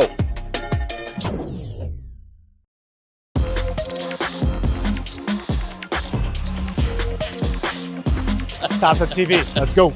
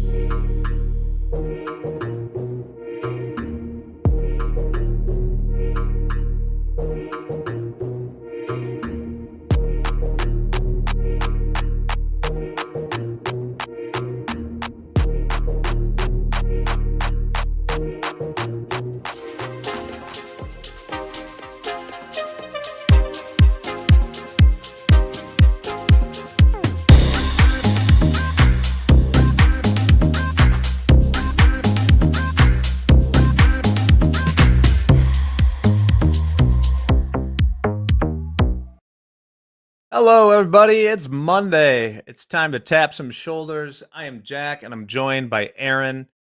Aaron, how was the weekend, man?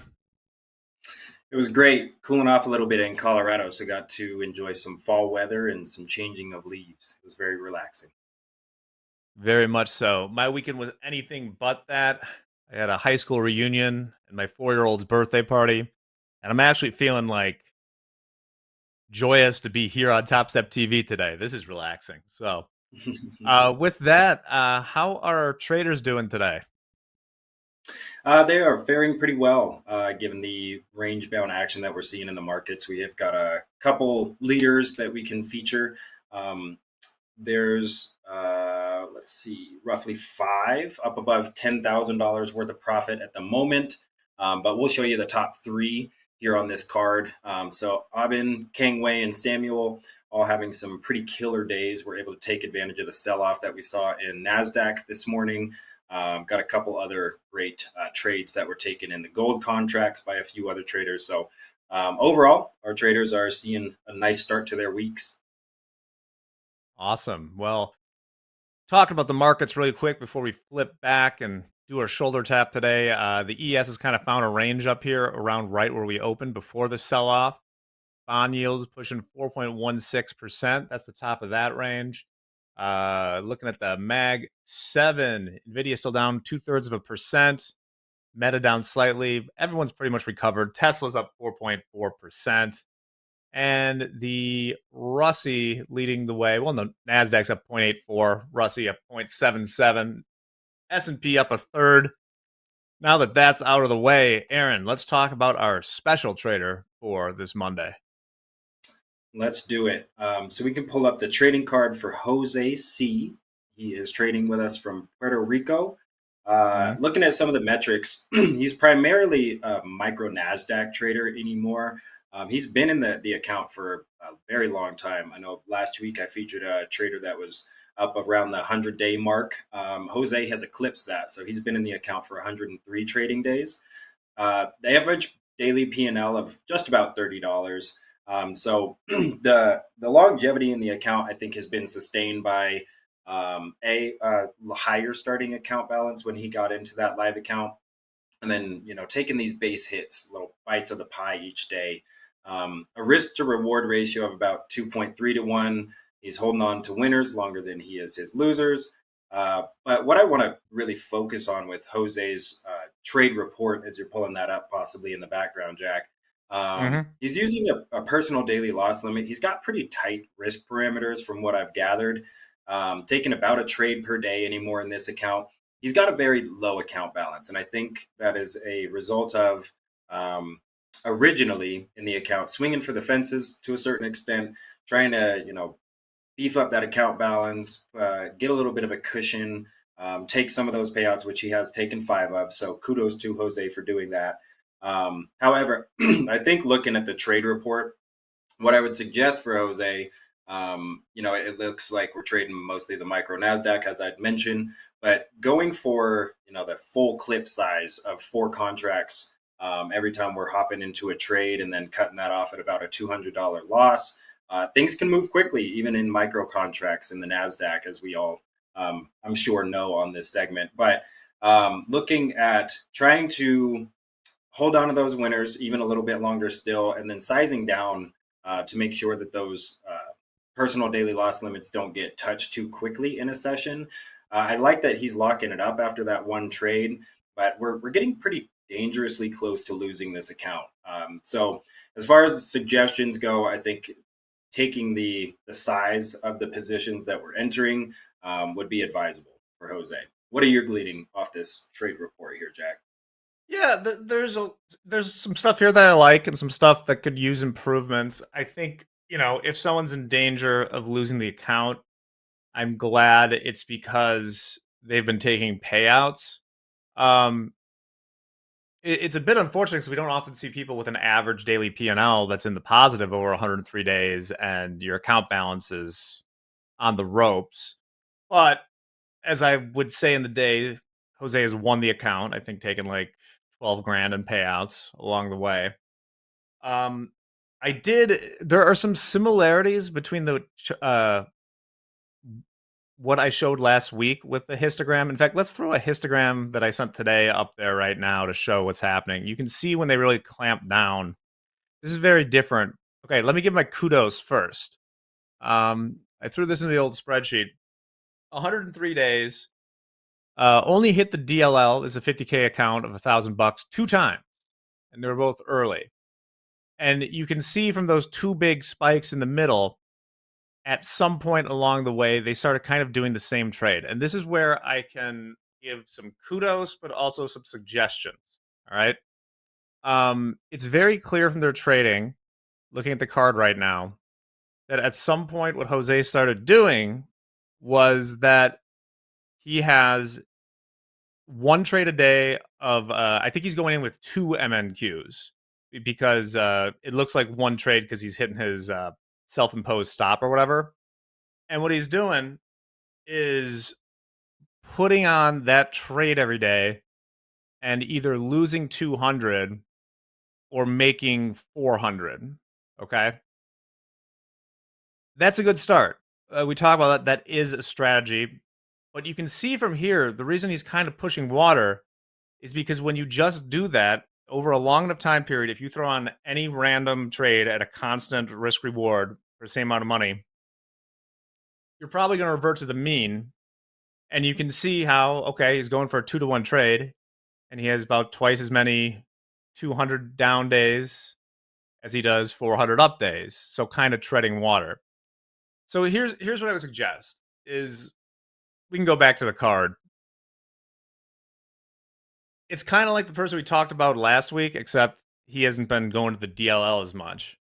But I'm not a big fan of, in any market at any time, always taking the same trade with the same size for the same amount of money. You got to look at the market, see where your possible target is, where it be invalidated. And there's nothing wrong with risking the same amount of money, but you should have different stops and different sizes along the way, right? I'm pretty sure that what he's doing here is not going to lose you a ton of money. In fact, I think it'll pretty much over time just keep you at break even, more or less. So that would be my suggestion. I think it's cool that he is following some pretty locked in risk stuff, but it's probably just going to have you push water for now. So that was my big takeaway from it.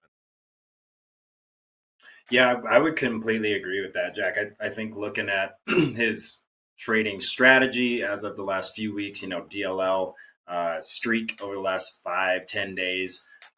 So treading water, trying to save this account, I would second your suggestion in saying that, picking your trades very selectively is going to promote some profitability and continuation in this account, because otherwise, throwing on a 2-lot and pointing and clicking versus maybe sizing down even to a single micro, widening that daily loss limit gap or the breadth that you have to hit that is going to help you to save this account, Jose. So completely agree with you, Jack. I think that there's at least if you can look at the markets for what they're giving you rather than trying to impose your will on the markets. In any account, let alone Jose's, but specifically with his account, I think that's going to see some positivity. 100%. And yeah, you can experiment. I've seen people online, do this experiment where imagine taking the same opening range breakout trade for an entire year and setting them at 1-to-1, 2-to-1, 3-to-1, 4-to-1, like for each. And you'll see that over time, they all converge to basically breaking even. You need to change it up a little bit, but congrats on the longevity, staying positive there, the payouts. And yeah, I think with a few tweaks, Jose could be doing pretty well. That's a nice picture of Puerto Rico there. That it is. Yeah. And one other thing to maybe keep in mind for everybody watching here too, including Jose, hopefully he's tuning in right now. Use of the practice account is often forgotten. We have those accounts for our traders so that you can test different strategies. Jose, if we're at a point in your account where you're trying something new because of the account balance or something hasn't been working, You don't have to trade the live account every single day. We can always test something new, make sure it's coming to fruition the way that we'd like it to, then go ahead and put that into practice there in your live account. So take that for what it is with a grain of salt, but I think that there's always something to be benefited from when you step back and continue to trade, but do that in a simulated environment so that you know that things are working the way that you expect them to. Well, thank you very much, Aaron. JMU, I'll look into that question. I don't think that's something Aaron would know off the top of his head. There's also nothing inherently wrong with having your reward and risk inverted. You just have to, it'll just result in more winning trades and bigger losers, but there's no correct way to do that. But Aaron, thanks again for stopping by. Of course. All right. Yeah, hopefully I can find a card with a negative reward to risk for next segment. I'll see if I can. Yeah, let's see if we can do that. We'll go through one. Like Mandy's a good example of that.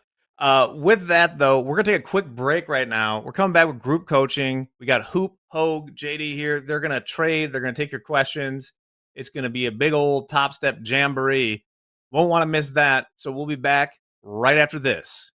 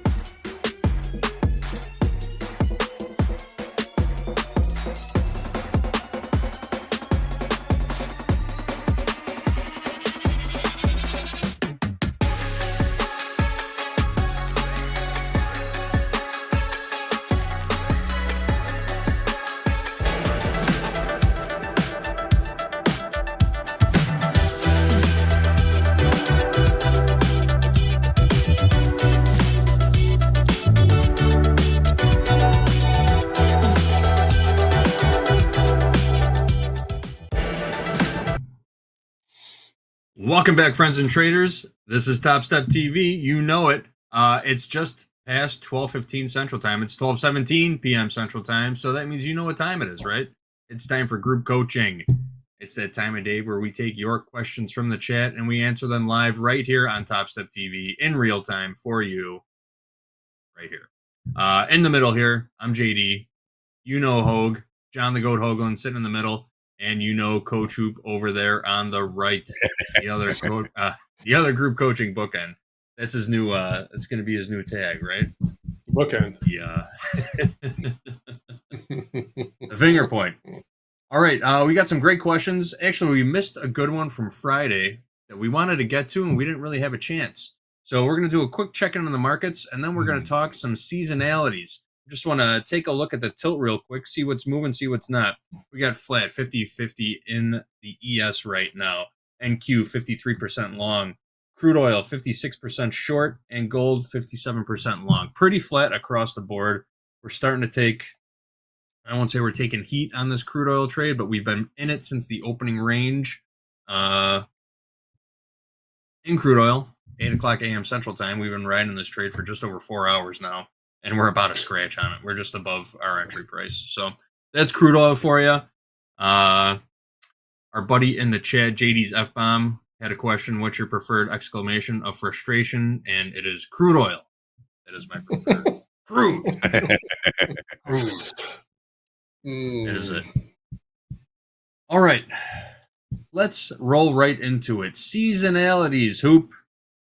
Are they for real? Does anybody look at that stuff anymore? Seasonal tendencies in stocks, commodities, they are a real thing. Isn't it? It's all about IB and rotation and all this. I just think when it comes to ag markets and even energies, the metals are kind of just on their own right now. All the hard assets are just buy them all. Just buy them all. I don't care what it is. Platinum, silver, Bitcoin, digital, whatever. They're just it's the rotation. But when it comes to meats, grains, energy, and if you pull my charts up good. So typically the beginning of October is a seasonal buy in cattle.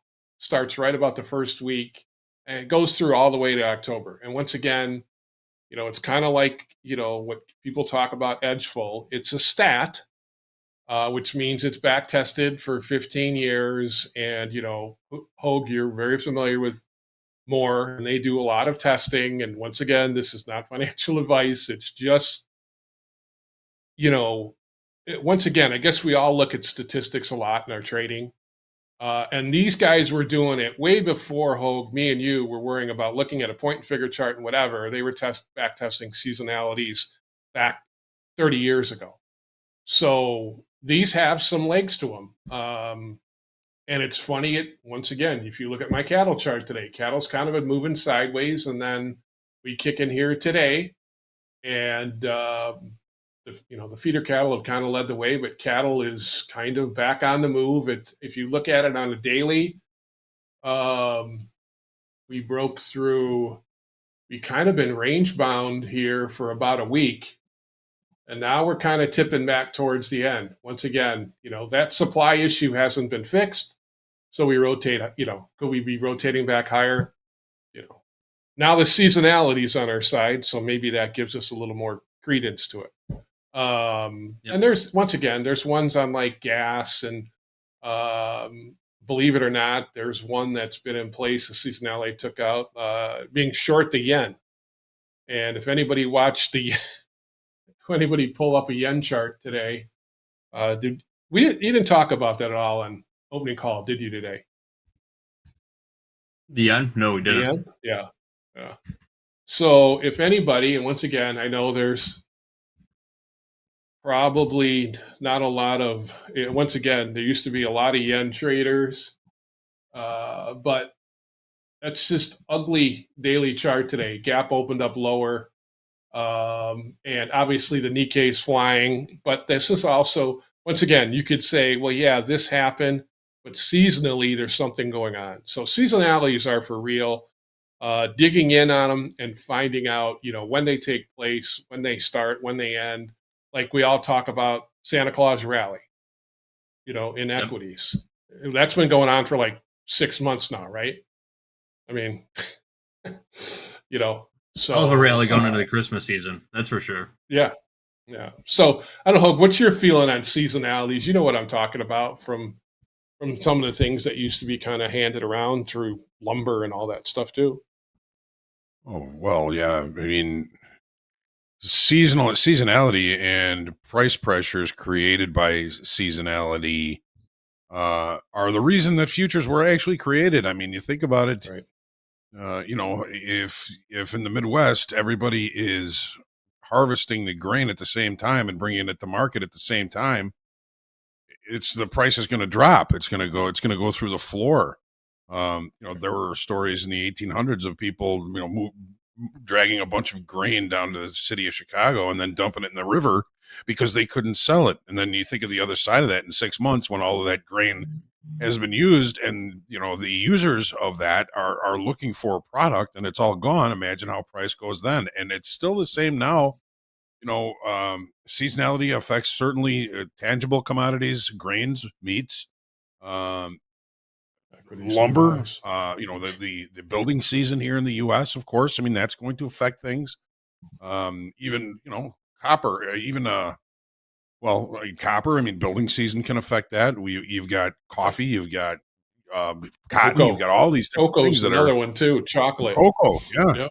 absolutely. So you got all these things that are directly affected by seasonality, and it's the ability for the producers and users of those products that they use these futures to hedge themselves against price risk and availability risks and all of that. So seasonality is certainly still a very important part of these markets. Right. And so is all new highs. Jesus. Do you think it's a coincidence? You mentioned living in the Midwest. Do you think it's a coincidence that every winter your heating bills go up? Is it because you're using more natural gas and the prices continue to drive up during the winter months? Right. You think? It's not a You think? coincidence. It's specifically designed to do that. 100%. Another seasonal tendency. Yeah, I used to order the Stock Traders Almanac every year. Okay. The one that Yale Hirsch started writing back in the the early 70s, maybe. Mhm. Yeah, he really studied those seasonal tendencies real hard. The Santa Claus rally that you mentioned, Hoop, I think he actually coined that phrase, right? The Santa rally. Also, believe the you're right. best 6 months for stocks and the worst 6 months for stocks, and he came up with everything, all this stuff for every Right. different market. Actually, it's a very Yep. interesting read. Comes with a calendar of what happens on every day too. Maybe I'll start reading that again. But And it makes seasonal sense in ags. It makes sense Yeah. in ags too, right? I mean, if you think about it, if there's a lot, like Hoke said, if there's a lot of crop and it was a great bumper year for soybean growers, and South America keeps pumping more soybeans in the market every year, then if everything's good, what's going to change? Well, you're going to get more supply. So what's going to happen? Seasonality, maybe it's a lower time of the year. So yeah, it's once again, there's a lot of back testing that's been done way before, and this is, I love the Edgeville guys, but the back testing of seasonalities in markets has been like JD said, has been going on a long time. Yeah. Do I need to show that corn chart again? Do I need to? Why not? It's Monday. Why not? It's Monday. Yeah. Let me see if I still have it up. There it is. There go the equities. Come on. Let's hear some air horns. 68 There's that even. corn chart. This is corn data going back to 2007. 18 years worth of corn data right there. That is a weekly chart that look like a range. Yeah. There are seasonal tendencies abound in that chart. It's just like the ebb and flow of the ocean, right? There's a high tide and a low tide. You can get in at the low and out at the high and not get swept up in the mess in between. You figure out the secret to success, right? Yeah. I mean, natural gas is kind of the same way. If you look at the chart, it breaks, most of the summer into the fall, and then kind of levels out, and then starts to, like you just said, JD. If supplies start to get drained, then here we come rotating back up. That's why we talk about backwardation and contango too. Is that January natural gas prices are definitely going to be higher than November, just for that reason alone, because demand is higher. It's once again, there's not a lot of technical to that. It's just understanding when it's minus 10 in Chicago, there's a little more demand for natural gas. A little bit more. Yep. Exactly. We do the budget, so we pay more for gas in the summer and less, for it in the winter. It's a good way to kind of hedge against that big bill that comes in January and February. Yep. Yeah. It's the reverse here in AZ. It's $700 electric bills in July. Can't hedge against that one. Yeah, it's brutal. Yeah. Woof. Yeah. That's a big giant woof. Mm-hmm. Well, guys, speaking of seasonal tendencies, guess what today is? It's officially fall, so you know what that means, right? It's the first supermoon of the year, starting tonight. Cooling temperatures, colorful foliage, and falling leaves, plus the sight of the harvest moon on a clear autumn night. The harvest moon will be visible from Monday night, that's tonight, into early Tuesday. It should be extra special because this year it's also the first of 3 back-to-back supermoons. A supermoon happens when the moon reaches its nearest point to Earth, making it look larger and fuller. October's full moon is called the harvest moon because it's the full moon closest to the first day of fall. Historically, its bright light helped farmers finish their harvests for the year. See how we pieced that all together for you guys? Look at We're always thinking in the background here. Well, yeah, I was out. On top of our game. I was out there last night, man, and you could read a magazine. It was that bright. I mean, it was really, really bright out last night. Maybe tonight too. We'll see. Interesting. We don't have any cloud cover. It should be at its. I believe it's at its brightest tonight, or I don't know. It'll either be at its brightest tonight or tomorrow night. But keep an eye out for the harvest moon. Also, a wonderful song by Neil Young. Neil Young. The old Harvest Moon song. All right. Yep. Let's get our heads out of the clouds, back into the markets. All right. A lot of stargazing going on right now. Yeah. Crude's making another attempt at the upper end of this. I guess you'd call it a range. If we get back up there, I might drop a few of these. We're still in a full position. We're still along the full 5 micros. The full boat. Never peeled any. Yeah, never peeled any off. But all right, here's another one that came in. This question came in a couple times while you were talking earlier today, Hoag. The downside failed auction. What do you mean by a downside failed auction? I know we talk about this at least once every other week. Yep. But one last time for the people in the back, Hoag. What do you mean by a downside auction failed? That question comes from Ronnie. Ronnie must be a first-time listener, first-time watcher.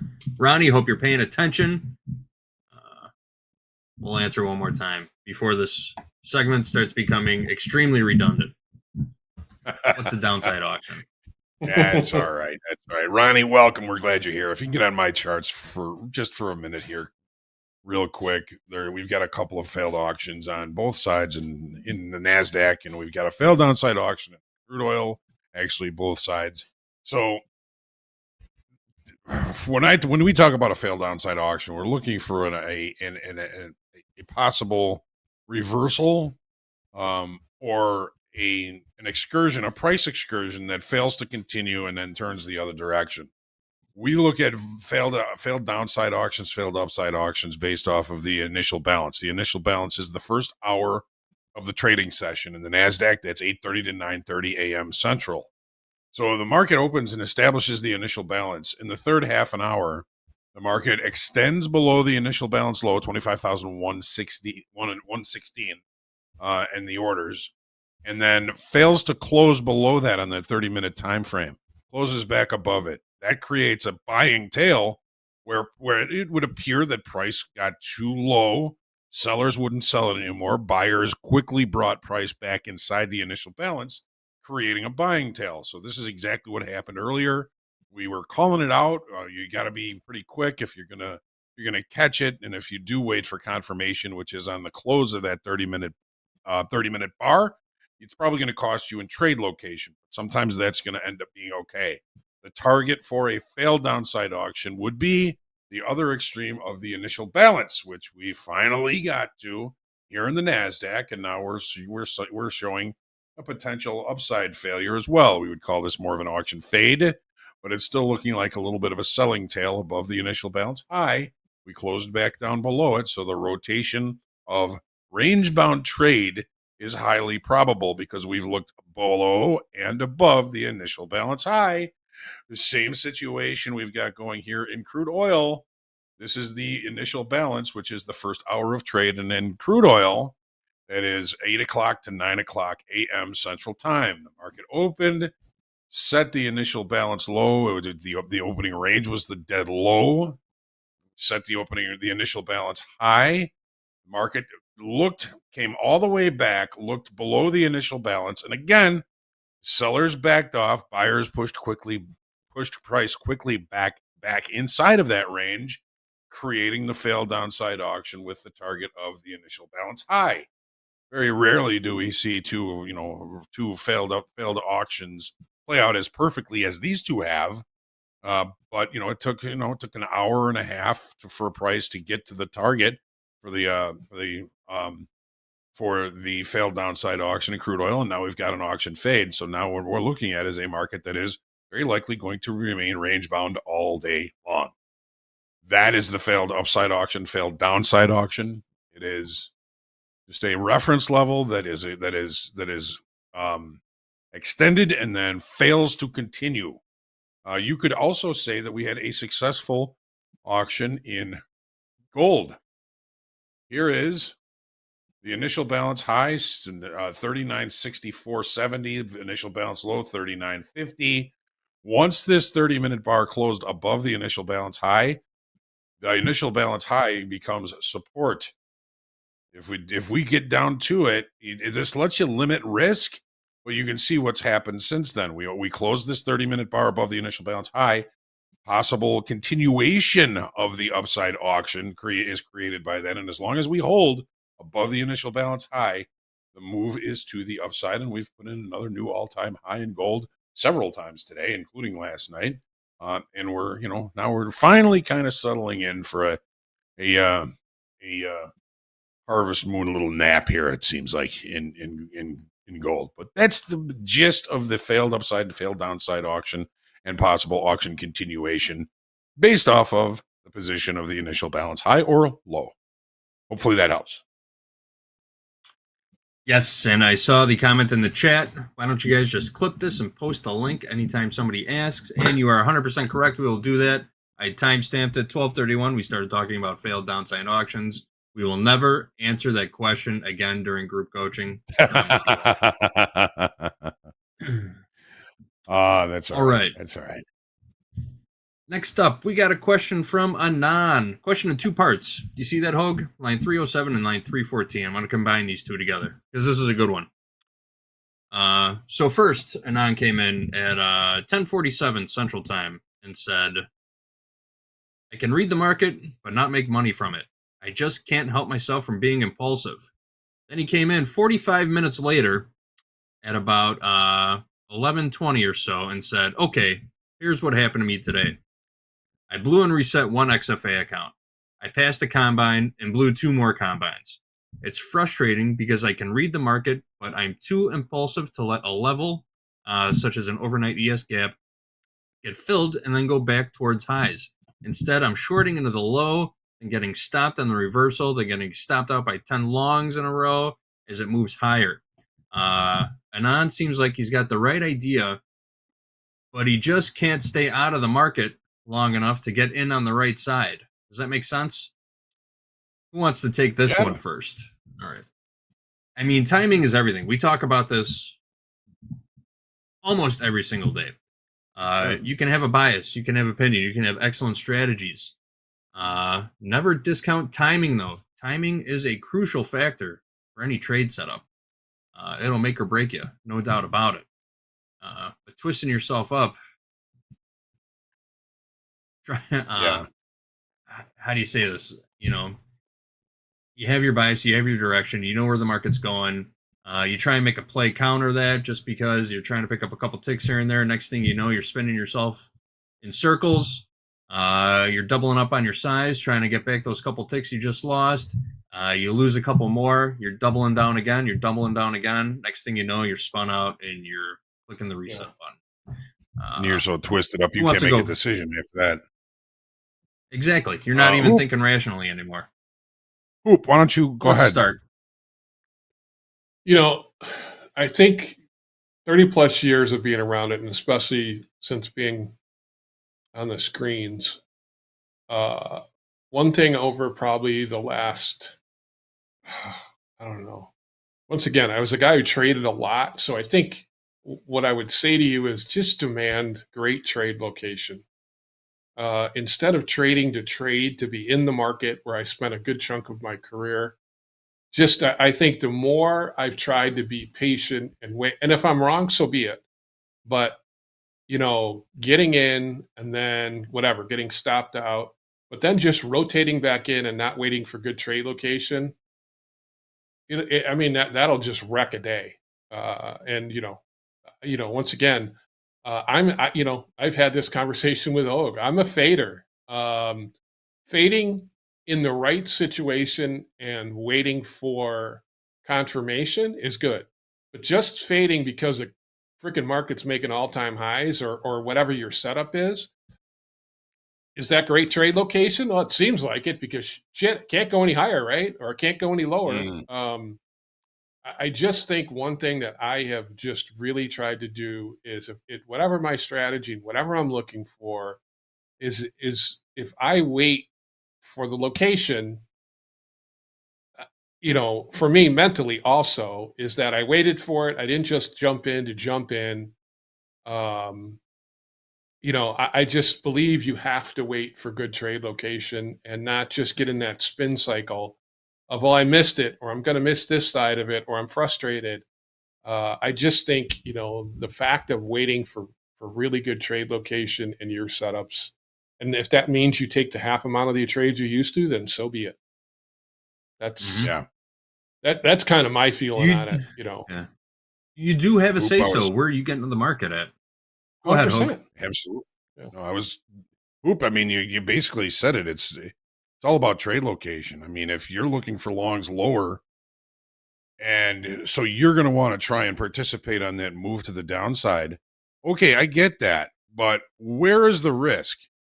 If you're actually thinking for longs, but you're short trying to get to your good trade location for longs, think about it from the risk side first. If you're getting short in a market that you're looking for an opportunity for a long, where is the risk? Where does that trade prove to be invalid? It almost seems invalid before you even get in. So start thinking about every trade you take, and if you're going to demand good trade location, you're going to need to know where your point of invalidation or where your stop level is going to be. Put the stop in first, and then try and get good trade location. Try and get good trade location based on your risk. Don't be thinking about making the money. Think about losing as little as you can to have the opportunity to try and make that money. And I think you may find that looking for the risk first and demanding good trade location based on that risk might help keep you from being so impulsive. You'll probably take fewer trades. You'll probably get twisted around a lot less. And then when you finally get that trade that you've been looking for, you'll still be able to take it. Right. Mm-hmm. Yep. I guarantee the first time you do it, you're going to miss the trade that you really wanted to be in. That's okay. You got to walk away from those. But as Hoag said, you have the ability to demand better trade location, demand quality trade location for your setups. I agree 100% with what both Hoop and Hoag said. Establish where your exit would be based on your trade setup. Where would that trade be invalidated? Look at where that stop area is, then demand better trade location from the market. Are you going to get it? No. Market doesn't owe you anything. You're not guaranteed anything. We get into especially a trade when you have no reference point, when markets are making all-time highs. It's like, you used to, I say look left to trade the right. If there's nothing to the left and you just keep going, like Hoag said, where do you, and JD, you said it, where do you manage the risk? You measured moves. I did one last night with micro gold. I measured the move and I ignored it. And when I ignored it, it said, middle finger, see ya. I'm gonna go where kind of the reference point is. Instead, once again, when you don't have any, market generated information there, it's just, for me, it's just that trade location is just, and like JD said, the first couple of times you are going to miss it 100%. Because you're like, oh, is it right? Am I wrong? And then it goes, and then you jump in. But eventually, you'll trust it. But yeah, that's my deal on that one. It's just trade locations, everything. Location, and a little bit of good timing. All right. Thank you for the question, Anon. Hope that answers your question. Feel free to follow up with us in the chat or on that group coaching forum. It's still pinned to the top of the chat right now. So if you throw in another follow-up, I will see it. Let's check in on these markets one more time. The tilt is not moving much. 55% long in the ES, 53% long in the NQ, 51% long in crude, 58% long in gold. So crude has gone from 57% short to 51% long, pairing off a little bit, relatively flat. Gold has officially settled for the day. I don't have that official settlement price in front of me, but I'm sure I could find it if I looked hard enough. We had some comments from White House Press Secretary Leavitt talking about trade. Trade will be a topic of talks with Canada PM Carney. Also, the administration is working very hard to move the ball forward as quickly as we can. That was a White House press conference about 20 minutes ago. Nothing market moving going on there. All right, guys. One more piece of news to get through. Millions of people who rely on food stamps and family aid through federal programs could be at risk of losing assistance during the government shutdown. We talked about this during the opening call this morning. That's because funding was cut off on September 30th. As Jen Sullivan reports, these crucial programs are now relying on reserve funds until the government passes a new spending bill.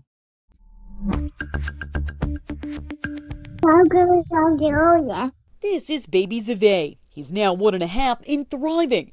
But his mom, Ashley Vasquez, says that wasn't always the case. He just didn't have an appetite and he wasn't putting on weight. Zave was put on special nutritional drinks that his family received through WIC, federal-funded program for women, infants, and children. It provides aid to more than 6 million low-income families to help cover expenses for food, breastfeeding support, and health education. But that money could soon be at risk if the government shutdown continues. For really young children whose sole source of nutrition may be infant formula, the loss of WIC would be absolutely devastating because their families don't have other options. Nell Menifee-Leiby with the National WIC Association says if the government doesn't pass a spending bill within the next 2 weeks, funding will likely run out. That really puts us in a crisis point very quickly. Funding for other assistance programs like the Supplemental Nutrition Assistance Program known as SNAP could also be at risk. Roughly 42 million people depend on SNAP to help cover groceries. October's benefits were already sent out, but come November 1st, it's unclear whether people will receive assistance as politicians continue to debate. Republicans refuse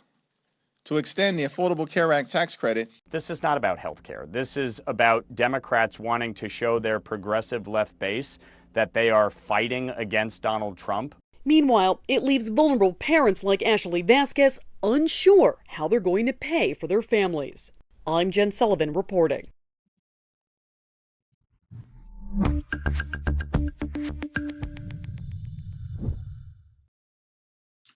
Two ends of a spectrum, and regular people like us stuck in the middle, staring at these guys like the idiots that we all know they are, right? That's all it is. These politicians really make me sick these days. I'm done with it. Couldn't say it. I was never really into it to begin with.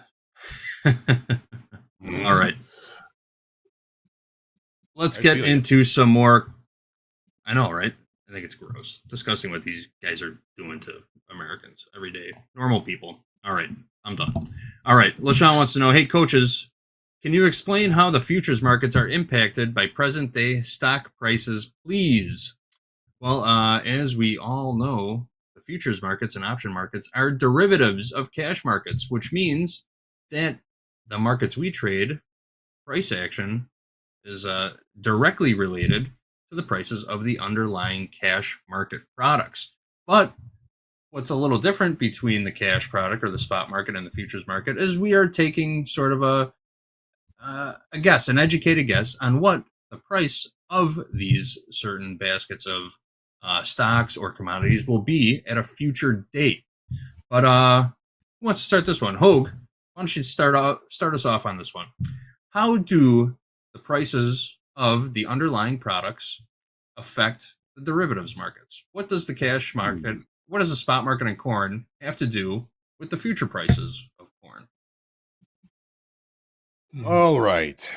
So I think at JD, I mean, you said it very eloquently, is, you know, we are trading products that aren't expected to come to market for a period of time. We're trading these prices in the future, and we're using, you know, what we know about supply, demand, and everything to price a product in the future. Now, when we're looking at, let's say, a stock index, does the underlying stock change price day over day in the futures market? And the answer to that is overwhelmingly yes. I mean, if you take a look at just NVIDIA, for example, is like 14% of the NASDAQ.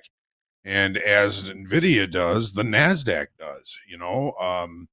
So the short answer is yes. Yeah, and the underlying commodity cost, whether it's grain or a basket of stocks, is definitely affected by today's cash prices, today's stock prices, 100%, 100%. It's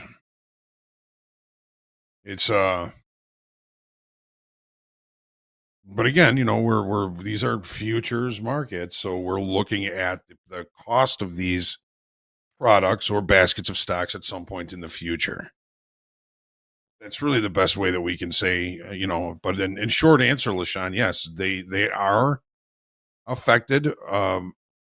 Futures markets are affected by the everyday stock prices. Just a matter of degrees. You know, how big of a stock is it? How important is it to the index that you're trading? And you know, a lot of these, you know, companies aren't going to make really visible changes in index pricing, and some of them are. The bigger ones, of course, are always going to be affecting index pricing. And, you know, again, case in point, NVIDIA, a huge part of the NASDAQ.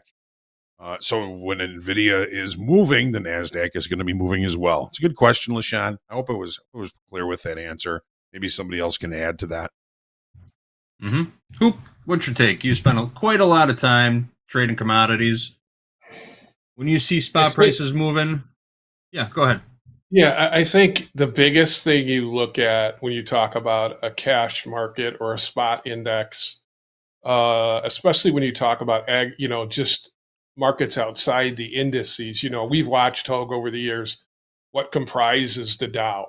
You know, that's changed over the years. So how weights, you know, we talk about United Healthcare or we talk about NASDAQ. But when you look at, you know, I always look at it a great, you know, thing to look at is like cattle right now. So you know, the product now is being dictated about the cattles that are being brought, you know, from, you know, smaller weights to larger weights to where, you know, they hit the market. Well, that doesn't, once again, we've talked about that. That doesn't happen tomorrow.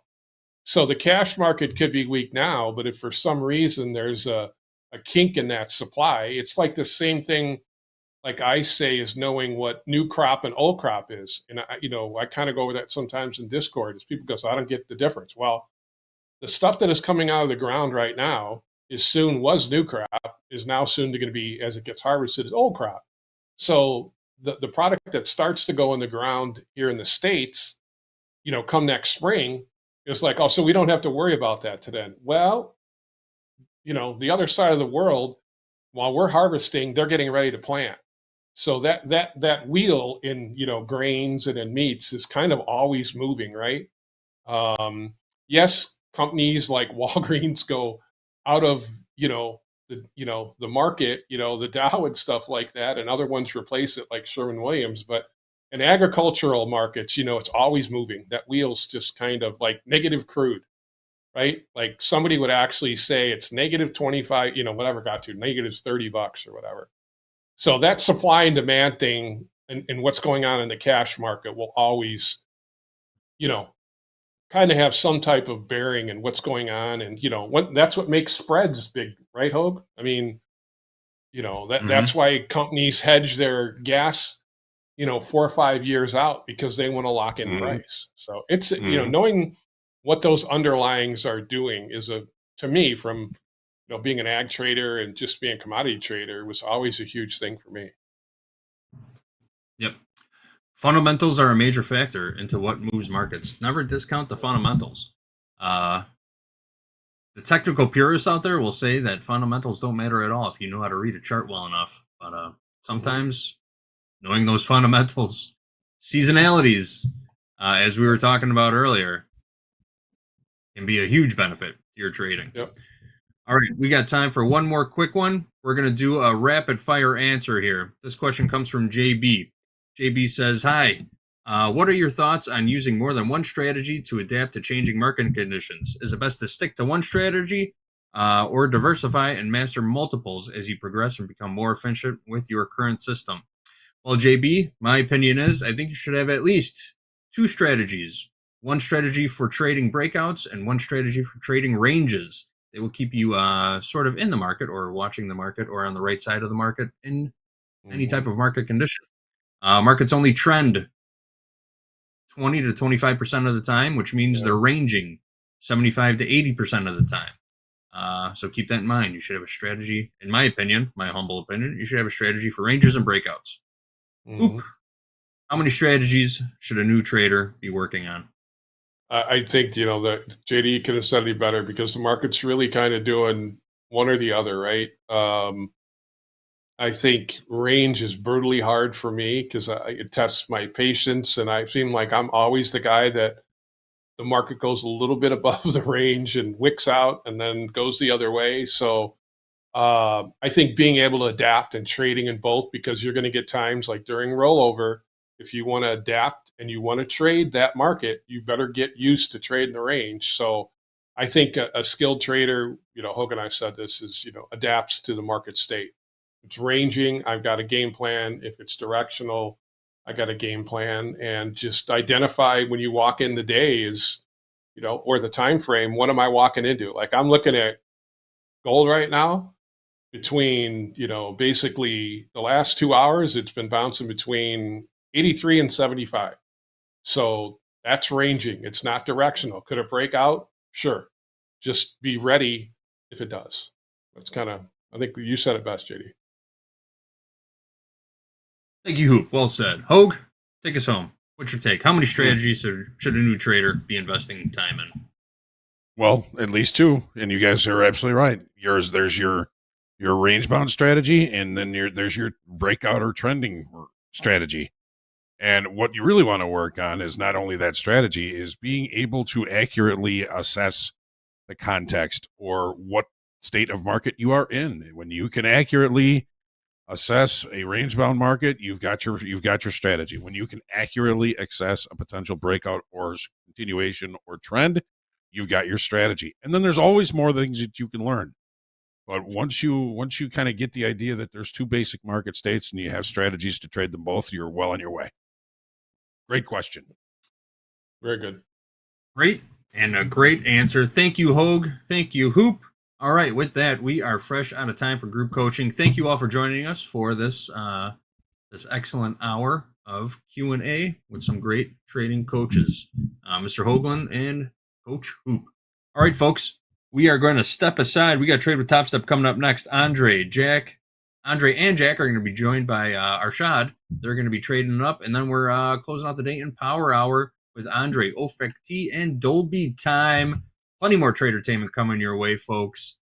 Don't go anywhere. Stick around. We're going to take a short break. Trade with Topstep coming up next. TopstepTV. Let's do it. Click like, click subscribe. This is TopstepTV. What's up, everybody? This is Dolby Time from TopstepTV, here to talk about some of the cool new features that we have for the new dashboard. My favorite one is going to be reset banking, something that did not exist back when I was doing Trading Combine. So what you can do, you can bank a reset with every Trading Combine rebuild, and you can use it on any active account at any time. So that means if you're trading in the month of June and you don't use any resets in June, that means that free one that you typically get on your rebuild date is going to get rolled over into next month. So how cool is that? Data feeds are everything. Can't be connected 3 different ways from Sunday, or now one of those 3 different ways could fail. You want to have a direct connection to the CME, and Topstep X has the ability for you to do that, and that's the coolest part. Fast, reliable, and stable. There you go.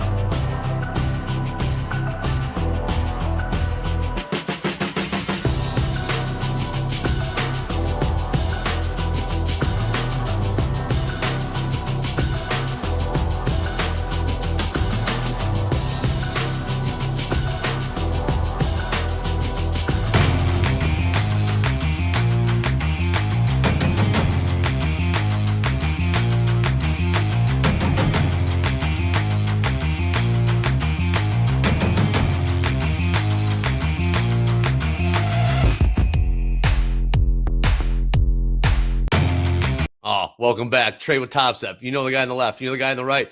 The man in the middle making his triumphant return to Topstep TV is the Wiz. Wiz, it's been a minute. How you doing? We were just talking in the green room. Last time you were on with us was the reversal challenge a few months ago. Let's catch up really quick for those that are getting to meet the Wiz for the first time. What's up, my man? Oh man, it's going great. It's good to be back with Topstep on air. It's been a while. So last time was a reversal challenge. I feel like I won. We might have to go back and kind of see if I can prove myself that I did win. Maybe not, but it's been nice. We'll review the tape. And I think you won, Jack. Let's just give him the W. In my eyes, you're a winner. Let's give me a W because I might take some L's here. So as many W's as we can get is good. All right, sounds good. Let's take a look at these prices, Jack. Last trade, closing in on those 6,800s in the ES. 4 points to go there. Sir. 67.96. Gold on the comeback. New all-time highs, 39.94. Half. Will we get to 4,000s in this session with the Wiz? Got the NASDAQ creeping higher here, 10 points off the highs and all-time highs. 25,231. Jack, give me your breakdown of the ES right now. We are like 1.5 point away from SPX 6750. I'm looking for some kind of rock fight up here around 6,800. We got the 10-year kind of at the top of the range today, trading 4.16. What else for you peoples? NVIDIA still down 0.85%. I think we're locked and loaded. You can't take this smile off my face because I am here sharing the screen with the Wiz. So we're going to let the Wiz cook. And we may join some trades as well. All right, Wiz, let's get into it. Any prices of interest, any levels you got your eye on in the NASDAQ as we close in on new all-time highs, 25,233. Talking in the green room, what you got your eye on here, Wiz? Yeah, so I always like kind of introducing the way I trade. I know it's a little different than what everyone's usually seeing on air. Some people are trading volume profiles, some are trading the orb trade. I strictly trade level to level. So I kind of wanted to give everyone like a 5-minute like way of how I kind of get my levels set up every few hours, and then that way we can all trade it together. So all right, should I just go ahead and kind of give a little intro on how I get that set up? Yeah, let's do it. Tight five, Wiz. Let's get right into it. If the markets do move, I will have to jump in and we'll definitely can we do it in like 2? Along the way. Is there any way we can do it in 2? Yeah, let's do it. 3.5. Let's do it. I mean, it's also setting me up for the trades. So cool. Let's go. If you want to go ahead and share my screen, I can go ahead and show you guys how I get this set up, and this will kind of help people also understand, like, okay, if you're kind of confused, what are you seeing in the market? This is going to be a great opportunity for you guys to also understand, okay, what am I seeing that's happening in this price action? So let's get this set up and we'll take some trades together. We'll be trading this Express account, the 150K. I also have a trading combine that's a couple $100 away from passing, but let's get started. So the first thing I do is literally just set up my levels from the previous 1 hour chart. 1 hour candle, right? So on the left-hand side is the 1 hour and the right-hand side is the 1 minute. Okay. And then what I'll do is I'll look to the left and just set up my levels from the previous 2-3 hours. And literally that's all I ever do to get my levels set up for the day or for whenever I want to get started on trading, right? So now we have a better understanding. If we look on the right-hand side, what is actually going on? So you can see right now in this given instance right now, it's actually just trying to stay above the previous 1 hour. And it's trading between that wick and the body of that 1 hour candle, right? So what the best opportunity I have in this instance right now is to take a short. So let's go ahead and take a short from up here at the 25,232 level. And if it's my trade would be invalidated above this wick, because what I'm trying to do is play this level that just came from this previous 1 hour candle, right? So if we zoom in, what is actually going on this 1 hour candle? It's just trying to beat this wick. And if it can beat this wick, what's the next level we can actually go up to? It's going to come up to the level at 25,241 to actually retest. But right now, the reason why I took a short right here at 25,232 was because it's a level that got rejected at right here, right? I might add another MNQ. But see, now that you see it's pushing up, I don't really like that. I don't like how it's pushing through that level, right? But I'm going to stay a little patient. I don't want to get a little too excited and be like, wow, it's invalidated. But I'll take the invalidation if it beats above this wick, right? But right now, rejection here at 25,232, rejection at 25,232, another rejection, and hopefully, let's see that this is another rejection right now, right? But the only thing that's against me on the bullish side is this nasty trend that's holding up, right? So if it can break this upward trend, which it's trying to do right now, I'm in actually a good position right now to actually hold this and let it go. And so that's kind of how I trade. I know that's a lot, but love it. It's very easy for me to understand what's happening to the actual move when I just zoom into my 1 hour candles and only trade those. That's where I'll get my base hits, right? It got rejected by this wick up here. And now what's the market doing? It's just trying to hold it down from this previous 1 hour, right? So let me delete this trend line because that's actually broken. All right. And so now I'm actually just kind of riding out this move right now because it got rejected up here. Where would I take my profit? I love wick test. Wick tests are my favorite. So this wick on this 1 hour candle right now hasn't really tested this wick, this 216, 25,216. So if I wanted to take a quick base hit, I would set my limit. I would set my take profit right there. And that's kind of almost like a 2-to-1 ratio right now that's working out. If you see it, I'm kind of playing this rejection up here. And if it breaks this high, I'm kind of out. But if it gets to the next stop is going to be this wick test. If it can get past this wick, that's all it did. Is it got rejected at this wick right here, right? So a lot of bulls stepped up at this wick level. So that's kind of how I trade. I know it's a lot, but it's really easy for me to read, right? So like, Wiz, really quick. When you say right here, right there, can you just call out the price? Call out the price when you say right here, right there. That wick test. Well, what did it pop up to? This wick that came in at the 8 a.m. wick, the high body, the candle. Let me kind of zoom out at the 1 hour. So this started at 8 a.m. Central Time. The wick came as high as 25,221, and that's kind of where the market is trying to kind of hold on to. But once it breaks the level, I'm actually feeling good because it's kind of showing that weakness. So it's going to come back. I'm hoping to take a nice base hit to 25,217. That is the top wick of the 10 o'clock. And that's what it's trying to do, right? If you see this current 1 hour candle on the left-hand side of the chart, it's literally just trying to come and really try to push at that wick, right?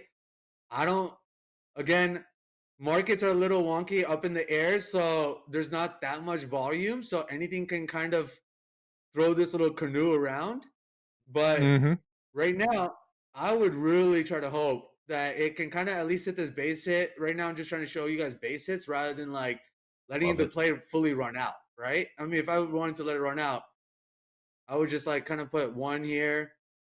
Where's here? Wiz, where's here? Wiz. Sorry, 25,216 again. Okay. 25,216, 25,217 is that wick test. So I love wick test. Again, trades by Matt back in the day always talked about wick test. A lot of people are looking at that. Right now, again, you see there's a lot of traffic at this 25,222 level. And it's just continuously fighting there. What I would do now is actually kind of break even. I don't want to take an L. Why would I want to take an L now? There's no reason for me to take an L. Nope. The trade might not work out in my favor, and that's fine. But there's no reason to take an L. Again, these are all on MNQs. You're seeing $2.50. I'm only just trying to talk it out. I should have added a little bit more size when I first started, but again, that was just me coming right on there and just spitting right coming out away. firing. I love it. Jack, the Wiz and is so like again, back. right now it's coming back up to this level to really retest this level. I don't want to get. I'm just gonna go right back. I don't care about taking that. Actually, I don't mind taking the L on where I was originally stating I would agree to my stop loss. You know, I wouldn't want to not agree to what I've already figured in as my price, right? So here it comes back to the level. What is it doing? If you look at the left-hand side, it's literally just trying to fight this wick. So people are like, where do I get my levels from? It's just a wick that from the previous 1 hour that's actually trying to get through. So when people see a lot of pops, like this 1 hour, this 1 minute candle at like 12:44 Central Time, why did it hit all the way down here? People are like, oh my God, did you see that? And it's literally because it came down and tried to, where is that? Right here. Nope. Oh, it's right here. This bottom of the body of the candle. You see that? It came and there was so much buyers right here at this level that it barely, I actually had a sell order here on one of my other accounts, and I couldn't even get it sold because so many people were pushing that back up. But a lot of people are like, oh my God, do you see that spike down to 202? No, it just came down to the bottom of this body on the left-hand side of the 1 hour. So it's very calculated if you think about it, right? So let's go back to the current trade. What's going on? It's literally got rejected again at 25,232. Let me just add a little bit more size. I'll take another size. I'll throw some more contracts in that. Let's hopefully we can pass this combine. Okay, on the at one combine. point. Well, That'd be nice. what's the new position here? It's still the same position. All I did was add more into the size because it came back to that rejection at the 232. And why did it get rejection? I zoomed in completely. It's this wick from the previous 1 hour. So when you kind of read the 1 minute charts, they're very calculated to the 1 minute. And now it's coming back down. Come on, just show everyone I can take a W. Come on, Wiz. Your name starts with a W. The Wiz in the house. You're just short 2 then, Wiz? I'm short 4 MNQs right now. I'm at like $41 profit. Okay. Just trying to take a nice little W. If it can come tap me in, give me a nice little tap. But again, with markets being this high up, it's like a canoe. You see that? Like you can easily change these candles so fast, you know? So all right, short 4 from 25,232, I do believe. Last trade. Yeah, my average is 229, but the rejection was at 232. Right, 29. That level. So here we go. Just trying to, again, I'm just gonna see if it can kind of tap me in. If it doesn't, I mean, I can never predict what the market wants to do. All I can play is my levels, right? And that's what I did. I saw rejection here at 232, rejection at 232, another one. So it was like, okay, there's enough rejections for me to be like, all right, this is at least somewhat of a good move for me to get into with at least a risk that's somewhat close to me saying, hey, it's invalidating. That invalidation is the next high, right? And so that recent high was at 236. If it goes further than that, I don't know how far it's going to go. It can go up to that next 241 level or even further. I don't want to play with that fire. So that's kind of my journey. And if we're just kind of letting this trade play out and let's see if it wants to tap me. But if people are like, why am I not on a leaderboard yet? It's all about my downside risk. What I've always tried to do is try to keep my downside risk a lot like easier, where I would chase my L's on a day where I shouldn't be chasing my L's. Now, if you see, like if I go to my Express account, everything's locked at 340 with no NQ trading. I'm not allowed to trade NQs. Okay. I'm only allowed to trade MNQs with a limit of 8 MNQs. Okay. So that's what I'm doing. All right, Wiz, we're trading the combine right now, correct? How far away are you from passing the combine? So I am about $500 away. Wow. If I can keep adding into this size, right now I can't really add into this size. I would love to say, hey, like it's working in my favor, but it's really not. Because the problem is this trend line right here. There's two things that markets love: is trend lines and levels. And when there's a trend line, and in fact, you really can't go against it. And this is the trend line that I'm fighting against, right?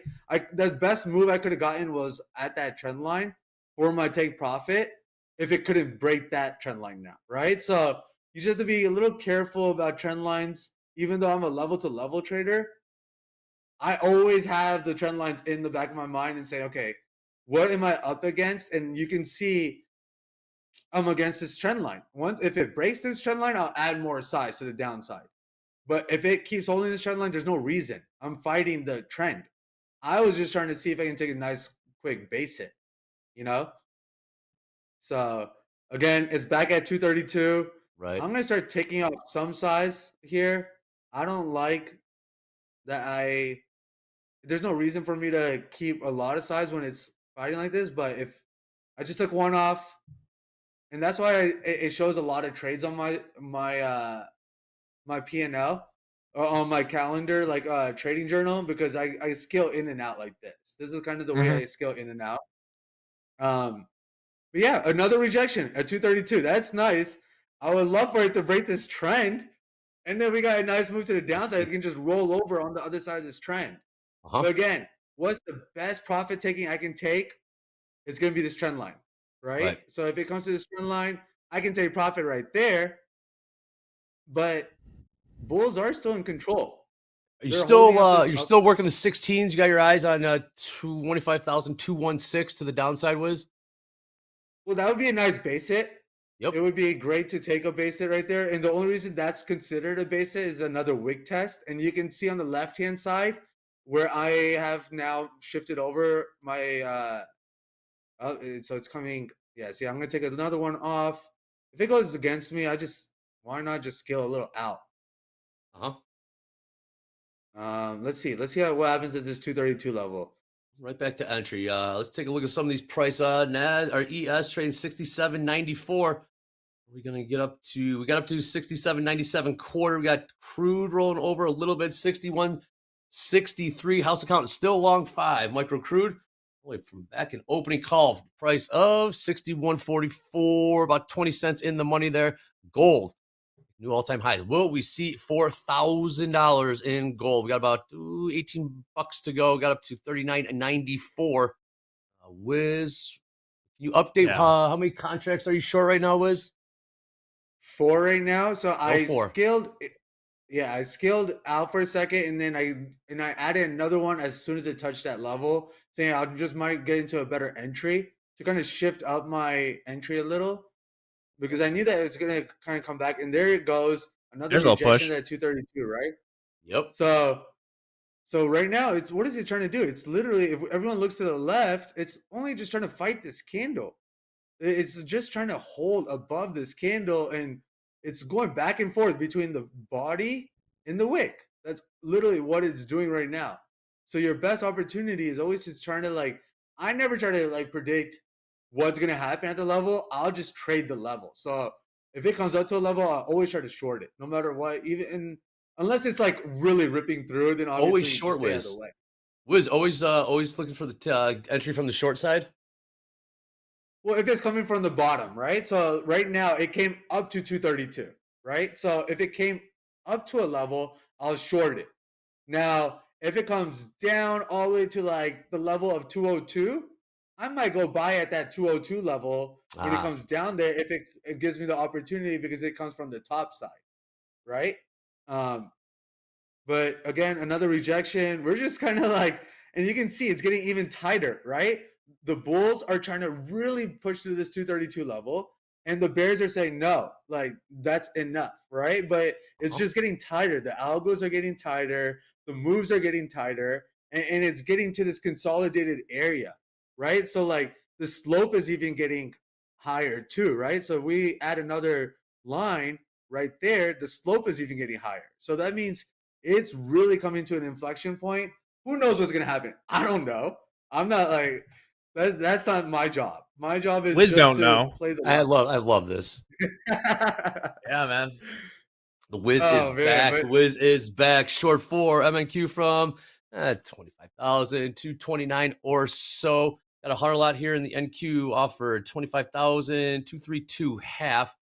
About a point and a half higher from where we're trading right now. Jack, looks like we're in a range. Are we just building some We've come structure for so another? close. Yes, we that have. I, Yes, I we gotta have. I gotta front run these levels maybe a little bit, but we came very close of the range being we were looking at 67.65, which we didn't quite get to this morning, and then just below 6,800. We basically came about a point of touching 67.50 in the SPX. That would be about right where the highs of the day are, and it's been running away from a little bit. So that could provide. I know you're in the MNQ, but that could provide a little bit of resistance there for you. So I'm happy just watching this Yeah. trade play out at the moment. 100%. Yeah, and then once it breaks this high right now of this candle, I'm out. There's no reason. Now I don't know where it would go. And there you go, right? So it made that attempt to break that new high. If it really just took me out because of liquidity, I'm gonna be mad. But anyways, but you see, like the thing is the slope was getting even higher, right? So like that's when you know that, hey, watch out, because if the slope gets higher, that's when you know, like, okay, it's pushing, right? So that's what happened down here, right? So when you kind of see the slope getting higher, so where's a good example? So this was good. This is a good example. So it's getting here's one slope, and Pushing then higher right now. as it gets higher, it's just impossible to stop it, right? So you have to look at the slopes as well. But I got stopped out. Let's Okay. see what's happening again. All right. I don't know what it's gonna do, because now it's trading in space. So this is not so right here between 25,232 and 25,241. There's no trade for me between these two, because now it broke this level. So I have to wait until it comes to a level. Now, if you want to get into a level and you're like, dude, take a trade, like, what would you do next?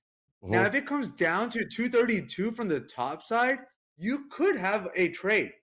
There's no reason not to take a trade from the top of a level. You just have to be very smart and say, hey, I'll get out if it breaks that level, right? So I would even look to trade the top side and say, hey, it broke this level. If it comes back and retest, why not? I'm not here to like predict again the market. So if it wants to break that level, I need to be out, but I'll come in if it wants to retest. Why You not? tested Like, I'm 32s, not- Wiz. 25,232. You're looking to take a long or take a short at that Take a 32 long, level? but you A can long. see a lot of people already front ran that move right there, and I couldn't get tagged in, so I'm zooming in quite a bit, right? Yes. But you can see a lot of people front ran that retest. When they tried to even come back and retest, a lot of people jumped in right away and said, nope, like we're ripping it right through the top side. So here comes again this wick test, the 25,241, which is all-time high, right? Yeah, that's all-time high. And that's all we have left to trade right now is either the all-time high. Let me get rid of these trend lines. Or actually, the trend line is still in effect. So a lot of trend traders I know are also watching. So that's one trend for you guys to kind of like, if it comes back to this trend, you can buy into the trend too. So there's so many opportunities. That's why I love like scalping, because there's so many opportunities. Wiz, to just say it. scalp Trading's the from. absolute best. We love it. We love it. You don't know what's in store for that day. Every day's new. Look like, I mean, I knew new all-time highs. It seems the trend is strong as we're seeing. We went for it.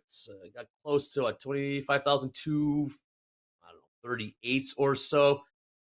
Back to the 33s, Wiz. Here's your setup if you like Oh it. yeah, I came back and retested this level. If it holds this level, why not? I nice bounce. It was a level retest. If you were trading NQs, that would have been like the perfect right there. You see, that would have been nice. Like you just take a break even type trade. You know, like I didn't lose anything from entering. You know what I'm saying? Right. And now it can potentially just rip to the top side. If it comes back and if it comes back to the downside, I didn't lose anything from a retest. And so now hopefully it just goes to 241, and that would be nice. But again, Are you in? Wait, hold on, Wiz. Are you in? Did you get long from 32 or no? Still looking for that setup. Yeah, from 25 to 32. But again, tapped out. I'm gonna get right back in. If it keeps retesting this level from the top side, I'll get in because again, I can't predict if it's gonna rip or not. All I can do is Mhm. play that level, right? So if it goes under 232, it's almost invalidated. Again, it could be a wick. It can be like a wick shot. You see what it's trying to do? We're all witnessing it right before us. Is just trying to hold above this wick on the 1 It hour. is. That's all it's trying to do. Is just trying to hold and just trying to hold this 1 hour wick from the previous 1 hour, and hopefully I can take a nice W from the top side now. Love it. I love it. So, all right, Jack. Looked like we're gonna kind of grind this thing higher. There's a little push here in the ES. Yeah. 67.95. Absolutely love it. We got Wiz All is back. It's eyes been way too long. just above here. Yeah, talk to me, Jack. Wiz is long. What are we thinking here? I want to see how we react if we get just above the current session highs. We're then very close to that 6,800 to the tick. It's all-time high right there. See if we can pop of the stops and then evaluate if I would want to go short there. We're going to let the Wiz win. You're long right now, right? Yeah, I mean, I'm just trying to get this little tap in. You know, I don't know if it will. There it goes. Let's see if it gets that tap, right? At that 241. If it, come on. Come on. Everyone's trying to front run that and sell it off. So I might just sell one right there because I'm not going to be like trying to fight for ticks. Again, I wish I had a lot more size, so it's a lot more entertaining for people.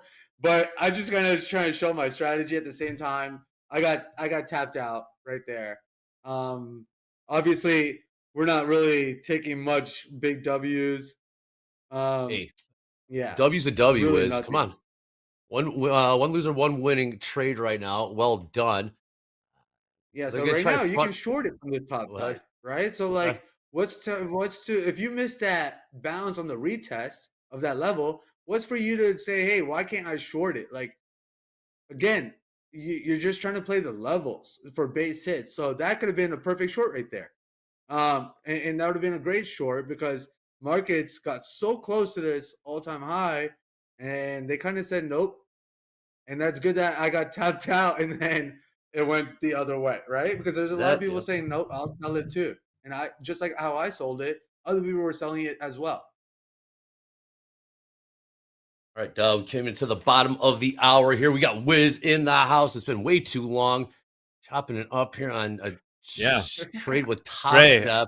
Yeah. I was feeling a little Yeah, I bit know you talk a lot. like AJ Hawk for a while on that TV show where he just sits there like On McAfee. Yeah, it's absolutely. I Yeah, love sounds like like me for like commentating. Like I had one of my friends come and trade with me, and I'm just like commentating for him and kind of showing him like what's actually going on with the candles. A lot of people think that they pop to certain areas, and everyone's like, "Whoa, did you see that pop?" And it's all calculated. Like, why did they come down here to the level, like to the area it did? Right? Everything's really calculated with the algos. We're just traders. There's like literally nothing compared to the algos that are making these actual Breadcrumbs, moves. Wiz. And the We're only just way, trying to pick up some breadcrumbs along the way. Can we get a exactly. push? Yeah, we're just see if we get another Give push us here. the breadcrumbs. Yes, and we just we got up to this level about 2-3 minutes ago. Sellers did step in, 1.5 now from all-time highs. And there we go. New There we go. all-time highs in the NASDAQ. 25,248. Auga! There you go. What's up? There's Hey, Hogan Hogan's in the back house. there. All right, let's see what the ES wants to do now. Wiz, all right, you just saw that. Just saw some new all-time highs in the NASDAQ. How do you read this price action?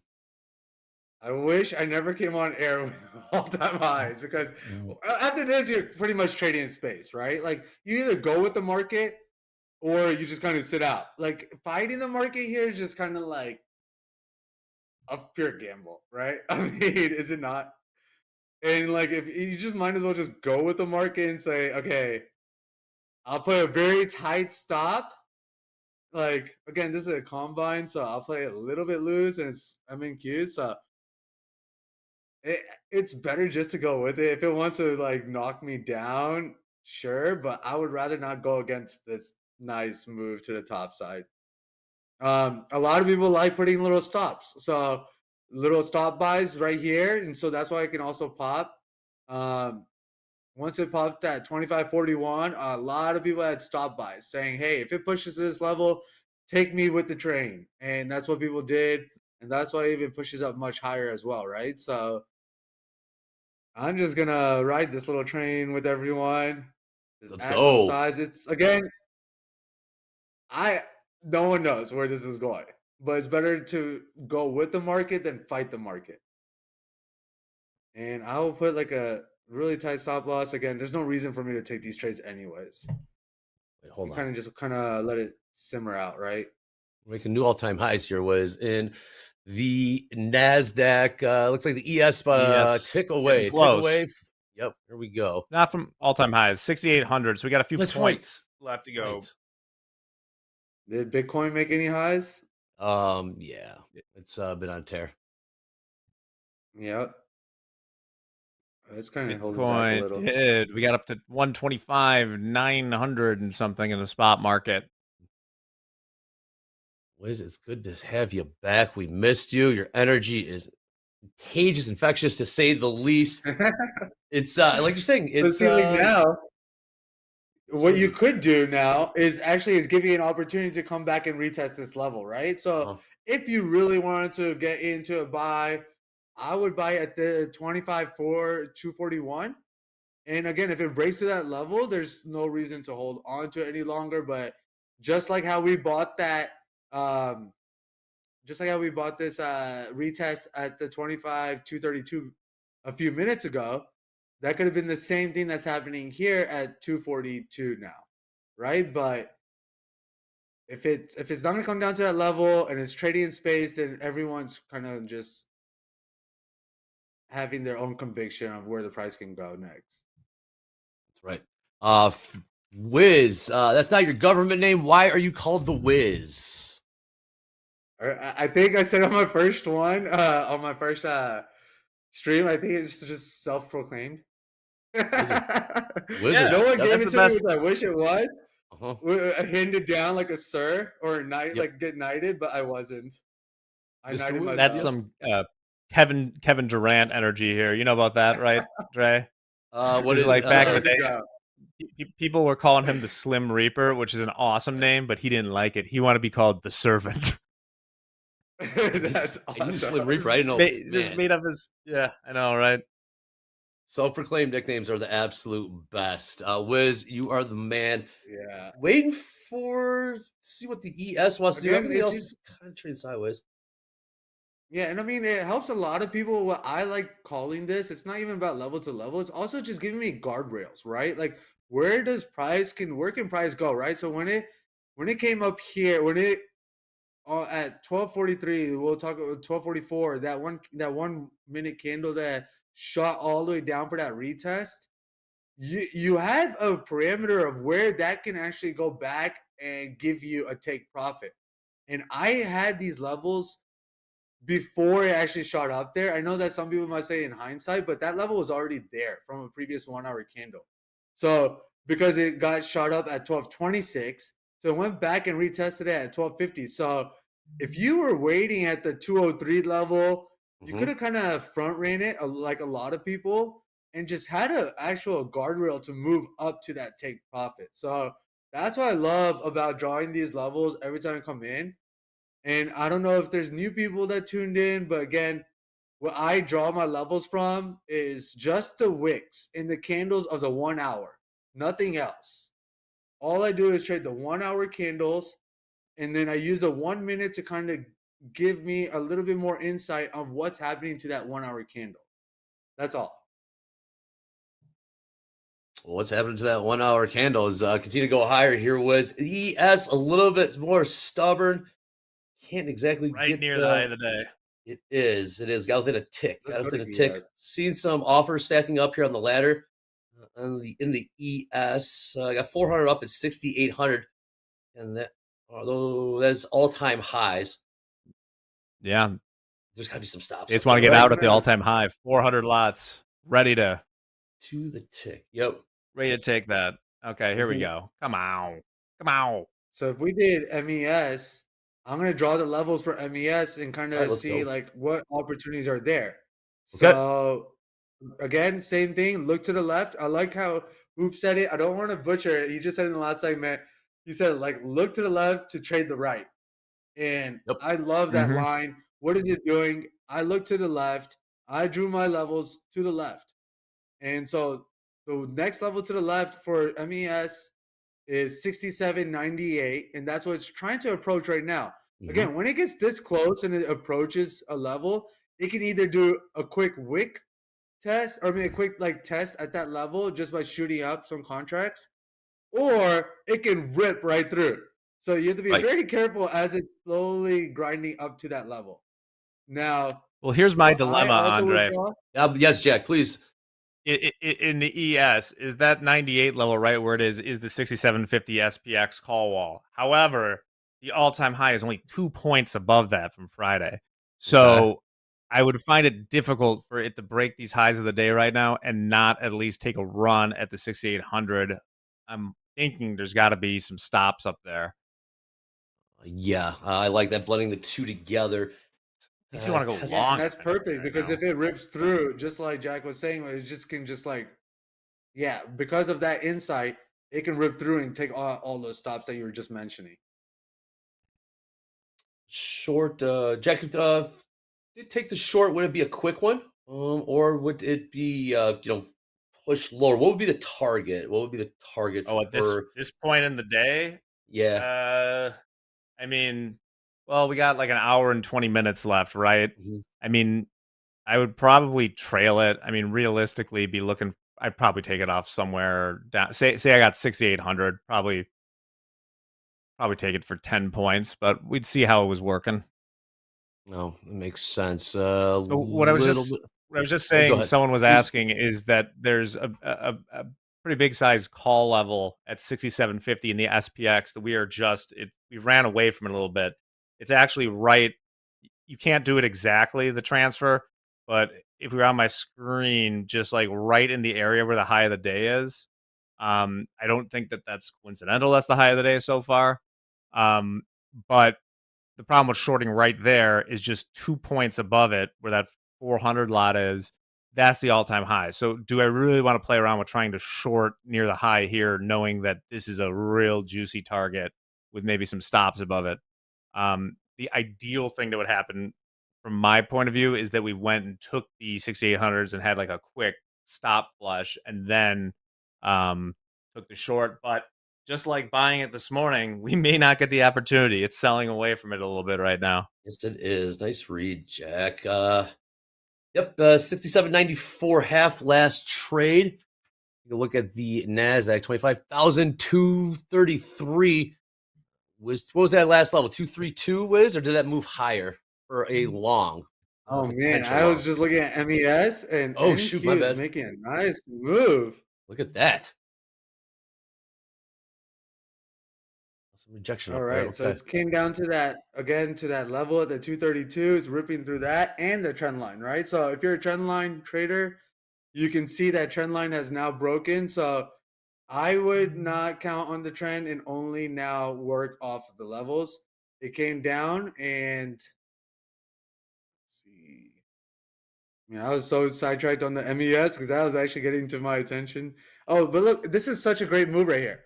If we look at what's happening, it's still holding on to the trend and it bounced off of the 232. I love these types of moves. If it can hold, they can actually shoot right back to the upside because it's a double confluence that's happening right now, right? So it literally landed right on 232 and it held this trend line that has been formed.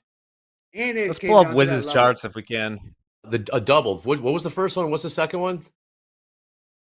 So if we look to the 25,232, if we all look at that trend line, that blue trend line that was created, it came down and tried to rip through that trend line, but the body held on to that trend, right? Not only was the trend intact, but also that level that it kept getting rejected at 232, 232, 232, it came from the top side, and now it's actually trading and held that level of the 232. My mouse just froze. Did I freeze? Oh, what happened? Hold on.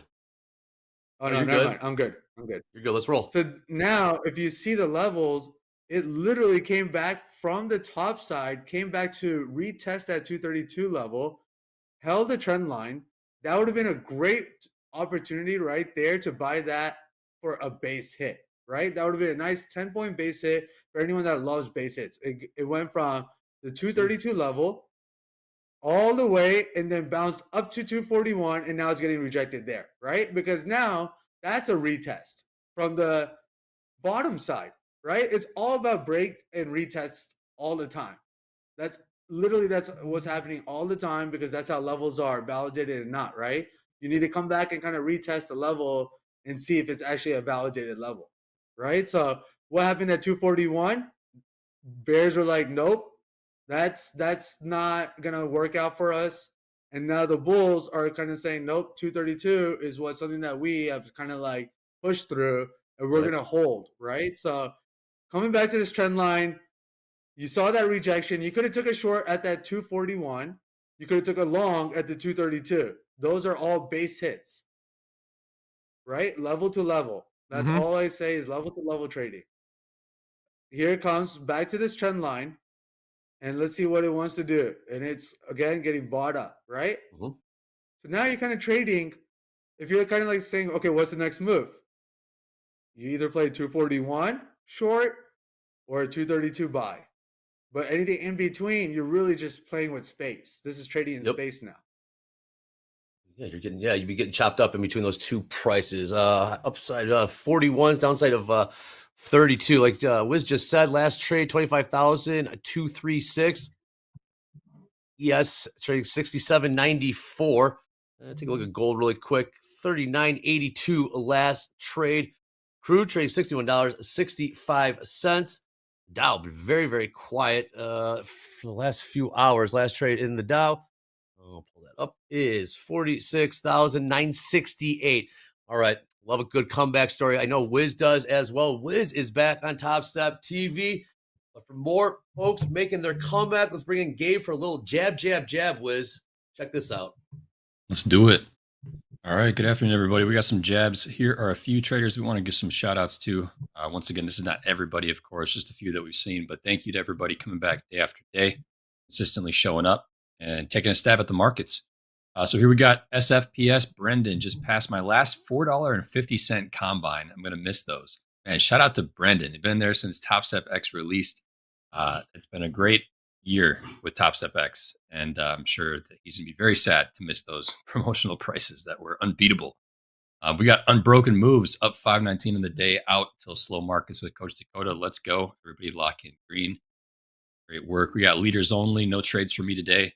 Feel good about it. Missed my entry for a long. Just called it a day. Let's see what tomorrow brings. I threw this one in here just because it's okay to walk away without taking a trade. I think it's just as much of a jab to potentially take a no trade day when the conditions aren't meeting your criteria instead of just forcing a trade. So great work, great discipline. We got SOB, fresh XFA down 150, manual lockout, no more chasing, revenge trading, oversizing, rewiring the mental. Great work there, SOB. It's okay to lock out red. There's always two sides of that coin that we preach here. We got Wave 3 Trader POC was balanced at 11 a.m. So I locked out up 143 on the MES short this morning. And I quit my day job yet. Love the love the energy there. And last but not least, we got Lex Barber up 460, $2,300 away from passing my 150K combine. Hardest I have ever worked. Great work there, Lex. Don't try to chip away at that last 2,300 in one day. Markets will be here. But great work, everybody. I'm gonna toss it back to you, Dre. Oh man, I'm gonna toss it back to Wiz. Wiz, what do you got? What do we see here? 25,238 last trade. So if we like zoom in now, if we see what's happening, so we can kind of see if there's another trade that we can take before we have to end the segment. But what's happening right now, if everyone can kind of see that trend line is the one that's intact, right? Got rejected at that 242, slowly worked its way down to the trend line, and then did another retest of that trend line, right? So this trend line, if I zoom out, is still intact. And it's now pushing right off that trend line that I haven't even touched for a while. And again, I'm not a trend line trader as much as I am a level trader, but I always have the trend lines in my mind while I'm trading to kind of make sure that I'm not, so I know what I can get from that trade, right? So right now, if I took this short right now at 242, which I'll take, my account is on MES right there, so let me switch it over. Okay, I'm just gonna take this short again. just to kind of have everyone participate or kind of see. I'm saying this short, right? My biggest move that I can get is this trend line, this blue line. Because until that trend line breaks, I don't really have much profit to get from this move.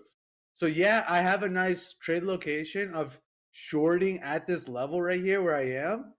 But until this trend line breaks, again, the best trade I can make off these 3 MNQs would be to take profit at this blue level, which would be around 25.40. So it's not really much of a move that's happening for anyone. So again, you can take the short, which I just did, right? Yep. Everyone can see that I took the short, but the move down is going to be really hard unless it breaks this blue trend line. Right now, markets are again pushing higher. And what is it doing? It's eating up at that level. What did it just do? It's eating up at 24,242. And it's saying, look, we're going to bounce off that trend line. And if it breaks this wick right here, I'm out. There's a wick, a 1 minute wick test that it always likes to do. So you see how it did a 1 minute wick test. I zoomed in. It did a 1 minute wick test and it got rejected. So I'm okay kind of staying in right now. Again, another rejection at 25,242. My downside doesn't look that great, only because there's that trend line that's right in front of me. So that's what's happening right now as I'm playing this trade out. And Right, again, I'll tell you what's another happening. We've got the rejection. Wiz is back. Click subscribe, click like, click notify. Very happy to see the Wiz back. We did see gold has woken up just a little bit. Last trade 39.85, about a $3 pop there. Let's take a look at the tilt. Nothing really doing on the tilt. We got the Wiz. Wiz, you are short from what price again? 25,241.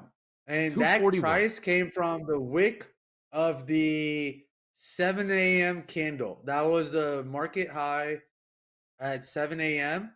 And that is where I got that 241 level. It didn't come from anything else. If you just zoom in, I literally just did what I do is I use a strong magnet on the left-hand side. There's 2 types of magnets. There's a weak magnet and a strong magnet. I do a strong magnet to tag it straight to the wick. So that will make this wick. So when I move this horizontal ray, it will get stuck right to the wick.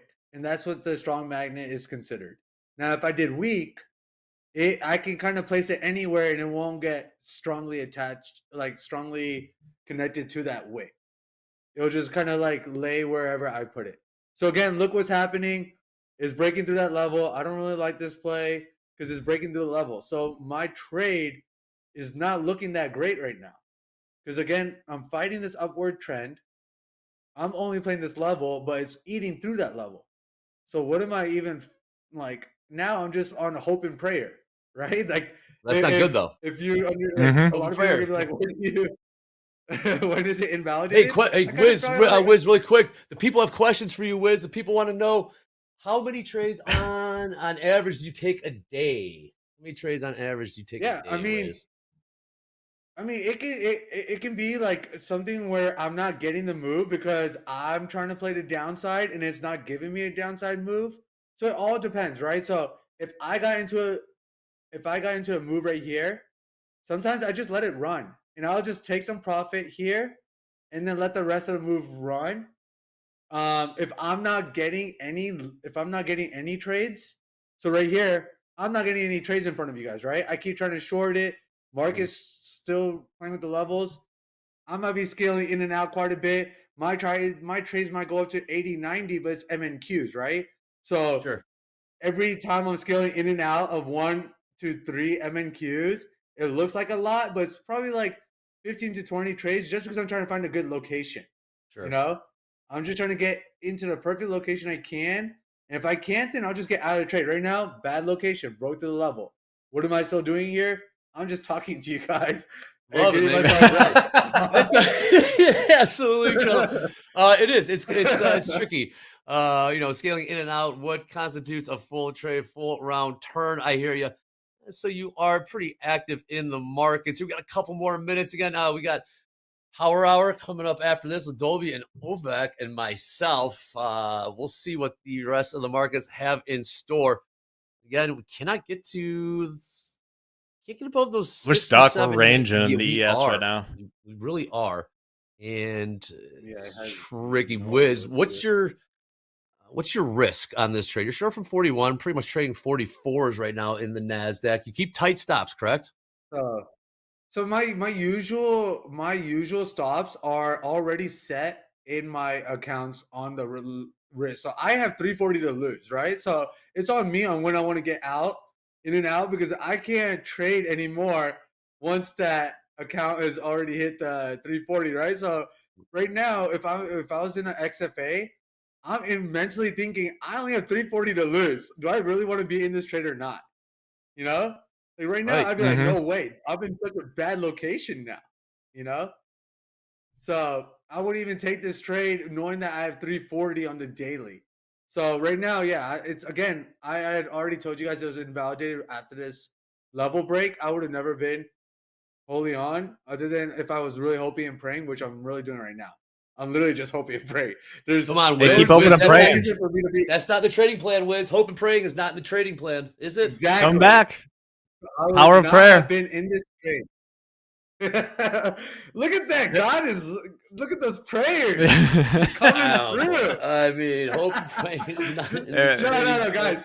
But on the real, I would have not been in this trade after it broke this level. Like, otherwise, or I would have been like, okay, what is actually happening, right?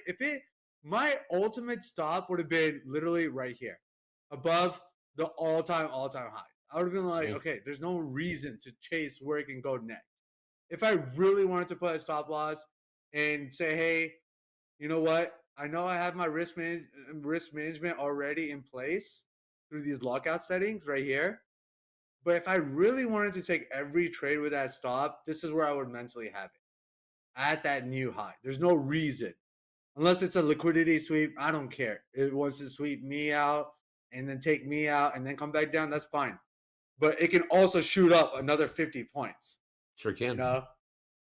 So Just wait. right now it's on this level. It's literally just dancing around this one level. Again, the one level I'm talking about is the 242. And it's this one wick that it came from this one wick at 7 a.m. that market high. And people just don't. Now it's on the bottom side. Right here, it's getting. If we zoom in, you literally can see what's happening. How close are you zooming in? When you zoom in, what are we talking here? I usually zoom in. So when I'm trading the 1 hour candles, this is how close I zoom in. Probably where I can only see like 4 or 5 candles and 4 or 5 wicks. Only because I don't want to like have a bias when I'm trading. Like, oh my God, market shot up this much throughout the day, right? Like if someone's like, look at this big move, it needs to retrace. It doesn't need to retrace. So all I do is just zoom in so I don't have any bias. And I'm just trading whatever the levels are giving me. And the levels right now is what matters to me is the past 3-4 hours. Because after that, everything else can, you know? Yep, everything else is yeah. Well, Wiz, that was an absolute blast. We did make new all-time highs. History was made when the Wiz was on with us. Wiz, we'll definitely have you back. Let's see. Keep us posted in the chat what you get out at in this with this price. Jack, absolute pleasure. I'll see you again tomorrow. As always. We might be selling off a little bit, Wiz. Whoa. Ahead, One thing. It's breaking. The market, you see that trend line? It's breaking, and that level got rejected at 242. Oh, so Wiz. just wanted to call that out. If anyone's looking at that trend Wiz line, called the that I got top. drawn, Wiz. Here comes the big one, Dre. We'll see if Wiz did indeed call the top. We got Power Hour coming up next with Doherty, Hoagland, and myself. That was fantastic. Where else can you get this besides TopstepTV? Come on, let's go. Click like, click subscribe. This is TopstepTV. With our new profile management system, you can easily update your personal information and your account preferences so that everything runs smoothly on Topstep X, and we will call you the right name when you end up on the big board, perhaps.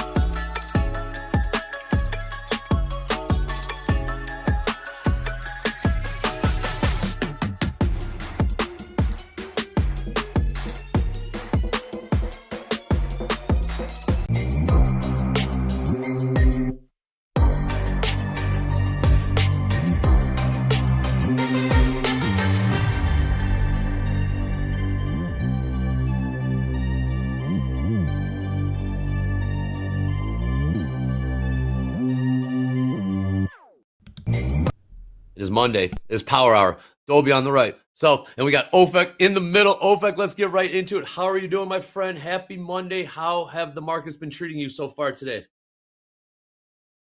It's been good, man. It's been good. One day, I need only 1 day of green to take another payout for my XFA. Ooh, that's awesome. So it's been good, you know. Are you trading for that 150, or are you trading to whatever the setup says? Whatever the setup says, it's all-time high right now, so it's difficult to trade, you know. But I want to see us going lower this power hour. So I just wait for the setup, I think. Okay, very We good. have right now. What price you got your eye on in the NASDAQ? Last trade, 25,231. 231. What price you have interest at? I have interest to go to 180. 25, 180. 500, about 50 points. 50 points. Seeing some selling here in the ES as well. 67.92. 67.92 last trade there. Gold with a little push higher. 39.85. Dolby time. Wolfex joining us again. Let's get a little above below going, Dolby time. Hand it over to you. Yes, OFEC. Okay, so for the NASDAQ, where do you think the market is going to be closed at by 3 p.m. Central? So in about 55 minutes. The equilibrium would. Oh, you broke up. What price? What's the price? What's the price? Let me see. 25, 180. I want to see us go down there. Perfect. Okay, so for above below, it will be 25,180. Okay, 180. 25,180. I'm going to vote. I'm not going to say I'm going to vote. We'll get that poll up. Yeah, last trade, 25,228. We got overnight VWAP at 25,168. Dolby time, what are you seeing? How are you reading the NQ right now? I think it's a kind of a tricky day today, Dre, to be honest. There's not a lot of news to lean on. We're just up and to the right, so we don't have as many levels at our disposal as we typically do, because if you look left, there's not a whole lot there. The pullbacks have been few and far between. It's challenging. It is challenging. I love the idea of waiting for OFEX 180s, but we are 50 points away, and that feels like a very, very long way away with how slow this market has been moving today. I mean, I don't know what the catalyst is going to be, Dre, other than passive buying. Well, especially in this power hour. The markets were a little quiet in the last segment trade with Topstep. We had the Wiz bringing the heat. But yeah, right now, good question. We've got a bunch of Fed speakers this week. I think it's like 20 or so. So whole bunch. Yeah, we'll see if they even have say the magic words to indeed move the market. All right, the poll is up. What is your vote for the closing price in the NQ? 25,180. Push higher here. 25,238, 239. OFEC, you said it. I keep making new all-time highs. It's tricky. So how do you manage it? How are you looking to enter? I mean, shorts are tricky. Pullbacks are shallow. So how do you approach these markets that grind higher and continue to make new all-time highs? So I already green for the day. So I don't think I have to take a trade right now. If I see my setup appear, so I can take the setup, but I think lower risk. Lower risk. Something like 5 micros, something like this. You know, all-time highs has been difficult, but we have opportunities. In the AM session, I took this setup, something like this. This was my entry. Okay, what price? 25 2030 short. Short from 230. Okay, when did you take that? Would you take that down? Where'd you get out? Nice trade. Take it, I get out something like 40 points. Okay? 40 points. Okay. Something like this. I take it because I use the Fibonacci, not like Dobby, but something like Dobby. Okay. Something like This Dobby was indeed. my entry. Okay. I call this OT Fibonacci, optimal trade entry. Oh, nice. Okay. Those are my levels. So I predict the market to come back to my OT levels and take a short in the opening of the AM session. And I write. Also, it's been difficult to take this short. You can see the candles are very choppy and we don't have a one move to the downside. So I take only 40 points. Okay. 1, 2, 3 risk to reward, something like this. Very, very good trade, but in all-time high, I think you need to take not swing trade. You need to take the scalp trade, take your money, and go home. Something like this. Yep. Until the market will go down, and it will be very easy to trade. When we are in all-time high, it's very difficult. Indeed, So it is. we got gold. Yeah, gold has woken up. Gold now trading 39.87, about $7 from really all-time highs. Will we see 4,000s today in Power Hour? Lower right-hand corner, you can see the countdown clock. 50 minutes till the closing bell. 50 minutes till the end of Power Hour. 40 minutes till MOC. Pretty quiet in terms of the news right now. Right back to 25,000. 234 Dolby. Let's do the range breakdown. The range. Let's do it because you're right. It's been tricky today. So how do you read it? Have we been in a range, but we're making new all-time highs? Yeah, How do well, we break it down? the range we were looking at earlier was this kind of daily range. It was sort of between like the 25, depends if you want to draw it. So like either 25,000s where you have the two bases, or you could get it down to like 24,000, like 950, or lower down to 925. It's pretty wide at the bottom, but the daily range high was 25,200. We have since then extended that to the upside. The other range that I was looking at that I where'd it go? 4 hour was the 4 hour range. Oh, sorry, the 1 hour range between 25,120 up to 25,240. So we're kind of back up there again. And that's the 1 hour range. Let me just change up my annotations. And then if you get even smaller than that, we have some nice like 15-minute ranges. We're also very clean today. Had some at the bottom, in the middle, and we're starting to get a little one up top as well. So a lot of nice 15-minute ranges today. So we'll kind of see how those play out. So the current 15-minute range trade, that would be a base of 25,000, like 228. And the highs of that, could be 25,000, let's say 250. Okay. Good stuff. Yeah, those ranges get tighter and tighter. We'll go from daily to the hourly to the 15-minute. Delta update. Glad you asked. The ES minus 3,700. NASDAQ minus 1,500. Up against the highs. Will there be another squeeze, or will that delta continue to grow into the negative? Gold continuing to push here now within $5. $5 of those highs. They'll be all-time highs. When Power Hour started, we were trading 39.82. Currently trading 39.89. That might be a good follow-up poll, Dre. Once we're done with above below, do we get to 4,000 today? Power Hour. All right, we can take down the above below. 67% OFX saying we will close above your price of 25,180. 66% are saying above right now. Then we can follow it up. I know. Thought so. Fact. No, I'm just kidding. We'll see. Let's keep an eye on the gold. Like Dolby said, we'll kill this one and we'll put up the new one. Will we see 4,000s? Question mark.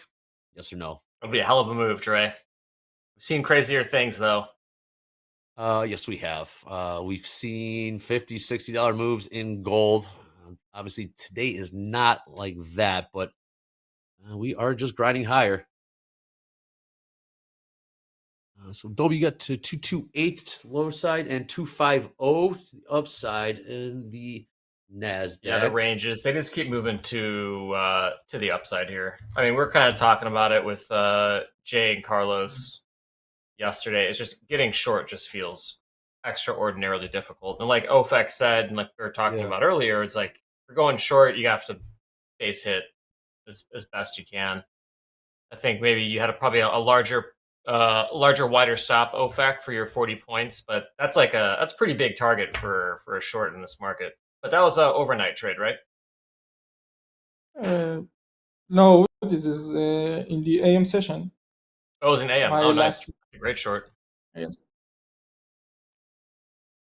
We got Mohammed Short. Mohammed Short, the ES from 67.93. Target for 67.88. There it is. Will gold make it to 4,000 by end of hashtag power? Well done, Hoop. Gold 4K. I will vote yes. I will vote yes. Get to 4K. Last trade 39.86 in gold. If we don't, maybe perhaps in the on the reopen Asian session.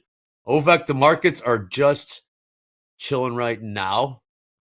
How do you ever suffer from FOMO, OVEC, when you get in these markets? You see new all-time highs. Not seeing the huge volatility.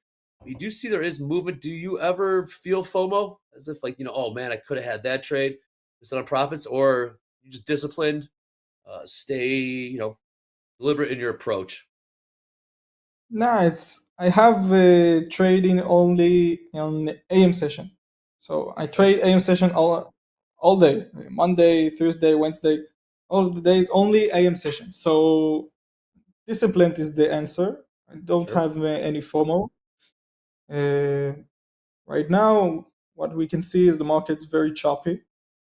So, like you say, the market is very chill. I'm chill too. I'm green on the day, so I can be very chill. That's where it's at. Yep, chat, indeed. We got 235s. Nothing really cooking. Let's take a look at that poll. Dolby, what'd you vote? Above.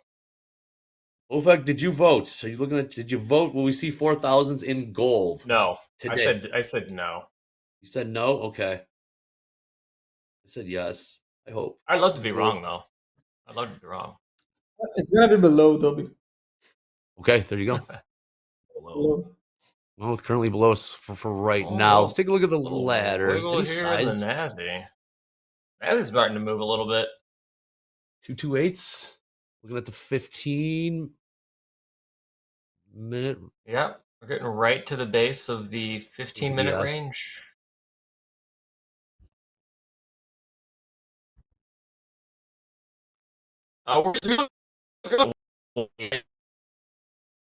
That's wow.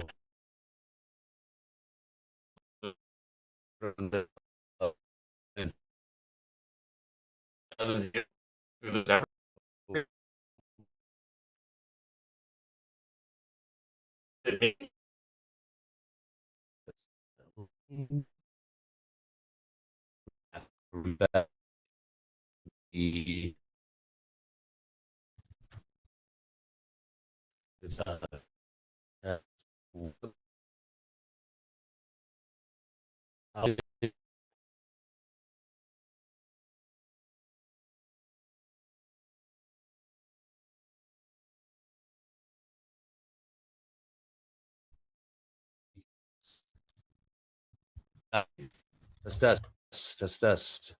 25,235. 235. What's up, Dolby time? Okay, welcome back. That was weird. Are we good now? I think yes, perhaps. Oh, we're gonna get that push lower. We get the push lower. That was weird. I feel like we're on a different timeline now. Back. All right. Anyways. Hello. Good. All right, let's go. Let's get into Dolby time. We're gonna push this thing lower. 25,230. Look at the ES may Want to follow? Probably. Nothing on the tilt right now. I got 12 minutes till the bottom of the hour. 67.90. I mean, it's a really nice series of lower highs on the 1 minute. I mean, clearly no one is super interested in bidding this thing up until we at least maybe get back to 200s. That's still, what, 30 points away, which looks very, very far. So unless this market starts speeding up, I mean, maybe we get there by 3, Dre? Maybe we get to the 200s by 3? Well, I don't know. OFX has eyes on that 25,180. I like it. Yep, 30 points to go to get to those 200s. Got overnight VWAP 25,170 in the NASDAQ ES 67.83. Overnight VWAP there, but we're about 8 points higher from there. The Dow has been remarkably quiet for a lot of the day. Dow is not doing too much. We got to push. Delta is light, negative 3,700 in the ES, negative 1,500 in the NASDAQ. Will NASDAQ continue to push this thing lower? Down falling down in AM session. Wow. Look at this.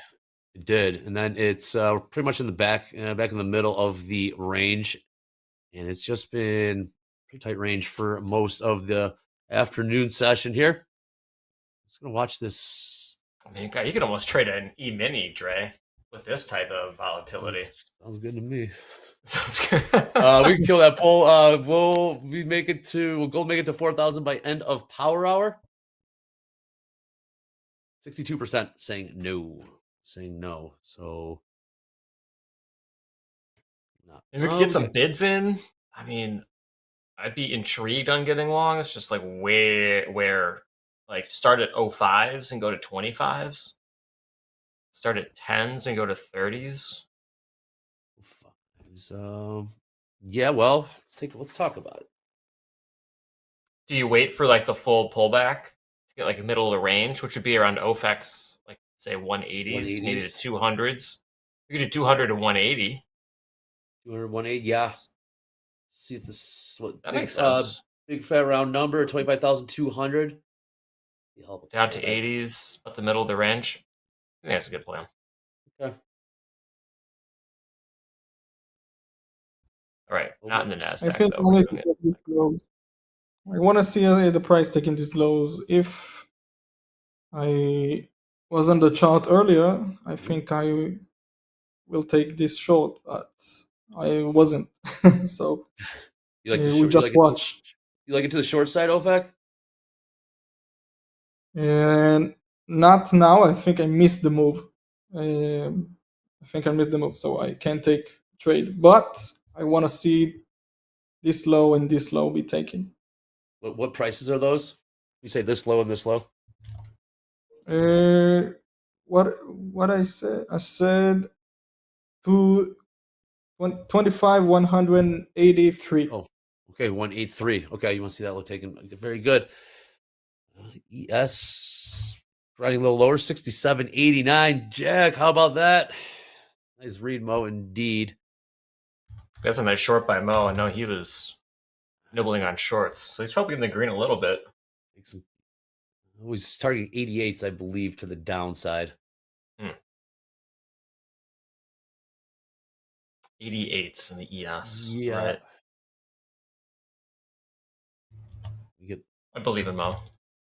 Yep. Somebody really wanted to defend the bottom price of 228. They did, Patrick. We're now trading 224. We'll see. Shorting the NASDAQ is so hard to do. Takes courage. It's just so unrewarding. Takes gotta be quick, right? You really do. You really, really do. Props to whoever can do it. It's certainly a cheaper trade at like the all-time highs. Certainly a cheaper trade. When you say a cheaper, little bit of momentum. What do you mean? Yeah. Oh yeah. No. Well, it's just like it's easier to define risk. You know what I mean? 'Cause it's like if you're at the highs of the day, you can just put your stop at above the high of the day, and typically that's going to be a pretty tight stop, unless you really waited a long time or like waited for a big pullback to get short. It's not But wrong. where was the last like point of interest up here? 25,241. That was earlier, like this morning at 7. 241. Yep. And yeah, I mean, we tested that by say 12, 13 points. I mean, that's not unusual. I mean, you could easily have a 10 to 15 point stop in the NASDAQ. That'd be a great cheap trade because the market has to do something novel to get you stopped out of your trade. It's not like it's retesting 25,230. We were just there 10 minutes ago. Mm-hmm. Get through these 220, 25,221. Last trade in the NASDAQ. We'll get into the 219. There's the Wiz. What's up? Wiz in the chat. Came to the wick test level. There you go. What's good to see you, wick. Did you stay short, Wiz? All right, now into the 219s. Oh, it's picking up some steam. Mo, I think you got your fill. Yes, it is. Nice job, Mo. Oh, is it T.Y. Gordon? We're just explaining like how you could go about shorting this market, not necessarily why you should, just a way to do it. Yeah, just different trades, different trade ideas. That's what trading buddies are for. Bouncing ideas off each other. Can we get the push? Are we working bids here? Mm-hmm. Yeah, 200s to 180s. 200s to 180s. Very good. Around the hour in about 5 minutes. Delta update. Minus 5,600 in the ES. Minus 1,600 in the NASDAQ. So growing a little bit to the negative side. Typo trades. We locked out at plus 452 on the XFA the day. Well done. Seeing some profits. Ofek, how many trades you take today? Just one and done? Just one and done. Yeah. Beautiful. Beautiful. That's where it's at. I like the discipline. Keep that mental capital real high. And I miss this setup for shorts. So when you This think inversion. about the one that got away, Ofek. the one that got away. Don't remember the win. I have the same way. One that, but I have another set up here. So if Ofek, we do get to the 180s, would it just take an absolute A+ setup to enter with where you are on the day and the account? I think so. Okay. I think so. Yeah, here 4 minutes to the bottom of the hour. Nothing on the wire. We saw something from the president. So I heard some tariff talk earlier. The markets didn't move much at all. Those algos, they're going to be busy this week, Dre, with 20 Fed speakers. What? And they're going to be dialed in, looking for every single word, every T word, every I word, couple I words. Interest rates and Interest rates, tariffs. Yeah. There's inflation. Inflation. Yeah. Again, no jobs report last Friday. Have not, when the government is not shut down, perhaps we will get that. Last time we did get, it was like 5 days after. 5 days after the government came back, it was time to, they released it 5 days later. So we'll see how that is. We'll see what these Fed speakers have to talk about. They do allude to what the jobs numbers may or may not be. Keep an eye out for that. I'm getting Andre eyes here, salivating over a 5-point bounce on the NASDAQ. That's what we're working with right now, right? That's true. That's what the market's giving us. It was range was tight, slow start to the week, which could be good. But we still made all-time highs. Will gold do it? It could be a slow week, Trey. Really, there's not a lot of numbers going on this week. It might feel slow. These Fed speakers. Prepare for that. Take a look tomorrow. We got Bostic, Bowman, Myron, Kashkari. Anyone else? Where's Myron at? Again. Myron is doing a twofer. We got 9 a.m. Central Time, and then a 3:05 Central Time. Incredible. Call is scheduled. It's a pre-recorded message, but we'll see. A little pop there. Little pop. 37.91. We are in about 2 minutes. 2 minutes. Volatility waiting. We're being patient here. In fact, you Mhm. never know. We do have this house account trade. Another all day. Another all dayer. Yeah, 61.44. Ooh, 61.44. nice. Yeah. How's that holding up? We're in the money about 30 cents. The last trade 61.75. Oh, in fact, you always just traded NQ, MNQ. Have you ever explored other markets, products? Just strictly the NASDAQ or Not micro? just NQ, just NASDAQ. Only What? NASDAQ. I think I take 5 trades on ES all the year. He's And like, this not shit's for you. boring. Too slow? It's Yeah, boring, just say Dre. it. Say this shit's boring. Too Just slow, say it. yeah. Uh-huh. How many, in terms of your setup on your screen, are you looking at other markets at all, or are you just strictly NQ and MNQ? You got gold up, ES at all? I'm looking at ES for confirmation. It's something like this. You can see ES not took this all-time high, okay, and NASDAQ already took it. So I call this S&T divergence to the downside, okay? So this is why I thought the market is gonna go down right now. Right now I'm not wrong. So let's see. But I don't have a setup to take a short right now. So this is why I'm not taking the short. I do remember that. You do look at the ES because you do the correlations between ES Mhm. and NASDAQ.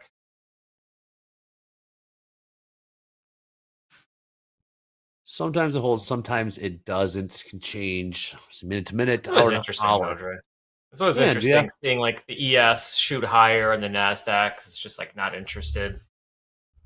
On the opens, you see that a lot. All three of the equity indices will have their own movements, then see if they get their act together and decide to correlate a little bit. Bottom of the hour coming in here, 2 seconds, 25,222 in the NASDAQ. ES 67.89. You got 30 minutes till the closing bell. Ooh, here we go. 20 minutes till MOC. Is gold gonna wake up? Looks like we're getting a little something here, Dre. Okay. A little bit of a wiggle in the NASDAQ. We're trying to squeeze out everything we can out of this rock here. Chat. Tariff. Yeah, we'll see. We'll see what is Mo not stingy. I like it. We're being stingy right now, Mo. Not stingy. Yeah. We're going to see if we get our level. Big round number. Can we get it? Question. Probably the longest red 1 minute candlestick we've had since at least 140. Almost an hour. Yeah. Got some action. Hoop is correct. We do have the MOC in 20 minutes. I wonder what that is going to be this week. We had some big ones last week. We did.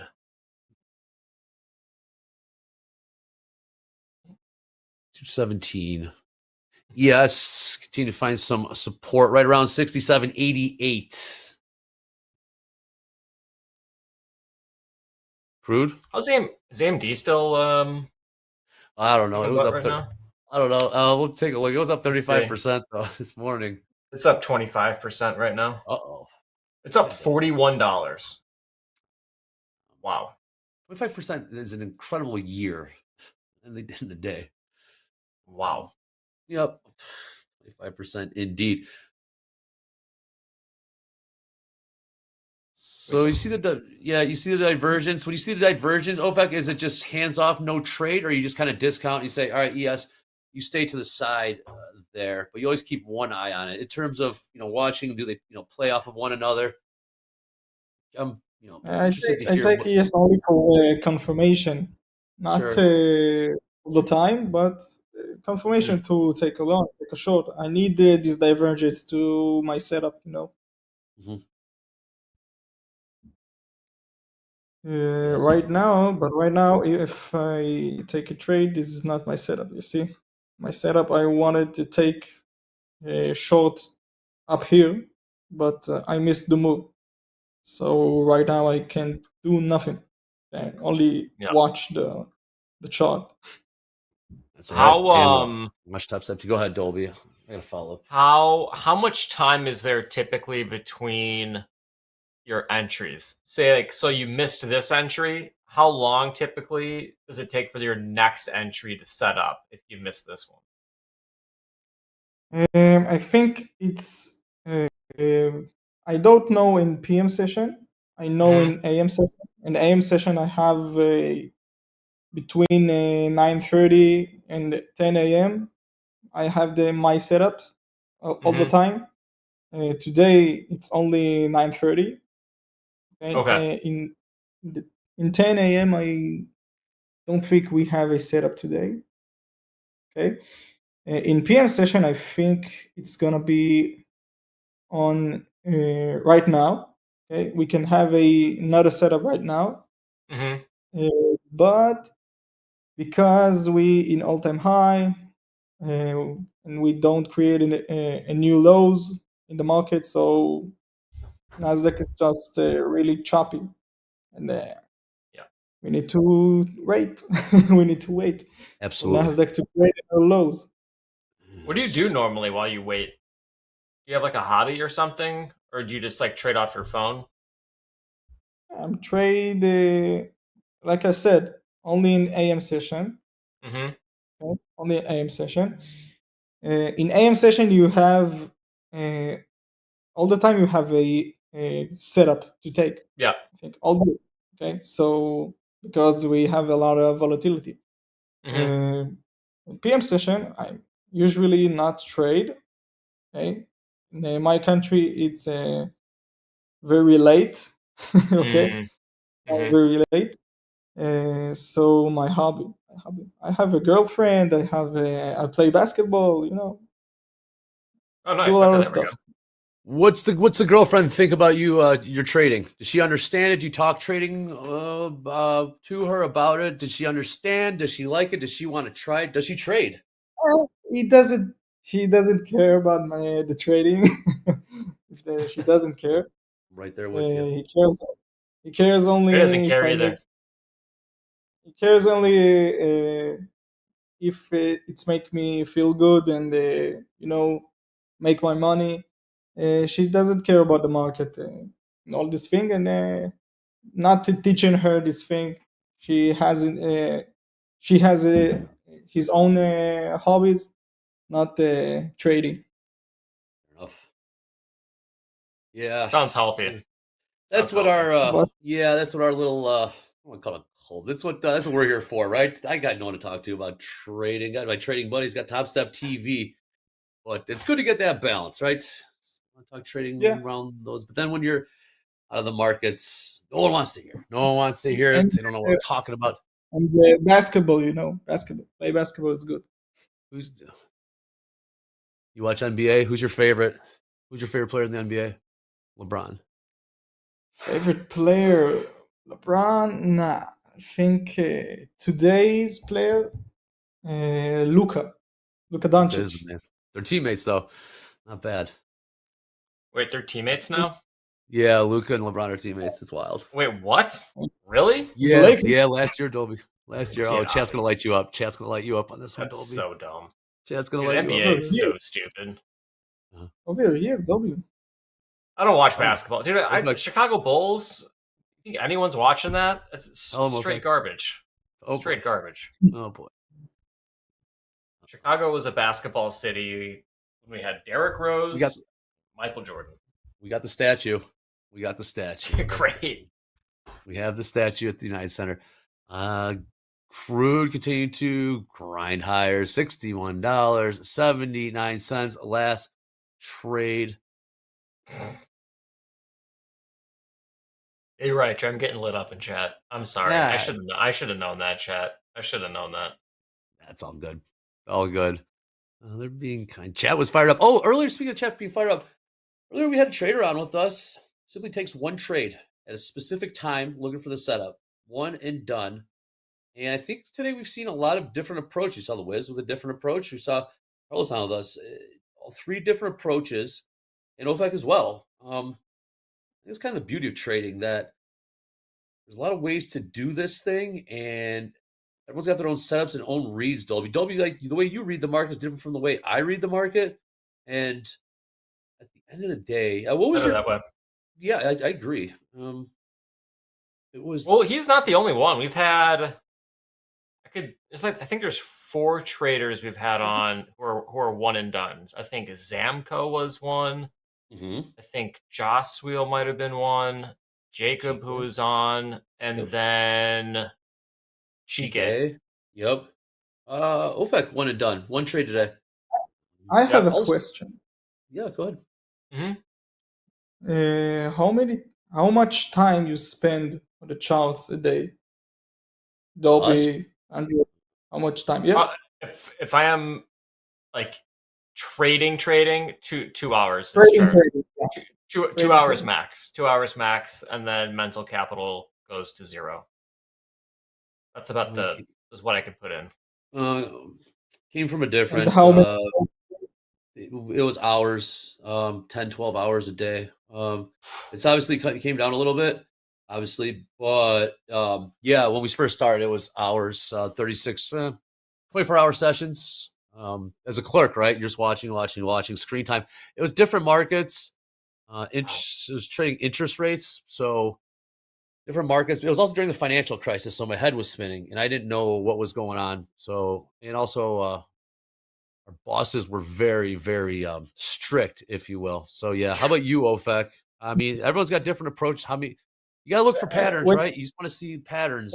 How many trades do we take a day? And Andre, how many When I was trades do you doing take a day? combines, I would tap out at about Except 2 to 3. 2 All to the 3. time. Yeah, 2 to 3. hypothetically, like 2 to 3. I was like trading 2 to 1, 2 to 1, 3 to 1. That was about And it. if you hit, you take profit on the first trade, still trading? Maybe one more. One more. And that's the last one. So if you trade 2 to 1, then your next trade is like basically paid for. And so You have a for max a while, You have a max profit for the day? Yeah, so I had a system I was doing for trading combines where I would only trade 2 to 1, and then I would try to make one more winning trade than the previous day. So if I had 2 winners, then I'd try to make 3 winners, and then I'd stop after the first losing trade after the first one. So you just try to like base hit a bunch of winners, and if you can hit a triple, you hit a triple. If you don't, then you just step it down. But that way, you're always kind of gradually pushing the envelope for daily profits, which works pretty well. It's nice being able to find a way to just book base hits and move on while managing risk. And you have a specific session you take a trade? It would Specific time? be probably like 9:30 to 11, and then power hour. Probably my 2 favorite times to trade. Yeah, so 2 hours, like 2 sessions about. In different ways, yeah. But the time, I guess if there's other things going on outside the markets, but you never know when the opportunity can provide or show up. What was it? Dobie, was you and Jack on the 1 p.m. on Friday, and markets just absolutely just started ripping, right? I do believe. Yeah, they were really good. It's so rare though. It is, and that's what coming up in the traditional prop trading space. They really drilled FOMO into your head that you don't want to miss any opportunity. So that's why we're constantly sitting in front of the screens for perhaps that 1 p.m. on a Friday move. Basically, catch your competition sleeping. So when there's ticks to be made, you like to be in front of the screen. But I think that has changed a lot, and perhaps for the better. Seems like less is more, Dre. For like at least all the people I feel like we've talked to, the ones who are putting up like 5-figure days tend to be finally. Tend to be 1 and done or 2 and done. Long hold times. What up? I'll say. Go ahead, Ofek. Almost hit your limit, though. Let's see. Almost. We got close. Perfect 10 points away. We're looking for 25,200 down to 25,180. We got to 210s. But to that point, Dolby time. All right, this selling picks up. We'll get back to the markets. But for like April, right? April was absolutely wild. Mm-hmm. I think you got to be in front of your screen because those I agree. obviously volatility is wild. But that screen time, there is a lot of opportunity. Just to sound like my old boss, but yeah, things like this we can. Yes, you can still observe, see how the market wants to react. All right, let's see if getting down to 25,210. Last trade in the NASDAQ. ES, right? OFAC, you're seeing the ES doesn't want to budge, doesn't want to push lower like the NASDAQ is yet. 67.90 last trade. That wiggle was like worth 10 points. Yeah. What was the volume on that? No. We get to the 200s. Working 295 all the way down to 80s. 180s. Got Low. 5 stack. So, It would have been a nice short though if you had grabbed it. Whiz. Would have taken forever to be up some money though. It was nice having the whiz back. Oh yeah. Big fan favorite. Big fan favorite. Oh, Dolby, I want to ask you a question. You asked OFAC about he's a certain amount of money away from. I didn't catch that. And you asked him, "Are you trading for a payout?" What was that question that you asked him? Oh, in the beginning, OFAC had said that he's. I believe OFAC, you're a day away from being eligible to take a payout. That was a lot. And ES. So the question I was asking is, do you trade the trade or do you trade the P&L and try to hit the 150 so you can take the payout? No, I trade the trade. Trade the trade. The trade. That's the pro answer. Clearly, OFAC has taken payouts before because you remember I take last year I have a live funded account. Let's see. Funded. Yep, there it is. So I trade to take the trade, not the payout. Chat, do you trade the trade or do you trade for the payout? Let us know. It's hard. We've seen both. Yeah, absolutely. It's hard, especially if it's like your first one. I know. Hard choice. Let's see. Saw 1,000 lot coming on the offer at 67.90. Flashed in there on the offer in the ES, and it was filled. And we're seeing a lot of size trading at 67.90 right now. And that came in right on the ask. What do we got? We got 4.5 minutes till MOC. Did come in. Let's run it. Let's run this MOC. 100%. Here in the NASDAQ. Any orders in the NASDAQ? Pretty thin on the ladder. Upside and downside. Dow trying to grind back to 47,000 even. About 35 points to go there. We might need MOC here to help us out. Hey, love a lot of funny answers in chat though. There's a lot of funny answers in chat. What do they say? Maybe the NASDAQ's going to go here. 25,206. OFAC, are you still thinking about the short that we missed? I knew it, man. Yeah. As you can see. Yeah. What was that? It was on the Ask Traders, though. 1,000 offered at 67.90. It was about a tick above what we were trading. And you see 67.90. Here we go. We're in. There we go. Okay. And one. We are in one. On one MNQ. 25,200. Interesting. Let's see. Yeah. Well, looking for what would be our target to the upside here? We'll be taking a look at the probably 30s, 40s, 50s.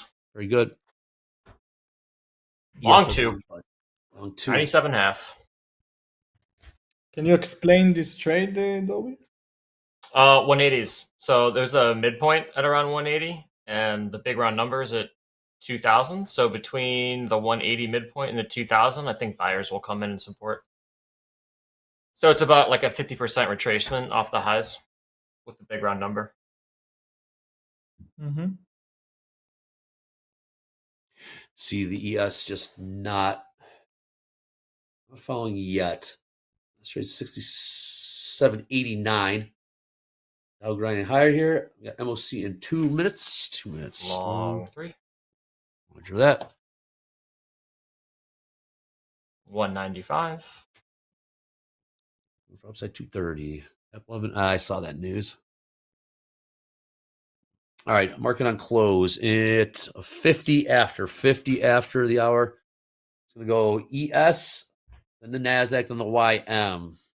These are orders, dollar amounts to be executed at the close. Close. Trey, I still can't believe there's a company called AppLovin.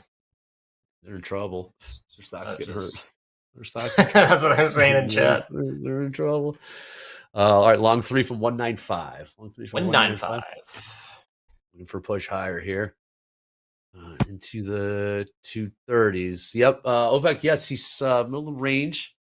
Depending on what time frame, right? Yeah. That'll be very long. Well, a lot is going to happen in the next 12 minutes, Ovek. At the risk. A whole lot is going to happen. Yeah, so we're kind of back within like this old 15-minute range. So I'm kind of hoping we maybe run the stops by just a hair and then bid back up again. I mean, MOC typically comes in buy side, but maybe it doesn't today. We'll see. Well, we got the negative delta. Nothing heavy one way or another. We're up near the highs. We've seen it before. Tilt is short. Delta's short. 58% short in tilt. Like, it's a range trade. Range trades are always going to be a little bit scary. Indeed. How long until you guys become profitable in trading? 12 months, pretty much to the day. 12 months. I think it's just a lifelong journey to be profitable. It's hard. every day. Every day you're trying to be 100%. profitable. All right, here we go. 5 seconds. 5 seconds till MOC. Shit, what was that? Light sell side 400 sell side 150 mil, NASDAQ sell side 131 mil, Dow light sell side. It's not bad. With the ES popping here. Nice. ES is popping on the news. Okay. I mean, yeah. And light sell side. Those numbers can and will change. In about 4.5 minutes, 55 after the hour, we'll get another injection of liquidity. And might see some more. Actually, again, light sell side. House account long. Long 3. 3MNQ. We'll keep you posted on the number.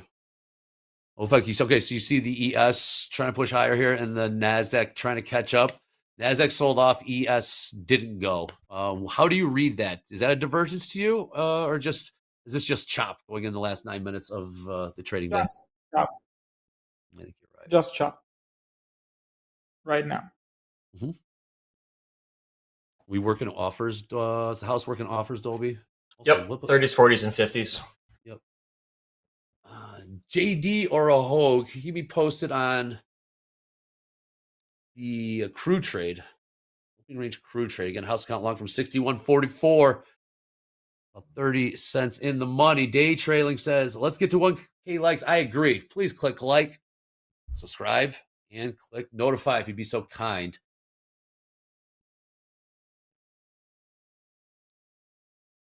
Every day, bro. Bunch of little tiny wiggles down here. Nice little 1 minute range forming.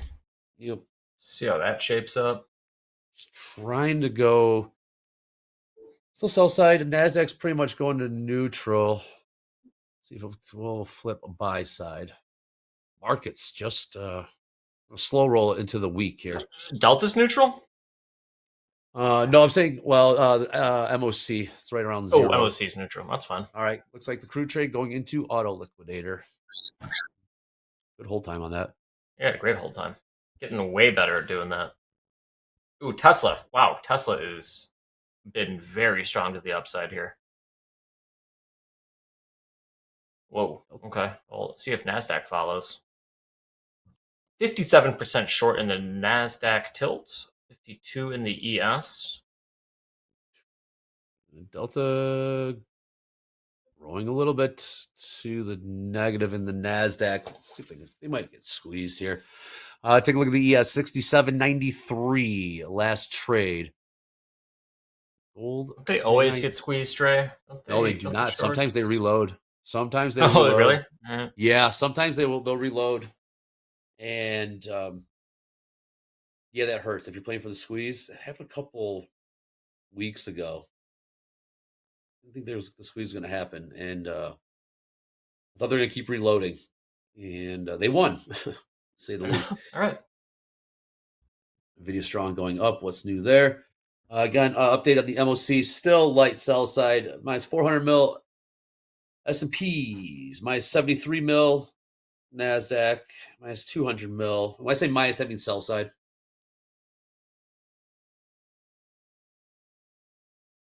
And Tesla's only like 75 cents off of new highs on the day. Tesla pumping, Nvidia pumping, NASDAQ, NQ pumping here. Are we working 30s? I'm sorry. I think you 30s, 40s, 50s. Yeah. 40s, 50s. Or whatever, or the close, whatever comes first. Okay. Come fail moves, We can come. get fast moves, Dre. Right. Was that a failed Failed move to the moves, downside? fast moves. Yep. Yeah, we'll see. Well, in fact, does your girlfriend watch TopstepTV when you make these star appearances? Your friends watch. Yeah, I think so. Yeah. Good. Nice. All right. Hold on. We thought we had a little pop there. ES can't make up its mind. Nice trade, Robbie. Nice. Yeah, so far so good, OFAC. Let's see how this ends up. I'm loving this NVIDIA, though. This NVIDIA is cruising to the upside, which probably is helping the NASDAQ quite a bit, I guess. With it, right? Drag this whole thing. NVIDIA is stuck in its range, but Tesla has gotten really motivated. Agree, Hoag. What's Hoag saying? They're talking about we're talking about the Crude trade. Mm. Dump it or take it to auto lick. I mean, auto lick for the whole time, right?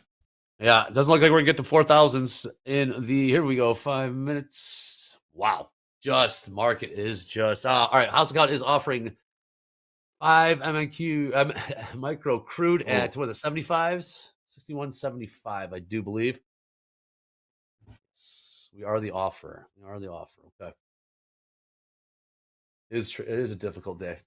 But we'll get back It is. in. This whole week might be difficult, actually. A bunch of Fed speakers and not a lot of news. I can't imagine participation is going to be super high. Might lead to some pretty weird price action. Yes, in the chat they're asking about inflation data. Inflation data also on pause. Also on pause until the government shutdown comes to an end. So, all right. About 4 minutes. 4 minutes till the close here. OFAC, no volatility, my friend. Where'd the volatility go? Nothing.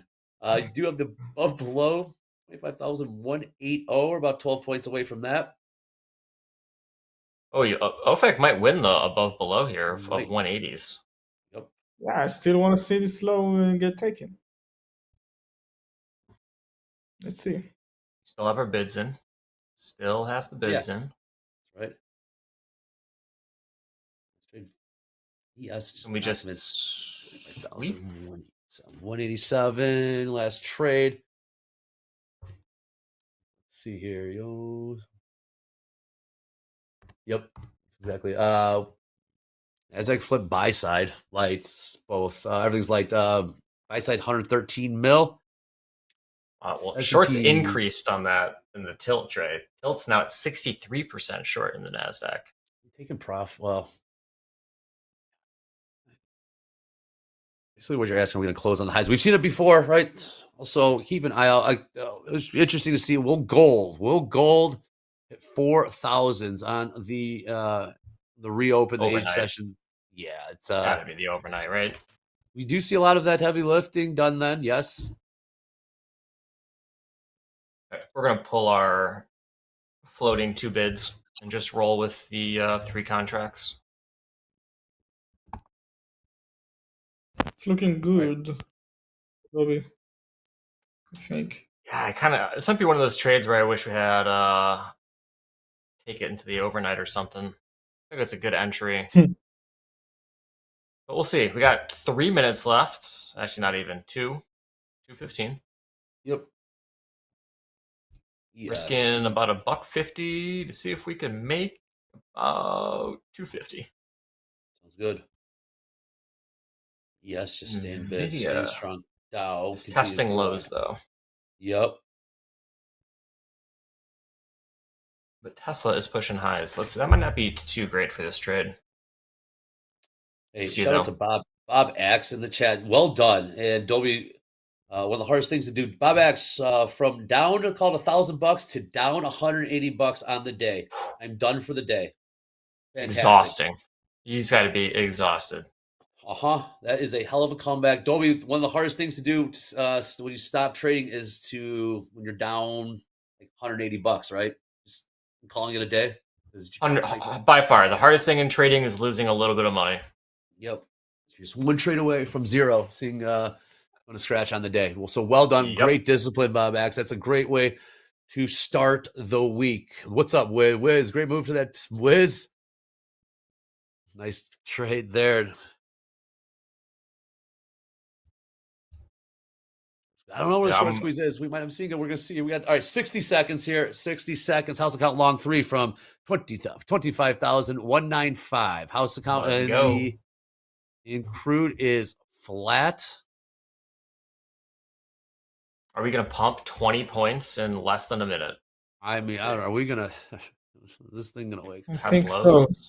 Okay. Probably Hofek not. says yes. Okay. Hofek says he thinks so.